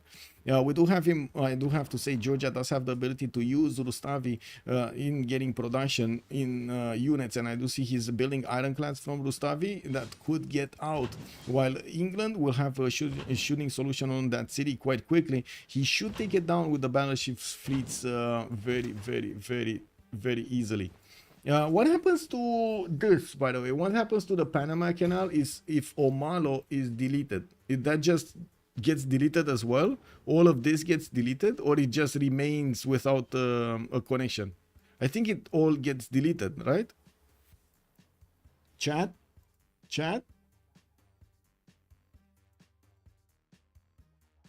Also hats off to Canada for still making fun of the... Yeah, exactly. It's the hats off to him. Yes, indeed. Get the oil from the Gallic territory, the Ethan was saying. Yeah, I mean, if he would have managed to get this city, he would have been fine with oil, right? But this is still 4 tiles out. At least it's in his border. He disappears completely. I think it disappears. Yeah, I think it disappears because it feels extremely unnatural to just have, like, you know, the seas coming up there. It might be. I don't know. We'll see. We'll see. I don't think so, though. Anyway, we do have Saminas Guerreiros also from Brazil getting out. He did get one of those harbors 3 tiles out to start building some of his navy in the southern cities. He kept on building Minas Gerais, getting them armada up. These are extremely strong, by the way. Look at them, 102 strength against the ironclad 83, and that's a fleet admiral. That's a fleet ironclad. Multiple harbor shipping projects coming out from England, getting some neighborhoods, and that's about it. Nubia did finish his first project, going for moon landing next. He does have Sergei Korolev. I really hope he's not going to use Sergei on these projects because these are the cheap ones. You want to use it on the last one. You want to use it on Outworld Expedition. That's probably the best choice. Now we do have Magriel on 675 points, 314 points of culture. And looking at this science screen, he did check that number. We do have also Nubia, 61 text, while Foolish Jaguar is 59. We do have Julius Caesar, the third one, with 52. Foolish Jaguar is saying he's going to die to Nubia. No, he's not. Nubia's not moving. What do you mean? Nubia is not moving anywhere. Anyway, it is what it is. Maybe he's trying to put a bit of, how to say, disinformation in the air to tell everybody that Nubia is not going space. I mean, they could just open this one up and take a look at the projects, right? He's going to be like, oh, look at that. Marila actually got the first project in. Wow. Yeah. England didn't know about Japan because he attacked it. No, he didn't know about Japan. No. I don't think he knows about Japan altogether. He doesn't know where he is. CoolCong is asking for a score for real, and to be honest, I gotta say there's nobody challenging Nubia at the moment for that victory, and CoolCong is on the second slot, right? You were still second slot. Hello. Okay, his first slot, but then he's probably gonna need to CC to Magriel, to Amanitore, if they want to CC. It doesn't look like anybody else wants to CC, and I guess I need to wait for more to ask for a CC. I don't know exactly the procedure here, but usually I do put up a vote if there are more that I want, or they can put a pause or something like that. I think they're just having fun in the game. Rome did get some machine guns, and he will get the strength of those machine guns to attack in the infantries. We do have the fighters able to do the damage, but not enough, not quick enough, and not enough of them. Spaceport still getting built in Rome. It does look like there's a massive army from America coming in. Infantry armies galore here. And also some of these field cannon armies that are going to get deployed with artilleries. There was a retreat from China. It doesn't look like Gaul did manage to camp up so many units so quickly and army them up to counteract the Chinese invasion. There wasn't much that China can do. He keeps on building units though. I was expecting him to kind of, you know, finish when the Chinese armies left. Nanotechnology in 2 turns for Amanitore to get the third project, and I do see him 4 turns away from getting moon landing. Sergei is also getting a bit of help from a Nubian spy, Idios, that is going to try to defend that spaceport. That's not the only spaceport. There are so many other spaceports, and let's see where these units, where these spies are actually gonna take out. Where are they gonna go? They took out more of this production capability, but again, the dams are safe. He doesn't put fighter between encampment. Obashi Warrior, good evening, sir, and welcome. You're talking about he did put a fighter in on the antiquity side. I think he didn't deploy it yet, but there are 3 fighters here. He will do the opposite. He'll cross American land and say hello to China. It might be. We might see that, and you can imagine modern armored armies here are going to be a problem. But like I said, it's going to be a significant problem to actually get the get the general for them. He does have Napoleon for modern, but not an information era general. And looks like he doesn't want to go to space. Looks like he actually wants to do more damage here to players, to other players. Try to get some score from this. We're just about to see England attacking into Georgia. I do see Georgia did manage to get an ironclad armada. That's not going to hold up for long. We got so many battleship fleets here that can 3-shot these ironclad armadas. That's not going to be funny. And Feltwind is going to have a problem. We do have some bombard armies that could turn into artilleries. That's going to help him out do the damage against his opponent. Although I gotta say, Som over here is taking his good old time. He should have actually moved a bit closer in toward his. Okay, there we go. That's what I mean. There we go. Moving in as quickly as possible at the last seconds of the turn here to the borders of Georgia. He will need to deal with the units first though.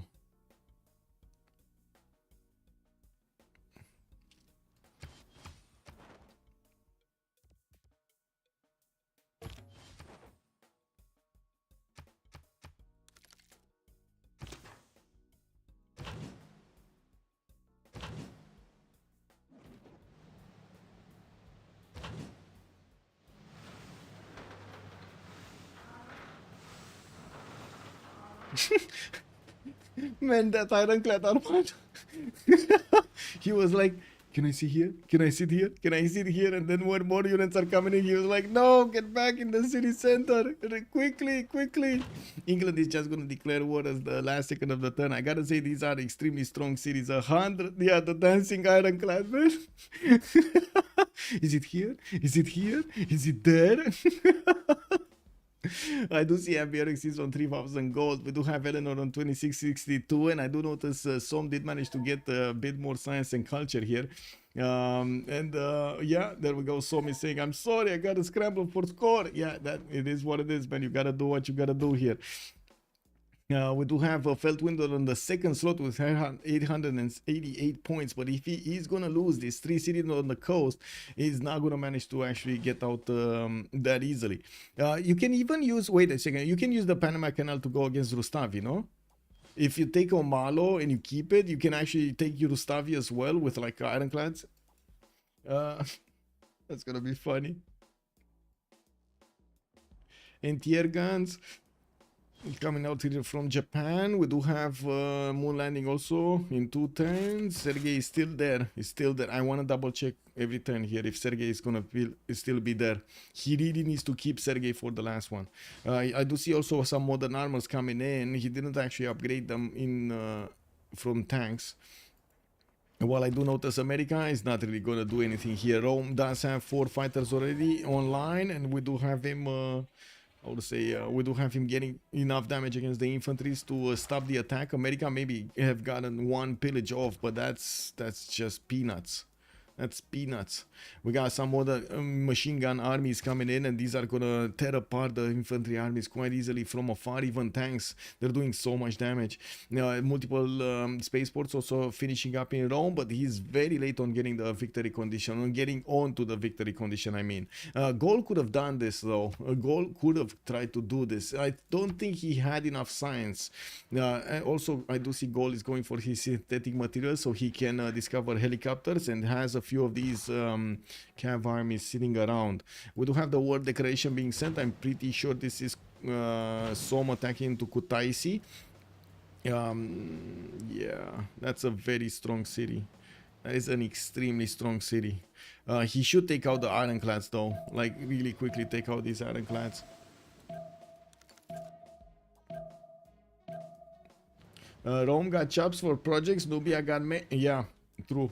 Rome still has chops for this, like 1, 2, 3, 4, 5 chops.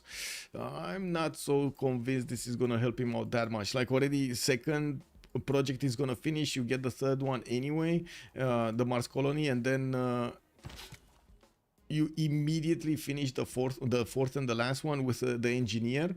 It's just a matter of getting the technology though. It's just a matter of getting to that off-world expedition technology, so you can actually get the projects for laser stations and the Lagrange and so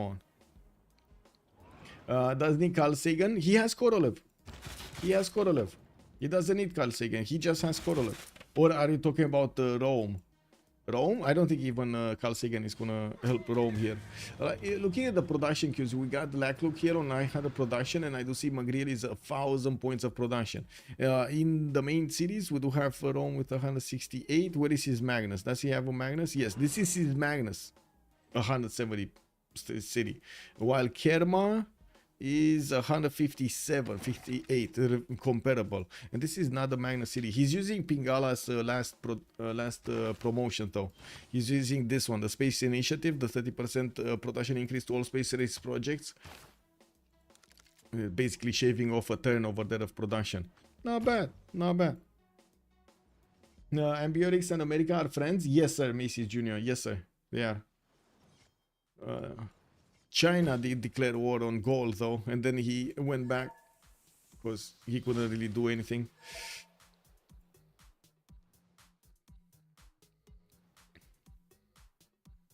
Wait, is this 2 versus 1? Oh, Brazil is coming in also?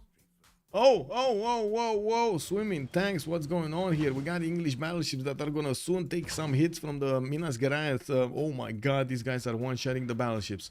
We do need to see if Som is gonna have enough production to counteract this. Now, we do have multiple battleships starting to get into the build queues, and almost all of his fleet is already deployed to attack Georgia. It will take him at least 3 turns to actually reposition them to get to his cities to do some damage against the ongoing threat part of Brazil. I do see arenas coming up from Curitiba, more tank armies also from Brazil. We did see them actually going into the seas here, and I do also notice destroyers are also a technology that Brazil is benefiting from. That's a very strong unit, very strong, one of the best units here in the naval side, on the naval side. Now, how far away? But I think it's very far away, right? No, not very far away. Combined Arms is coming up in 2 turns. Combined Arms is gonna get the ability of upgrading into destroyers, his ironclads, and you do see he's trying to get quite a few of them out. We'll see if they will manage to do what needs to be done. What is Rome doing here? Still defending. Bomber coming in, multiple fighters that are still waiting to get their shots going.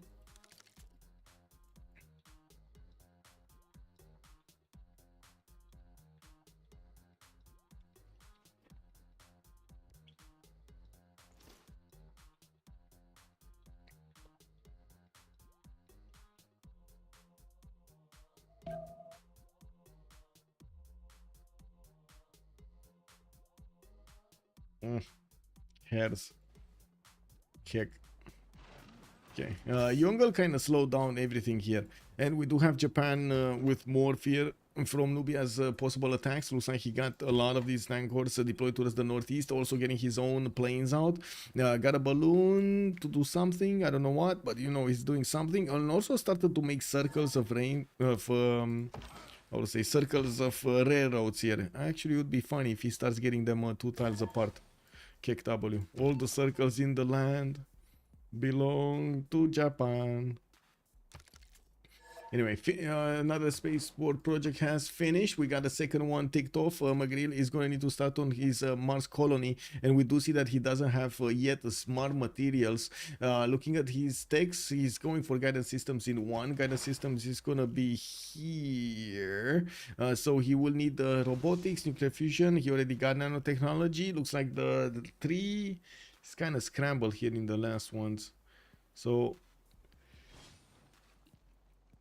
he needs nuclear fusion for this bottom one. He needs nanotechnology for the 3rd one and for the 5th one. He needs robotics for the 3rd one and which one? This one, the 2nd one, and the last one. So he really needs robotics to actually get that going. And this one, the unrevealed one, the second to last one, is actually coming up from nuclear fusion. If he gets nuclear fusion, he's gonna unlock this. Oh, yeah, he's gonna unlock this, and with this, he can unlock this. We got the first nuclear bomb coming up also from Nubia in 4 turns. I do see 2 of them being built in 4 and another one coming up in 6. Oh, look, the southern cities actually are getting nukes much faster. 3 turns from building them.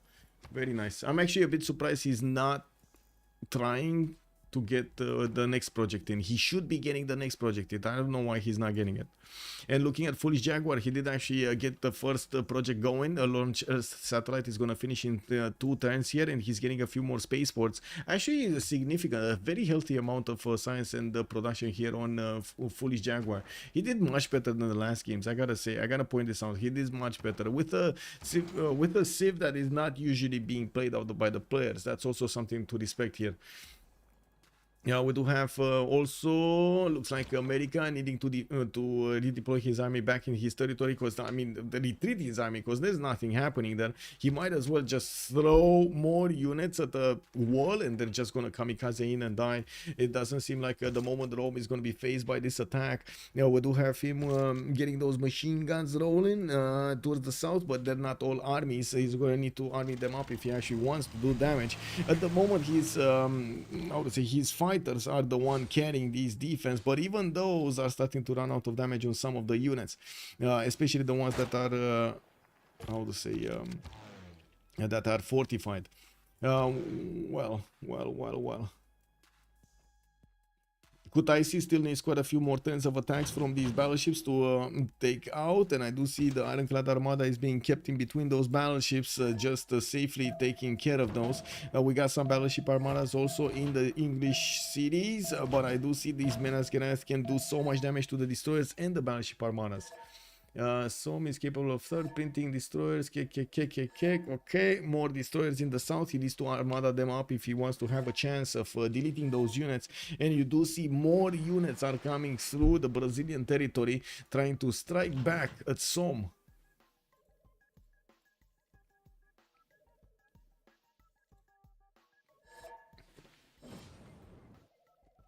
The Gaelic archaeologist who is waiting to take the fresh artifact. Yeah. That Gaelic artifact. Well, it is what it is. He wants to see it. He wants to wait for it. This one is just waiting on the front line. Maybe he's gonna find one of those, you know, antiquities here from the war. Okay, machine gun corps. Machine gun army soon.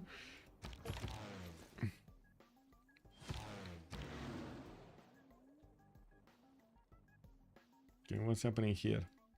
Destroyer Armada did get... Oh my god. I mean, to be honest, if he just starts one-shotting these battleship fleets with his Destroyer Armada, there's not really much that the battleships can do against it. That is such a strong unit.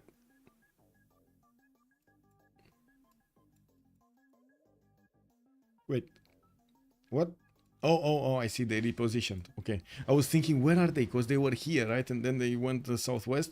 Looks like he caught the destroyers while they were repositioning. But I gotta say, destroyer cores, as you can see, fleets, I mean, they do significant damage against the Minas Gerais. They're two-shotting the armadas. And we do need to see more of them upgraded here into destroyers. He really needs, yeah, there we go. He needs everything that he can get. They also do take a decent amount of damage from the Minas Gerais, but it takes at least 3 to 4 hits to actually take a destroyer armada, and that's about the fleet that he has against him, right? Brazil, if he loses 2 of these Minas Gerais, he's not gonna get to destroy the get to deal with the destroyers anymore. With more battleships coming in, with more destroyers also getting quickly built here, we do need to see if Som's production is gonna outproduce or outsupply Brazil here in this point. At this point, in the north, Som is managing to keep chipping away the defense of Kutaisi, but it is way too slow for this city to go down quickly. There are some armada possibilities from these battleships, but it looks like, yeah, it's too slow. It is too slow. Som is also pointing out that he has Venetian arsenal. Am I the only one confused while why Nubia is not getting the third project in? He's going for nukes everywhere. Anyway, pray for Bankroll. You love Civ6. What is Bankroll actually? Also, Shadizi, good evening, sir, and welcome. I hope he's fine. I haven't heard anything about him for so long. Very fun guy to play with.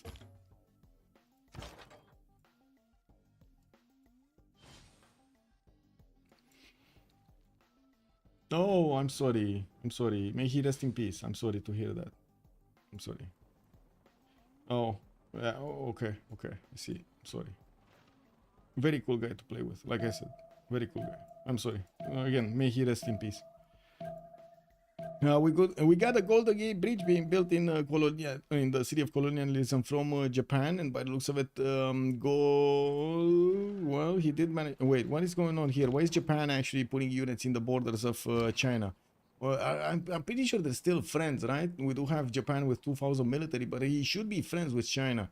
Or at least that's how the story goes. We do need to see if also Nubia is going to finish those nukes and also start to attack somebody. He could try to attack into Rome if he wanted to. That is a contender for the space victory. Even though Yongle would be a stronger one, I guess he can nuke both and be done with it. Now we do have to see if he's going to get some jet bombers to actually drop those nukes directly on the enemy's capital, or it is going to be a bit too far away from the other other units. I don't see bombers anywhere, and I do see his industrial zones are taken out every other turn. We do need to take a look at the war here. The war on the seas between Som and Buldosik is raging. One of the Minas Gerais is very, very low HP. It looks like, I don't know what's this. What's this? Oh, never mind. Another unit has been taken down there, but the destroyer armadas do have the moves, and they will start attacking. They will start eating away the strength of these Minas Gerais very quickly here. It's just a matter of time. We do have, for example, this one about to go down with another destroyer having moves here. He could take down almost another one, actually. He can't take it down entirely. Okay, that's one. Is there another destroyer somewhere with moves? Okay, no, but there's a battleship fleet with moves. Okay. So the battleship could take out this Minaskira Tharmada. Come on, come on, move it and take it down. Take it down, man. You gotta take it down. I don't think he sees this. Like sometimes because of how the visibility works and how the how the units actually get their opacity changed here. Sometimes you actually mistake a unit that still has moves with a unit that doesn't have moves. Oh, finally, he figured it out. He has. Okay, boom, that one's down. And he has this one also with a move. Do the damage against the level 1, bro. Level 1, scary. Very scary unit, very scary unit. We do have more destroyers coming in droves here. More battleships also coming in. He can keep the tanks away, and I'm pretty sure the tanks will try to disembark on his territory.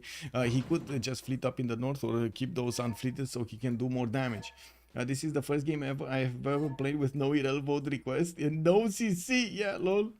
Yeah, true. I mean, this is how it goes. Iron Mans. That's why we like it. And look at that. I think also the players do enjoy it, right? They don't want to give up the first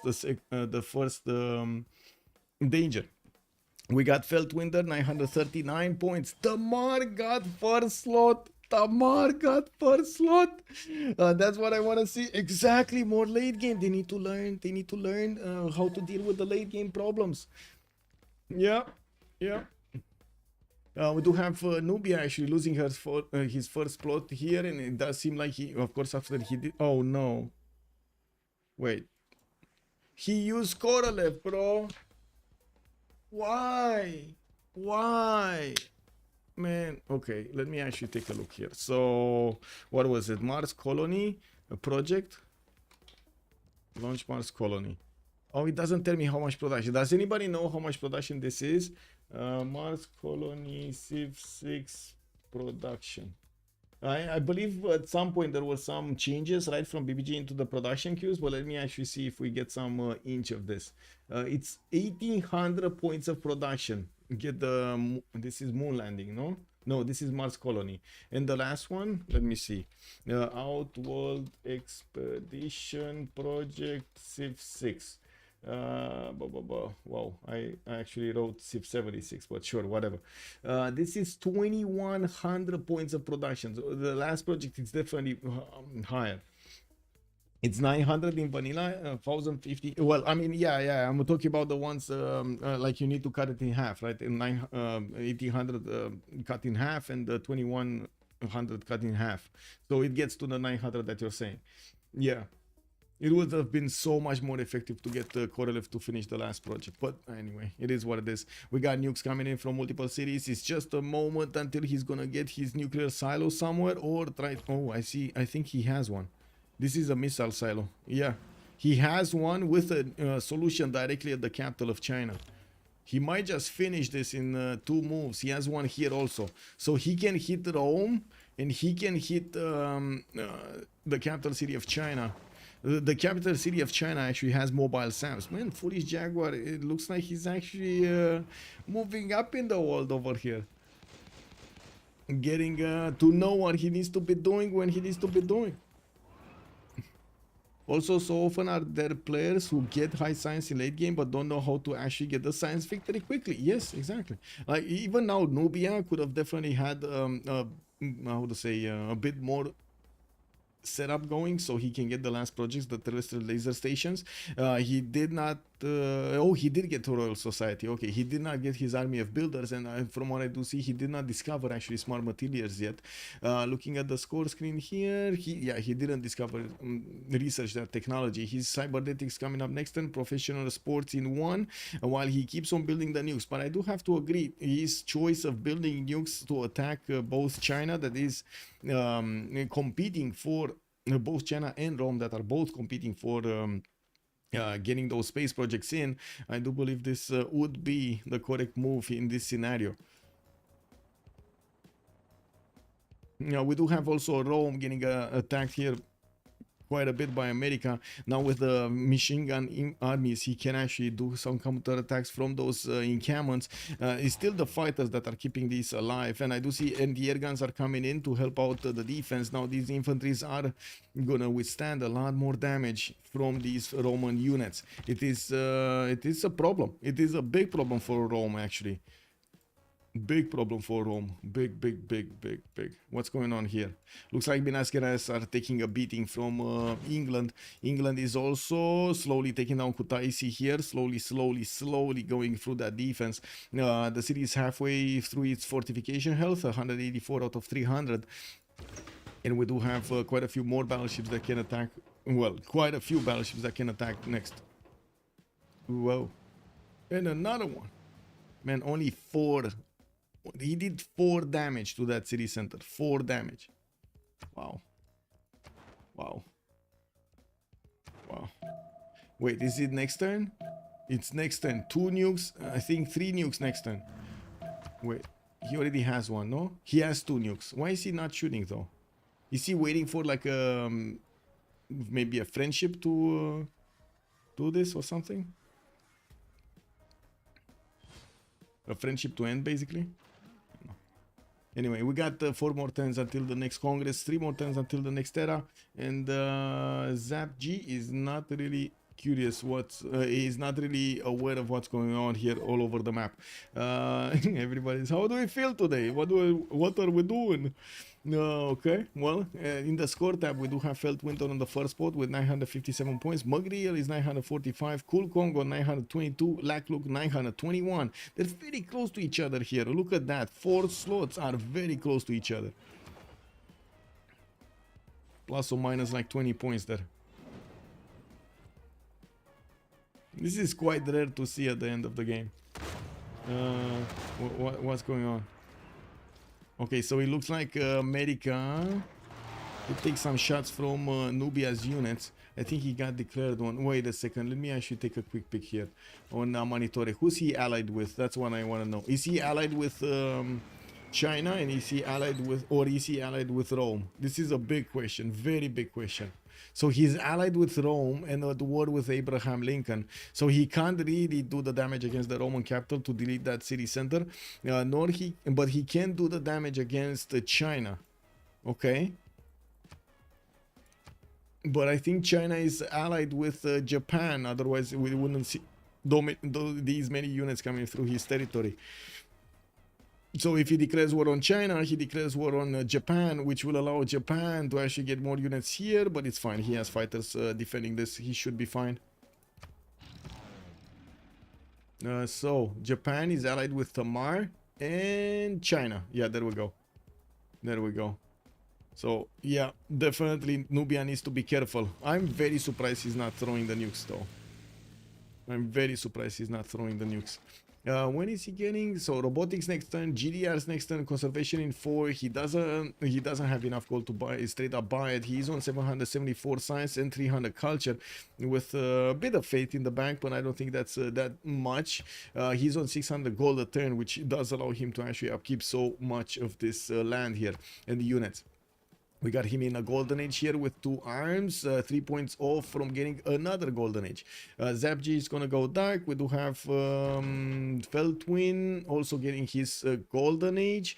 CoolCong is going normal age. Magriel is 3 points off from getting golden. Eleanor 10 points from getting golden. He's not getting it. Julius 2 points away. Maybe he's gonna get actually the next golden. Helicopterkicker 8 points off. Does seem like it's gonna be a miracle if he actually gets that going.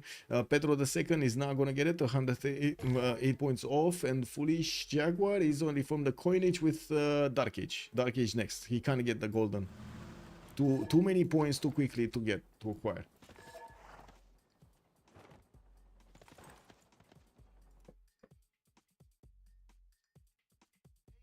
On YouTube. Let's see. Dancing Iron. Yeah, Rome got chops from him. That's need Carson. Gold settler dead. Yeah, finally, man. He's gonna nuke Rome and remove a strong player from the top. You nuke on American battlefield. So much value. Yes, but he can't hit the nuke here. I mean, to actually hit the nuke, he needs to not hit any of the tiles of Rome. He could definitely do damage. For example, here. This would be insane if he does manage to get... Oh my god, that would be the perfect solution. Get one nuke over here. Because it's gonna force all of these units to actually go through that territory. Lol.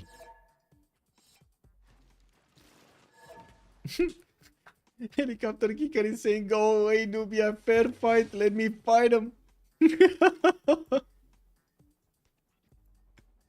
Amazing. Anyway, Magriel has a lot of nukes, but he's not using them. He has 4 nukes with another one coming out next turn. And I want to see, I want to hear, where is that nuke going from? Where will be the mushroom crowd? Where is it? Where is the mushroom crowd? Oh. Oh. That was something happening with Muscat. Muscat just got taken by somebody there. And pushed out the units of America from its borders. Kick.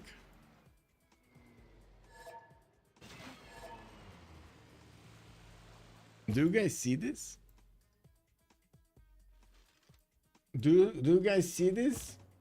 Hook Jolton, you think somebody doubled the money? It might be. But this is insane. This is insane. What's going... Oh my god.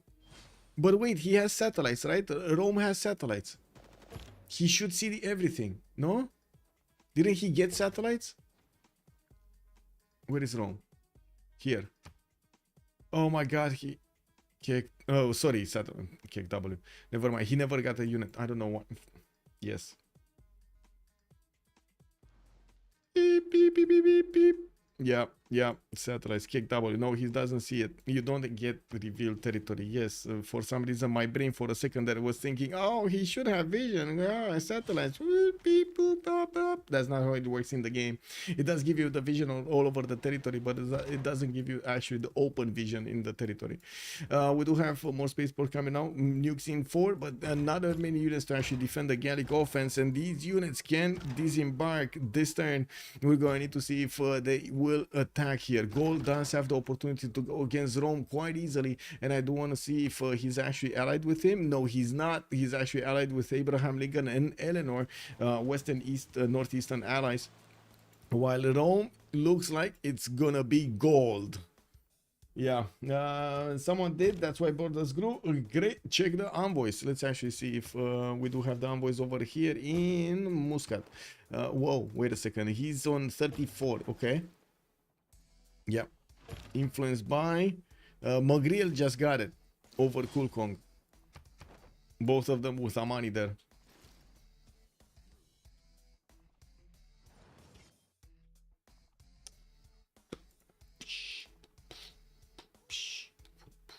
Wow, what a mistake. Kick W.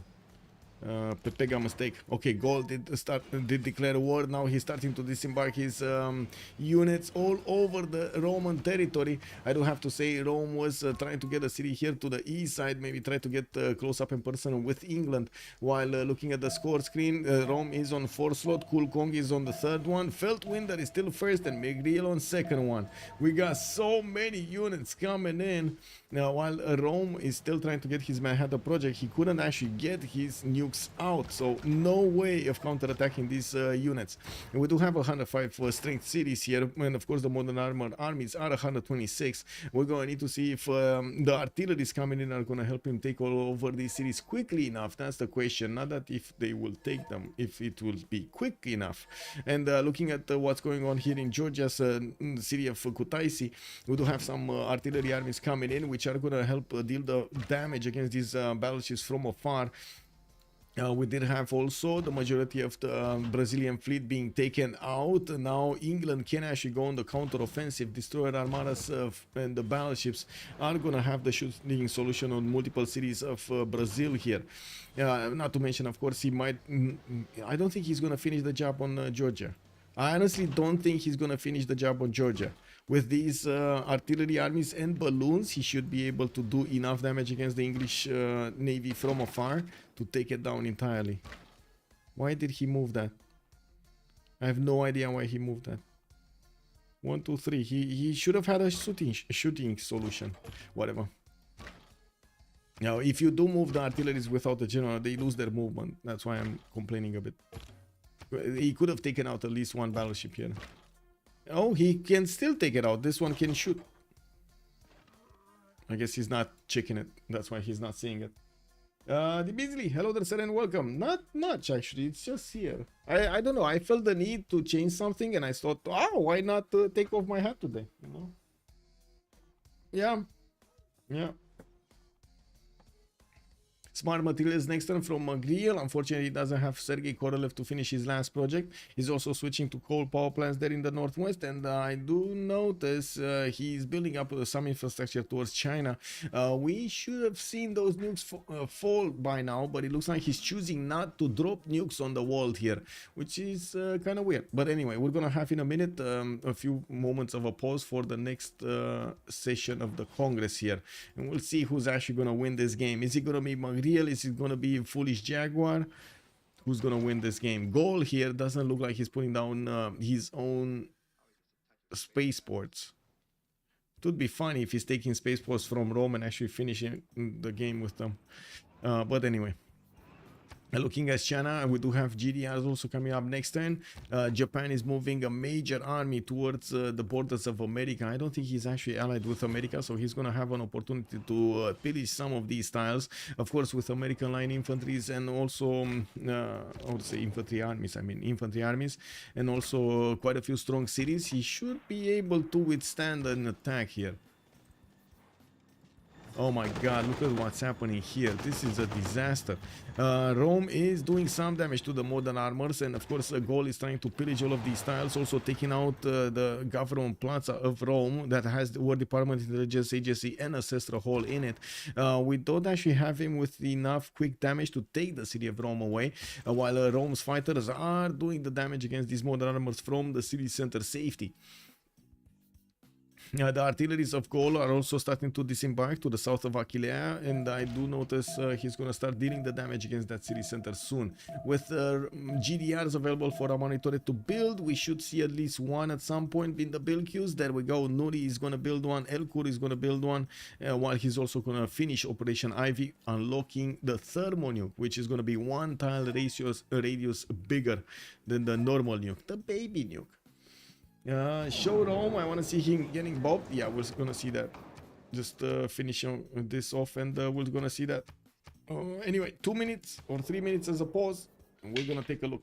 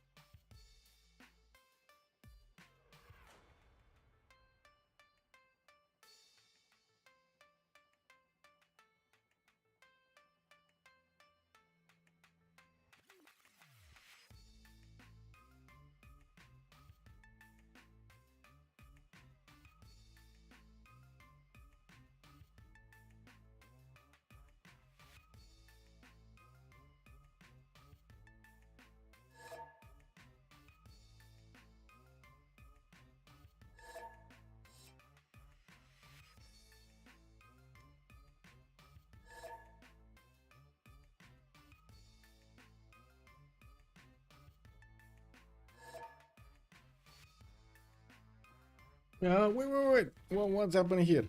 What happened here? What is this? What is this? Sorry, the naval attack. This fort is gonna be glorious. Yes, it will be glorious. This is amazing. This is insane.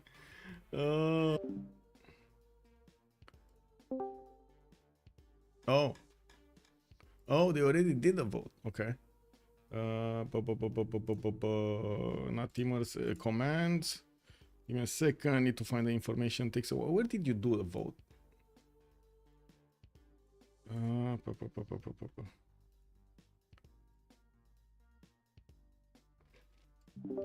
Yes, and I know I'm different. I'm needing to switch my settings, and I was searching for the vote.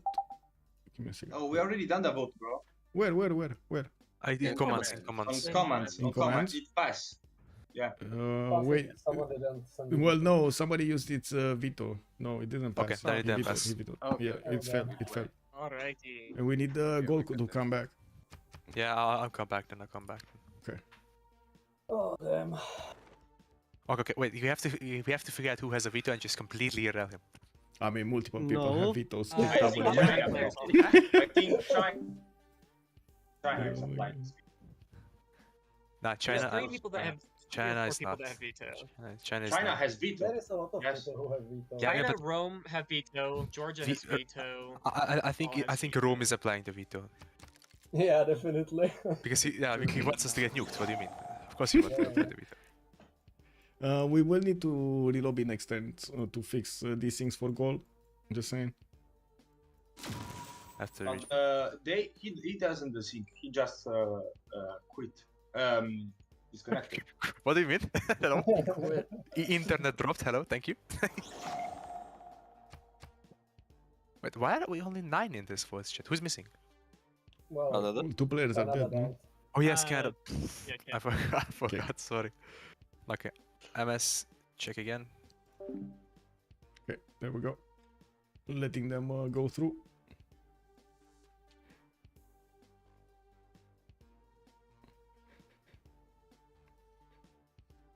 Yeah, the pop-up. Yeah, the pop-up is happening. Oh my god, something entered into my left eye. No.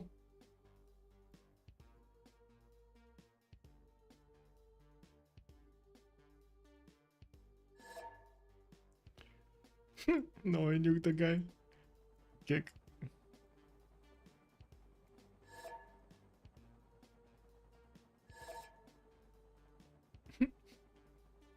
Oh, Moksha actually getting back in Mero.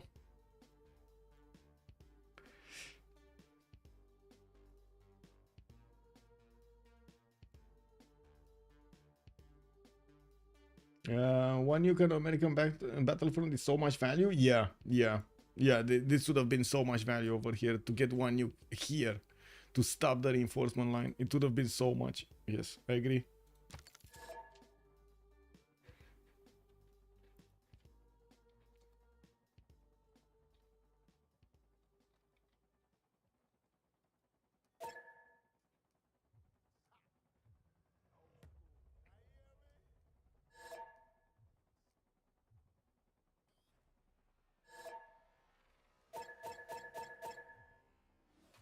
Okay, there we go. Shift entering. What happened in the Congress? Okay. I got the bonuses that don't actually help me. We do have America pushing into Rome. Rome is getting pushed also in his main cities with so many of these modern armor armies from Gaul. And I do see promotions are starting to get around there. We do have Exoplanet Expedition coming up in 5/10 here from Kerma, where he does have a mobile SAM in there. And I do notice still multiple nukes are getting out with GDRs from 2 cities of Nubia.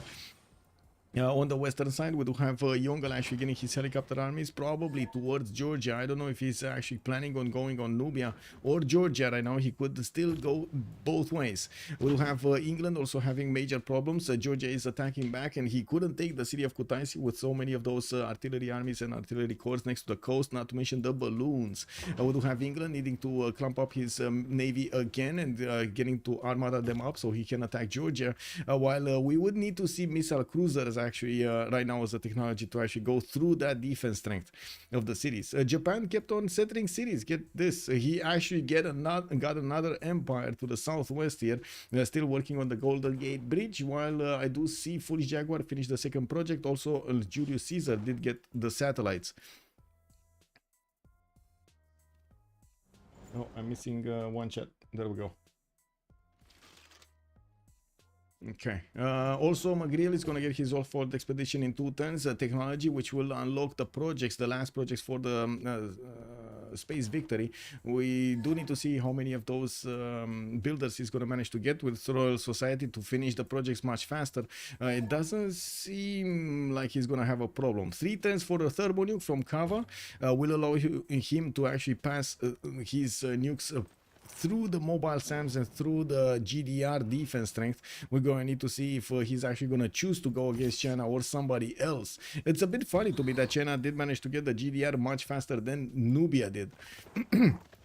We do have also the American units managing to get closer to the Roman cities, but could not manage to do enough damage against them. While I do see Rome did start to upgrade his jet fighters, these are going to do a bit more damage against the infantries. And we do need to see them actually finishing up the turn. And I gotta say, we will probably need to relobby next turn for the desyncs, because, you know, like Gaul is probably gonna desync. I'm gonna need to probably put a pause if he desyncs. So yeah, to let him resync. What's happening here? Nukes coming up in 3 turns from Rio de Janeiro. We don't have yet nukes from Georgia, or at least I didn't see him getting the Manhattan project or the nuke project. We do have on the coast here so many more English boats that are moving towards the front line. He's getting some tank armies to also take inner cities. And I do notice Rome is keeping a safety settlement right next to him. We do need to see how much Gaul is going to get out of the pillages he's doing here in the Roman cities. But of course, with some stronger units, Rome might actually push this back. Now we do have quite a few fighters available for him to shoot these modern armors out of his territory, and with to be honest, CoolCong with so many artillery armies, he should be able to start taking cities. He should be able. Now, should be will is not the same as will be. We're gonna need to check that out. We do have a level 3 spy actually deployed in the city of Meadows Spaceport. I don't think that's actually, well, I guess this level 3 spy doesn't know where it is, right? He's trying to disrupt Raketi, but in the wrong spaceport. We do have a significant amount of spaceports here for Nubia. One of them did get destroyed in Apata. He's trying to rebuild his industrial zone before he's repairing that one. It should be fine. I mean, he's gonna need the projects in 5 turns, not right now. And that's also when he's gonna get his GDRs, which is gonna be a much easier ability to defend these cities from his opponent, from anybody actually. Okay, may I actually, should I actually do a countdown? I don't think so, no? Yeah, I don't think so. Should be fine.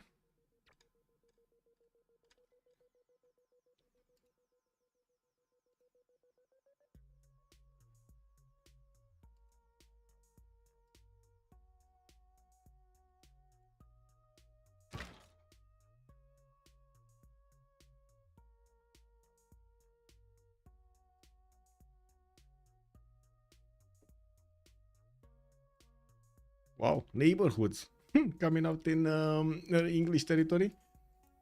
And there we go. We're going into the next turn. We're gonna see if Gaul desyncs, but usually it does desync, so I wouldn't hold my breath to not desync.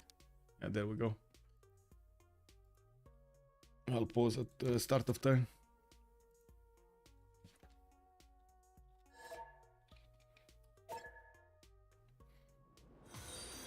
Stanford Raffles in Armagh. Didn't see it. Has joined the round table. Johnny MC4, thank you so much for the follow, sir. Good evening.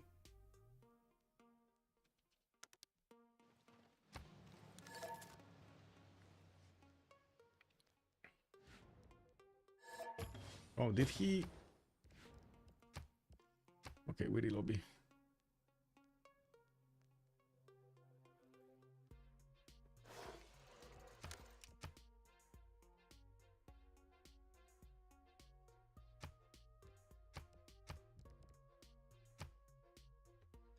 Lobby's up.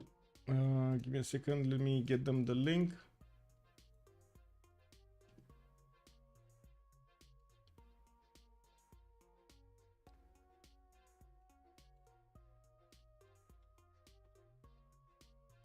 is over, but It that is was over. actually fun.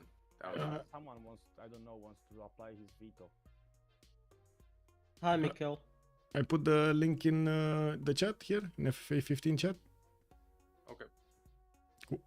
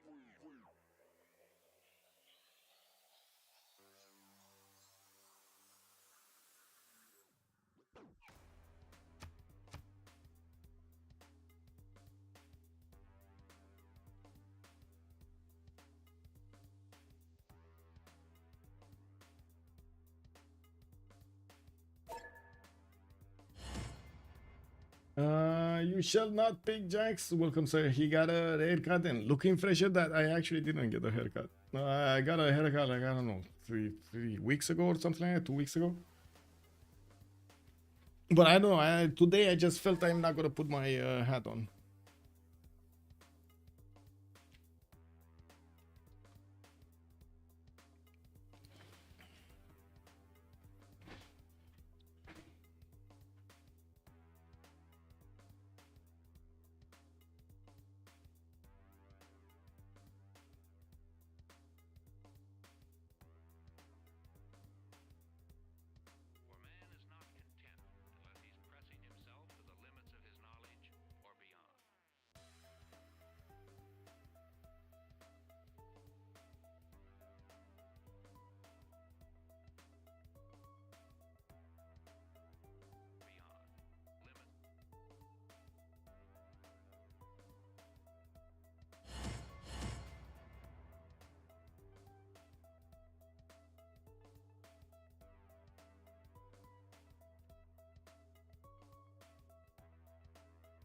It is the hat. Yes, it is the hat.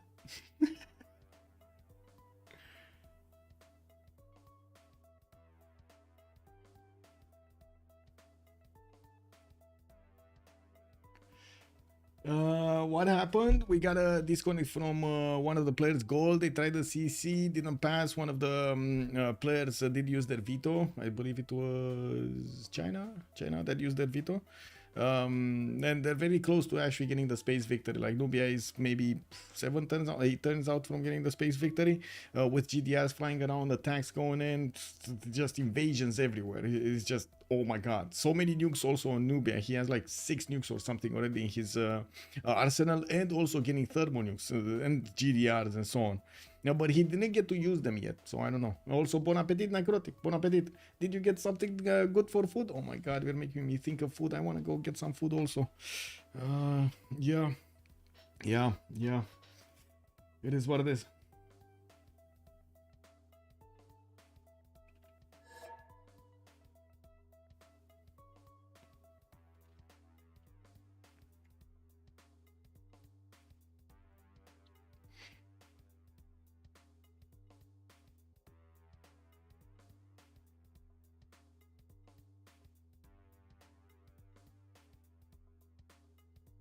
Okay.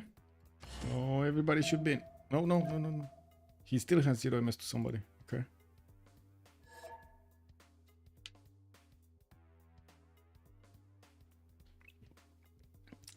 Tikka masala. Oh my god, I don't think I even have where to get tikka masala. Yuck. Nice. Bon appetit.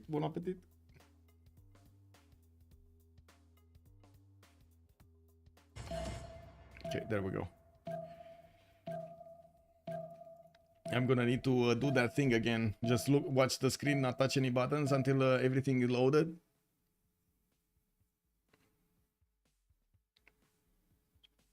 From the first stirrings of life beneath water. Actually, let me drink some water in the meantime because it's not like I have to click any button. To man taking his first upright steps, you have come far.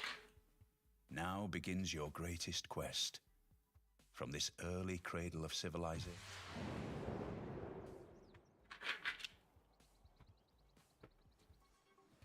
Wait, what happened there?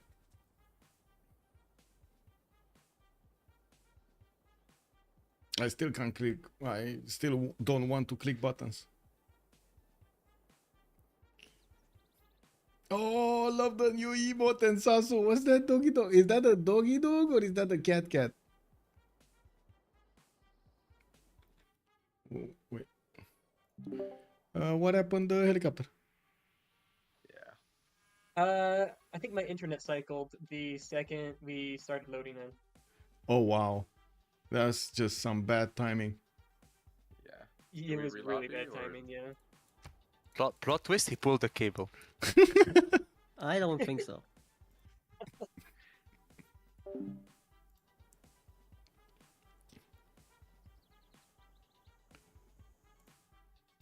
Blind deck did nothing. I guess new lobby. That's it. Yeah. I'll put up a new lobby. Do I have to do the same war moves? But we can try again to. It's a new turn, no? It's new turn. It's fine. Yeah, it's new turn. Yeah, it was at the load beginning of to the turn. 117, which I think we already played. But I don't know. No, it's loading at 118. No, we haven't played this turn yet because I still have the guys in the water. Okay. New That's lobby good, link. because I have no idea about my. Okay, there we go. We need to do a new lobby. Maybe it's a mouse? Wait. Oh, mint PR dance. Yeah? I don't know. Oh, the mint. I see. Oh, it is a mouse, actually. Yeah. It kind of looks like a mouse. Lol.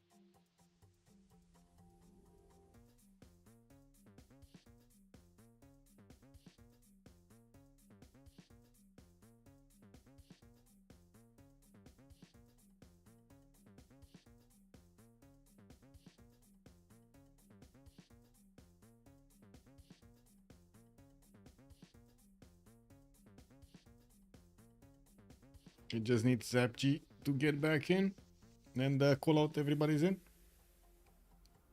Yep, there we go. Let's see. Everyone is in.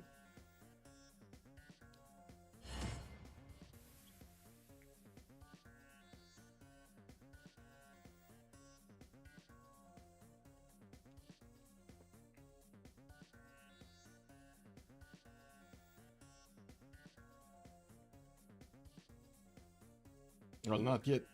So.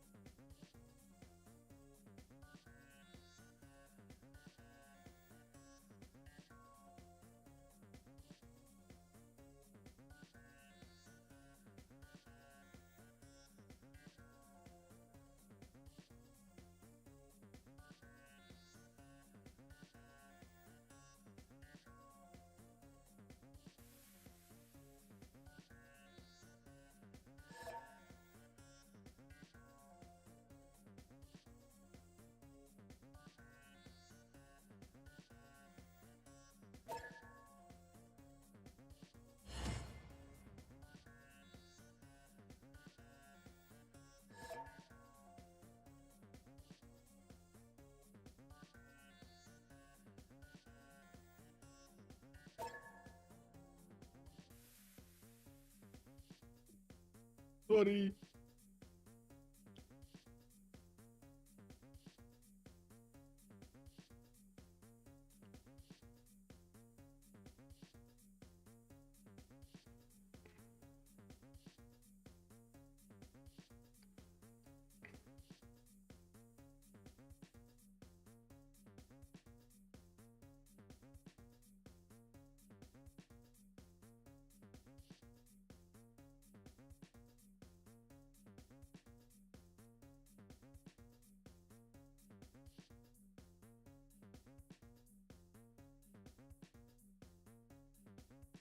Okay, what is America and what is he doing? No, there we go.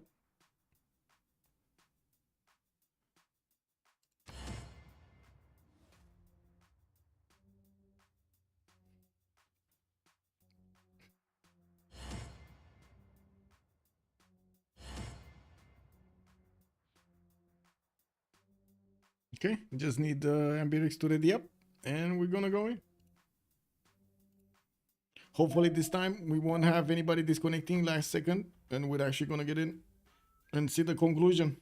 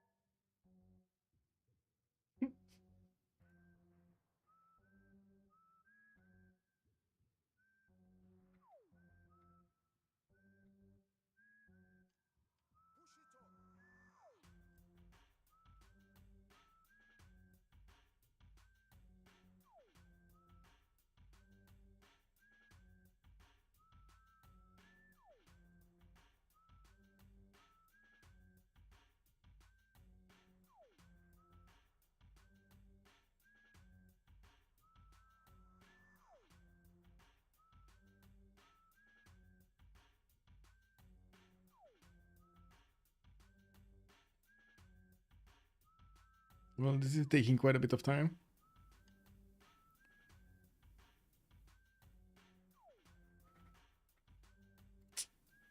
Oops.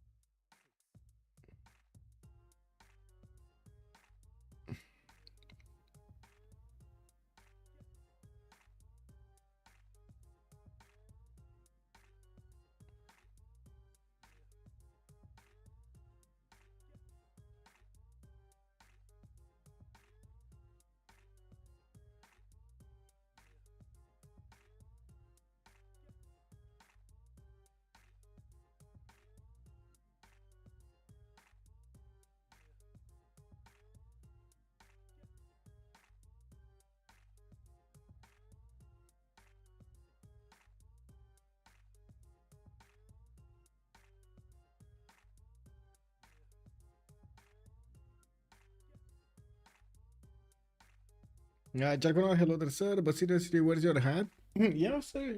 It's here. It's here. The hat is here. It's fine. It's fine. I just left it on the, I would say, on the screen on the right side.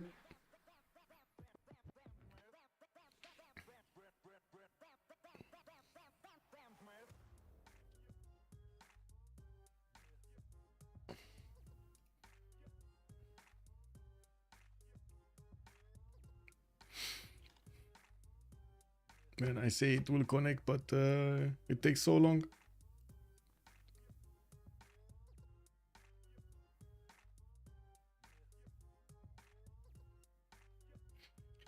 They are prolonging the inevitable. Yes, they are. Mr. Breaking News, will Nubia nuke? That's a good question. I mean, honestly, I was expecting Nubia to nuke somebody way, way earlier. I think he's keeping those nukes more for like defensive purposes. But I think he could have actually finished the game much, much earlier. It is what it is. I mean, you know, he made his choice. It is a choice, and we're going to need to see if it actually gives him the correct outcome there. A Foolish Jaguar was coming in with quite a few units in the territory of Japan, and he might actually take a north turn and go towards the cities of Nubia. So we'll see if he actually gets into pity some of those tiles. GDRs are not far away, even though China already has GDRs. Nubia does not.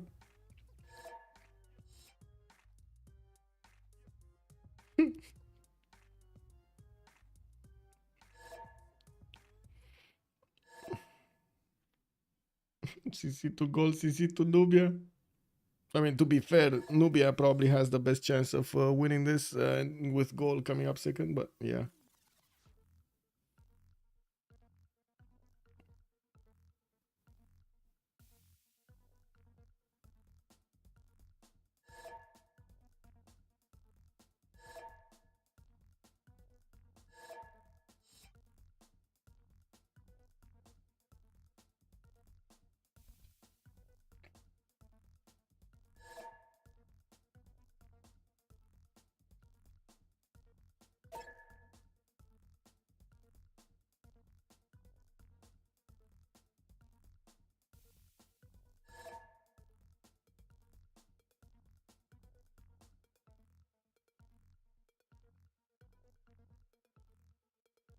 Who is playing Nubia? It's Mercurial 00.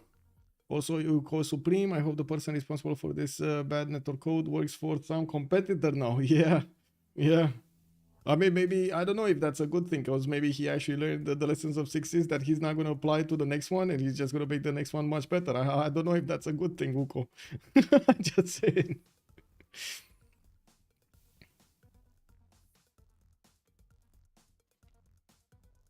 Wait, are they actually doing another vote? No, no, they're not. Okay, we're going. Spoon, hello there, sir, and welcome. And no hat, sir. Is the world ending? Yes, it is ending slowly. Copium. Oh my God, he's actually. Oh, he had 0 MS. Okay, he came this time around. He came back much faster. It's fine.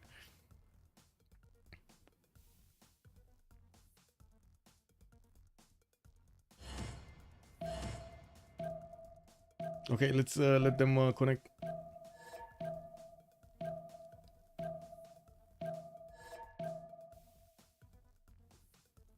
Whoa. A lot of fireworks somewhere. To the finale. Exactly, Mr. Breaking News. Loading in. From the first stirrings of life beneath water, to the great beasts of the Stone Age. Oh my God, that's a lot of fireworks. To man taking his first upright steps, you have come far. Now begins your greatest quest. From this early cradle of civilization on to war. I'm just hearing them, not seeing them.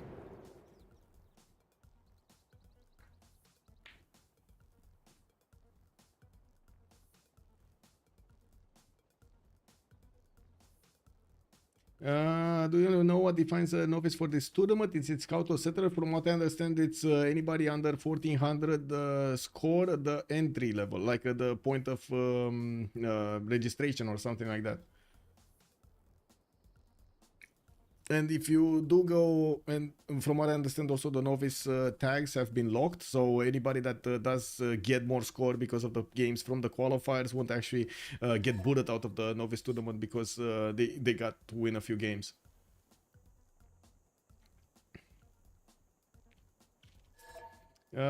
Sean Bean. Characters. Narrator. Not dying while reading the... Oh my god. Wait.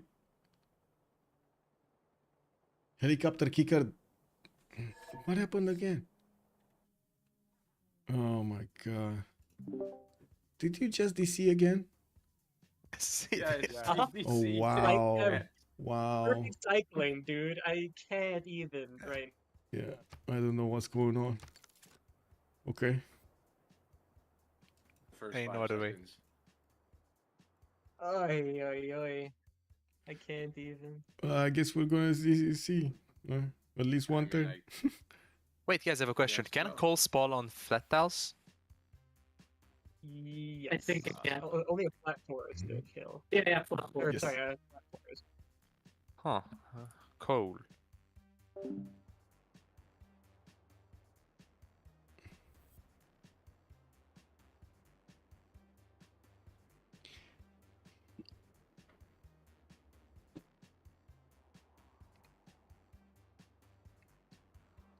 Nothing while reading the tradition is the biggest sin of this. Yeah, I wouldn't really say that, but sure.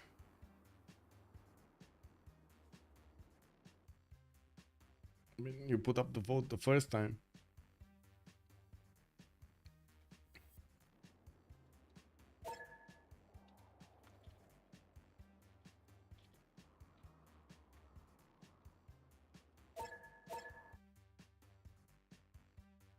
Oh, kick.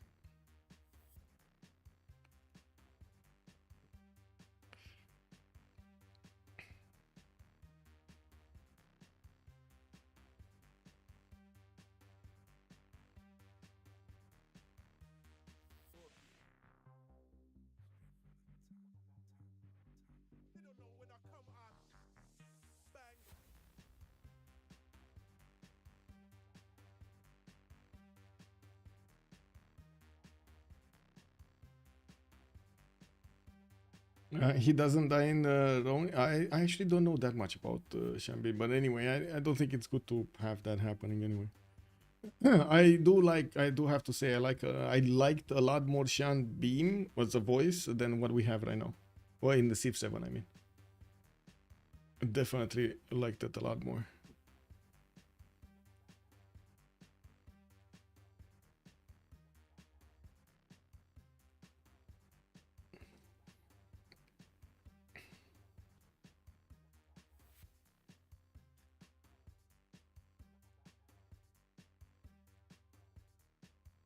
Yeah, it's the actress from Game of Thrones, I think. Wasn't really much of a fan of Game of Thrones back then, but I don't think the voice actually matches what we are like with the game and with the community and so on and so forth. I don't think it matches.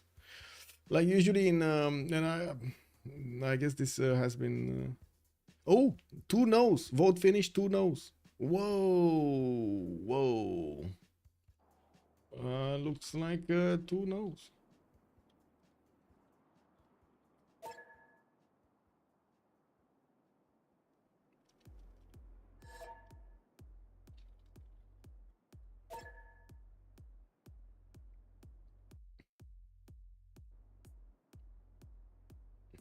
Oh wait, we're still waiting for Helicopterkicker to join, by the way. And so we did the vote and Helicopterkicker still did not join the game. He just couldn't join the game.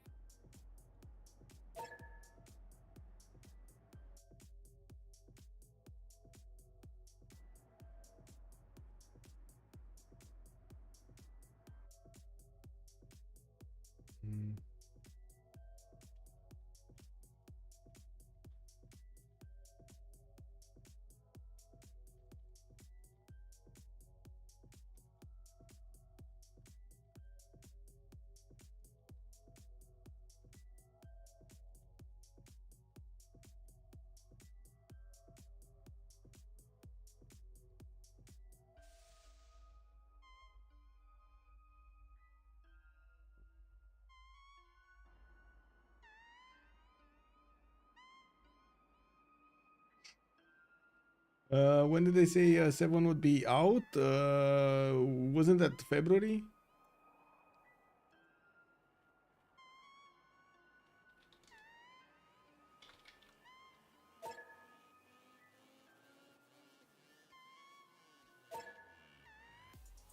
Lol. Yeah, in January, February next year. Yes. Which player is canceling the CC? Gaul. Gaul got the veto, and he has the military veto. He's also top 3, isn't he? No, he's top 4 now. Oh my god.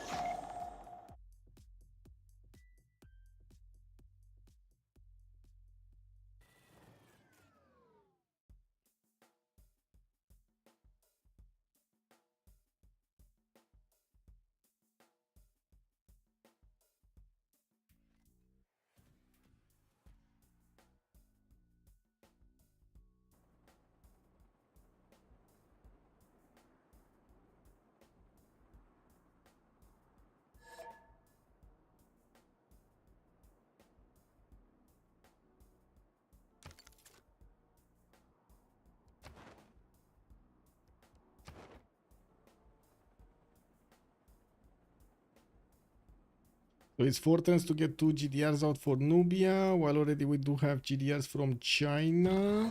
That could immediately go for that tile here. Can he? Wait, why can't I click on this? Okay.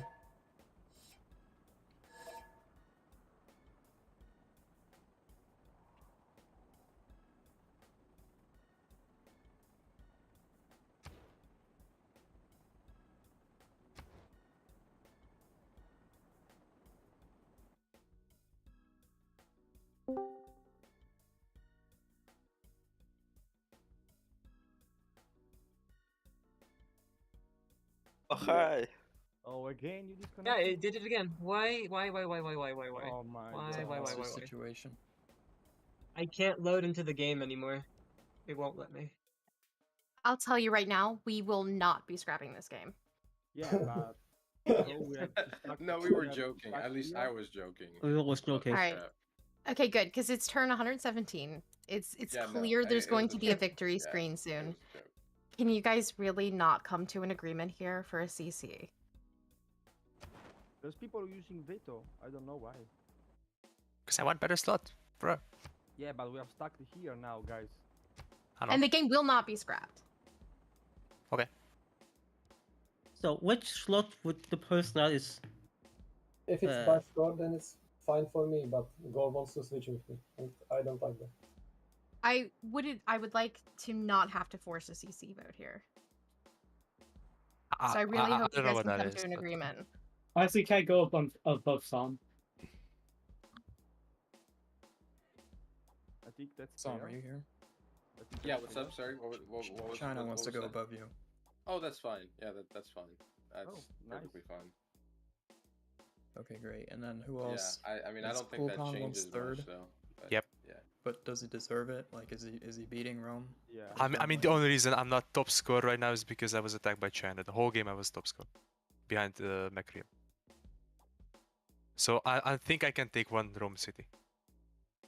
That should be enough. I mean, how long have you been at war with Rome? Have you even done anything? He just disembarked like 30 units on like modern armor armies on his coast. And the artillery is coming right behind it.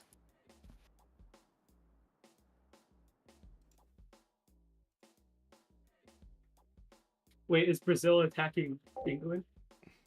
No, we've been at peace. The whole. No. Oh, part was of the the game case? is over. I thought Yeah. it was gonna be funny.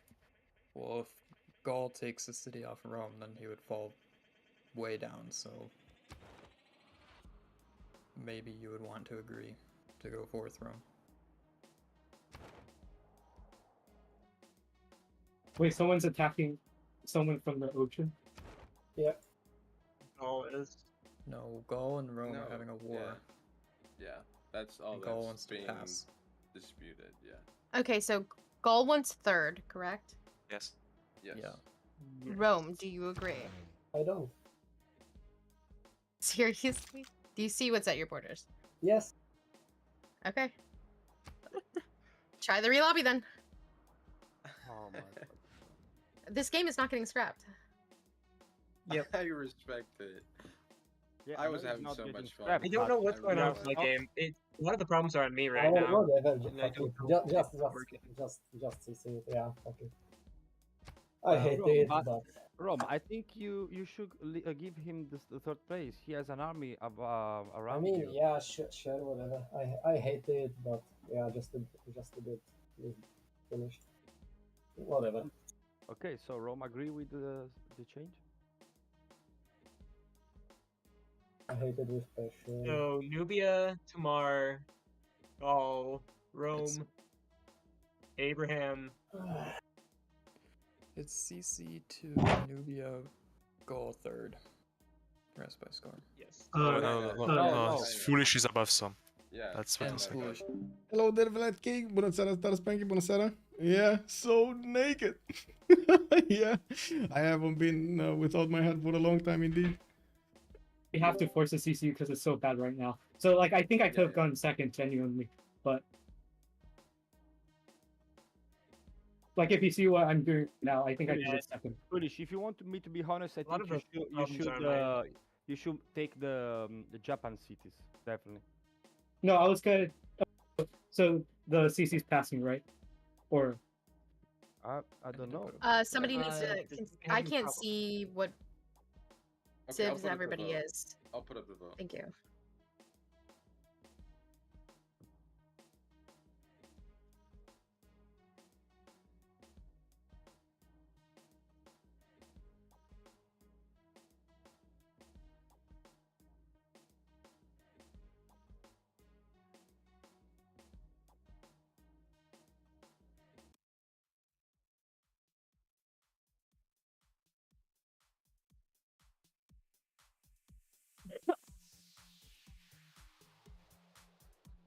You know, it's interesting.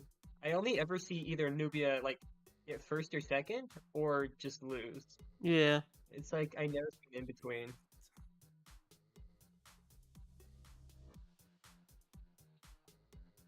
Actually, no, I saw Jeff get like fifth once on.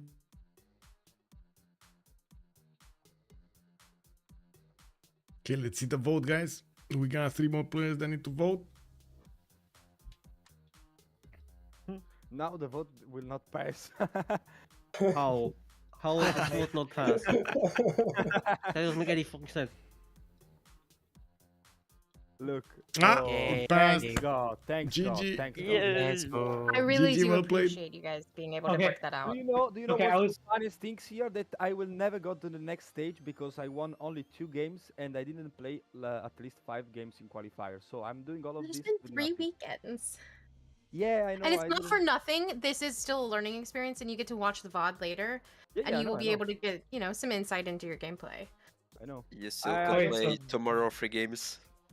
I don't think I Yeah. have time That to is play true. 3 You other could games. grind out a few Nah, more you have to games. start early at 6 o'clock and then immediately just game after game. Yeah, but tomorrow I Have a can't play good day. 3 games. Okay, you cannot play it one more now and tomorrow too. No, I- I I want to can go play out now, I have and to drink sleep. alcohol now. I want to get drunk now. Ah, I see. And guys, I also wanna go get something to eat. I gotta say, thank you so much for everything. And as you've seen, we did have the concede vote going through. Nubia is gonna get to first. We do have Gaul third. No, I think actually Tamar. Tamar is gonna be second. Gaul is third. China is gonna be above England, and the rest by score below that. I do also want to thank you so much for the bits, for the gifts, for the subs on the channel, and of course for the primes. Much appreciated for your presence over here, and I do hope you enjoy your time with me tonight.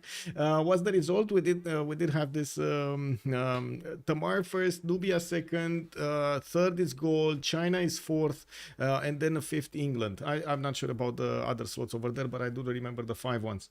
Thank you so much, Jargonat, and I do hope we're also gonna have tomorrow you guys joining us for the Rooster Cup second qualifiers. We will have another 10 players going head to head against each other to see exactly who's going to be the top 3 that are going to go into the finals next week. I'd also want to thank everybody joining us on YouTube. If you guys don't know, the votes are going up on YouTube after each stream. I do put them up over there as an archive, and I also get you quite a few details so you can see the players and so you can see the civs and so on. Not so much in the anonymous games like the Rooster Cup, because I feel like there should be some control over what kind of information. We should keep the line, right? You should keep the soul of the game alive, the anonymous part of it.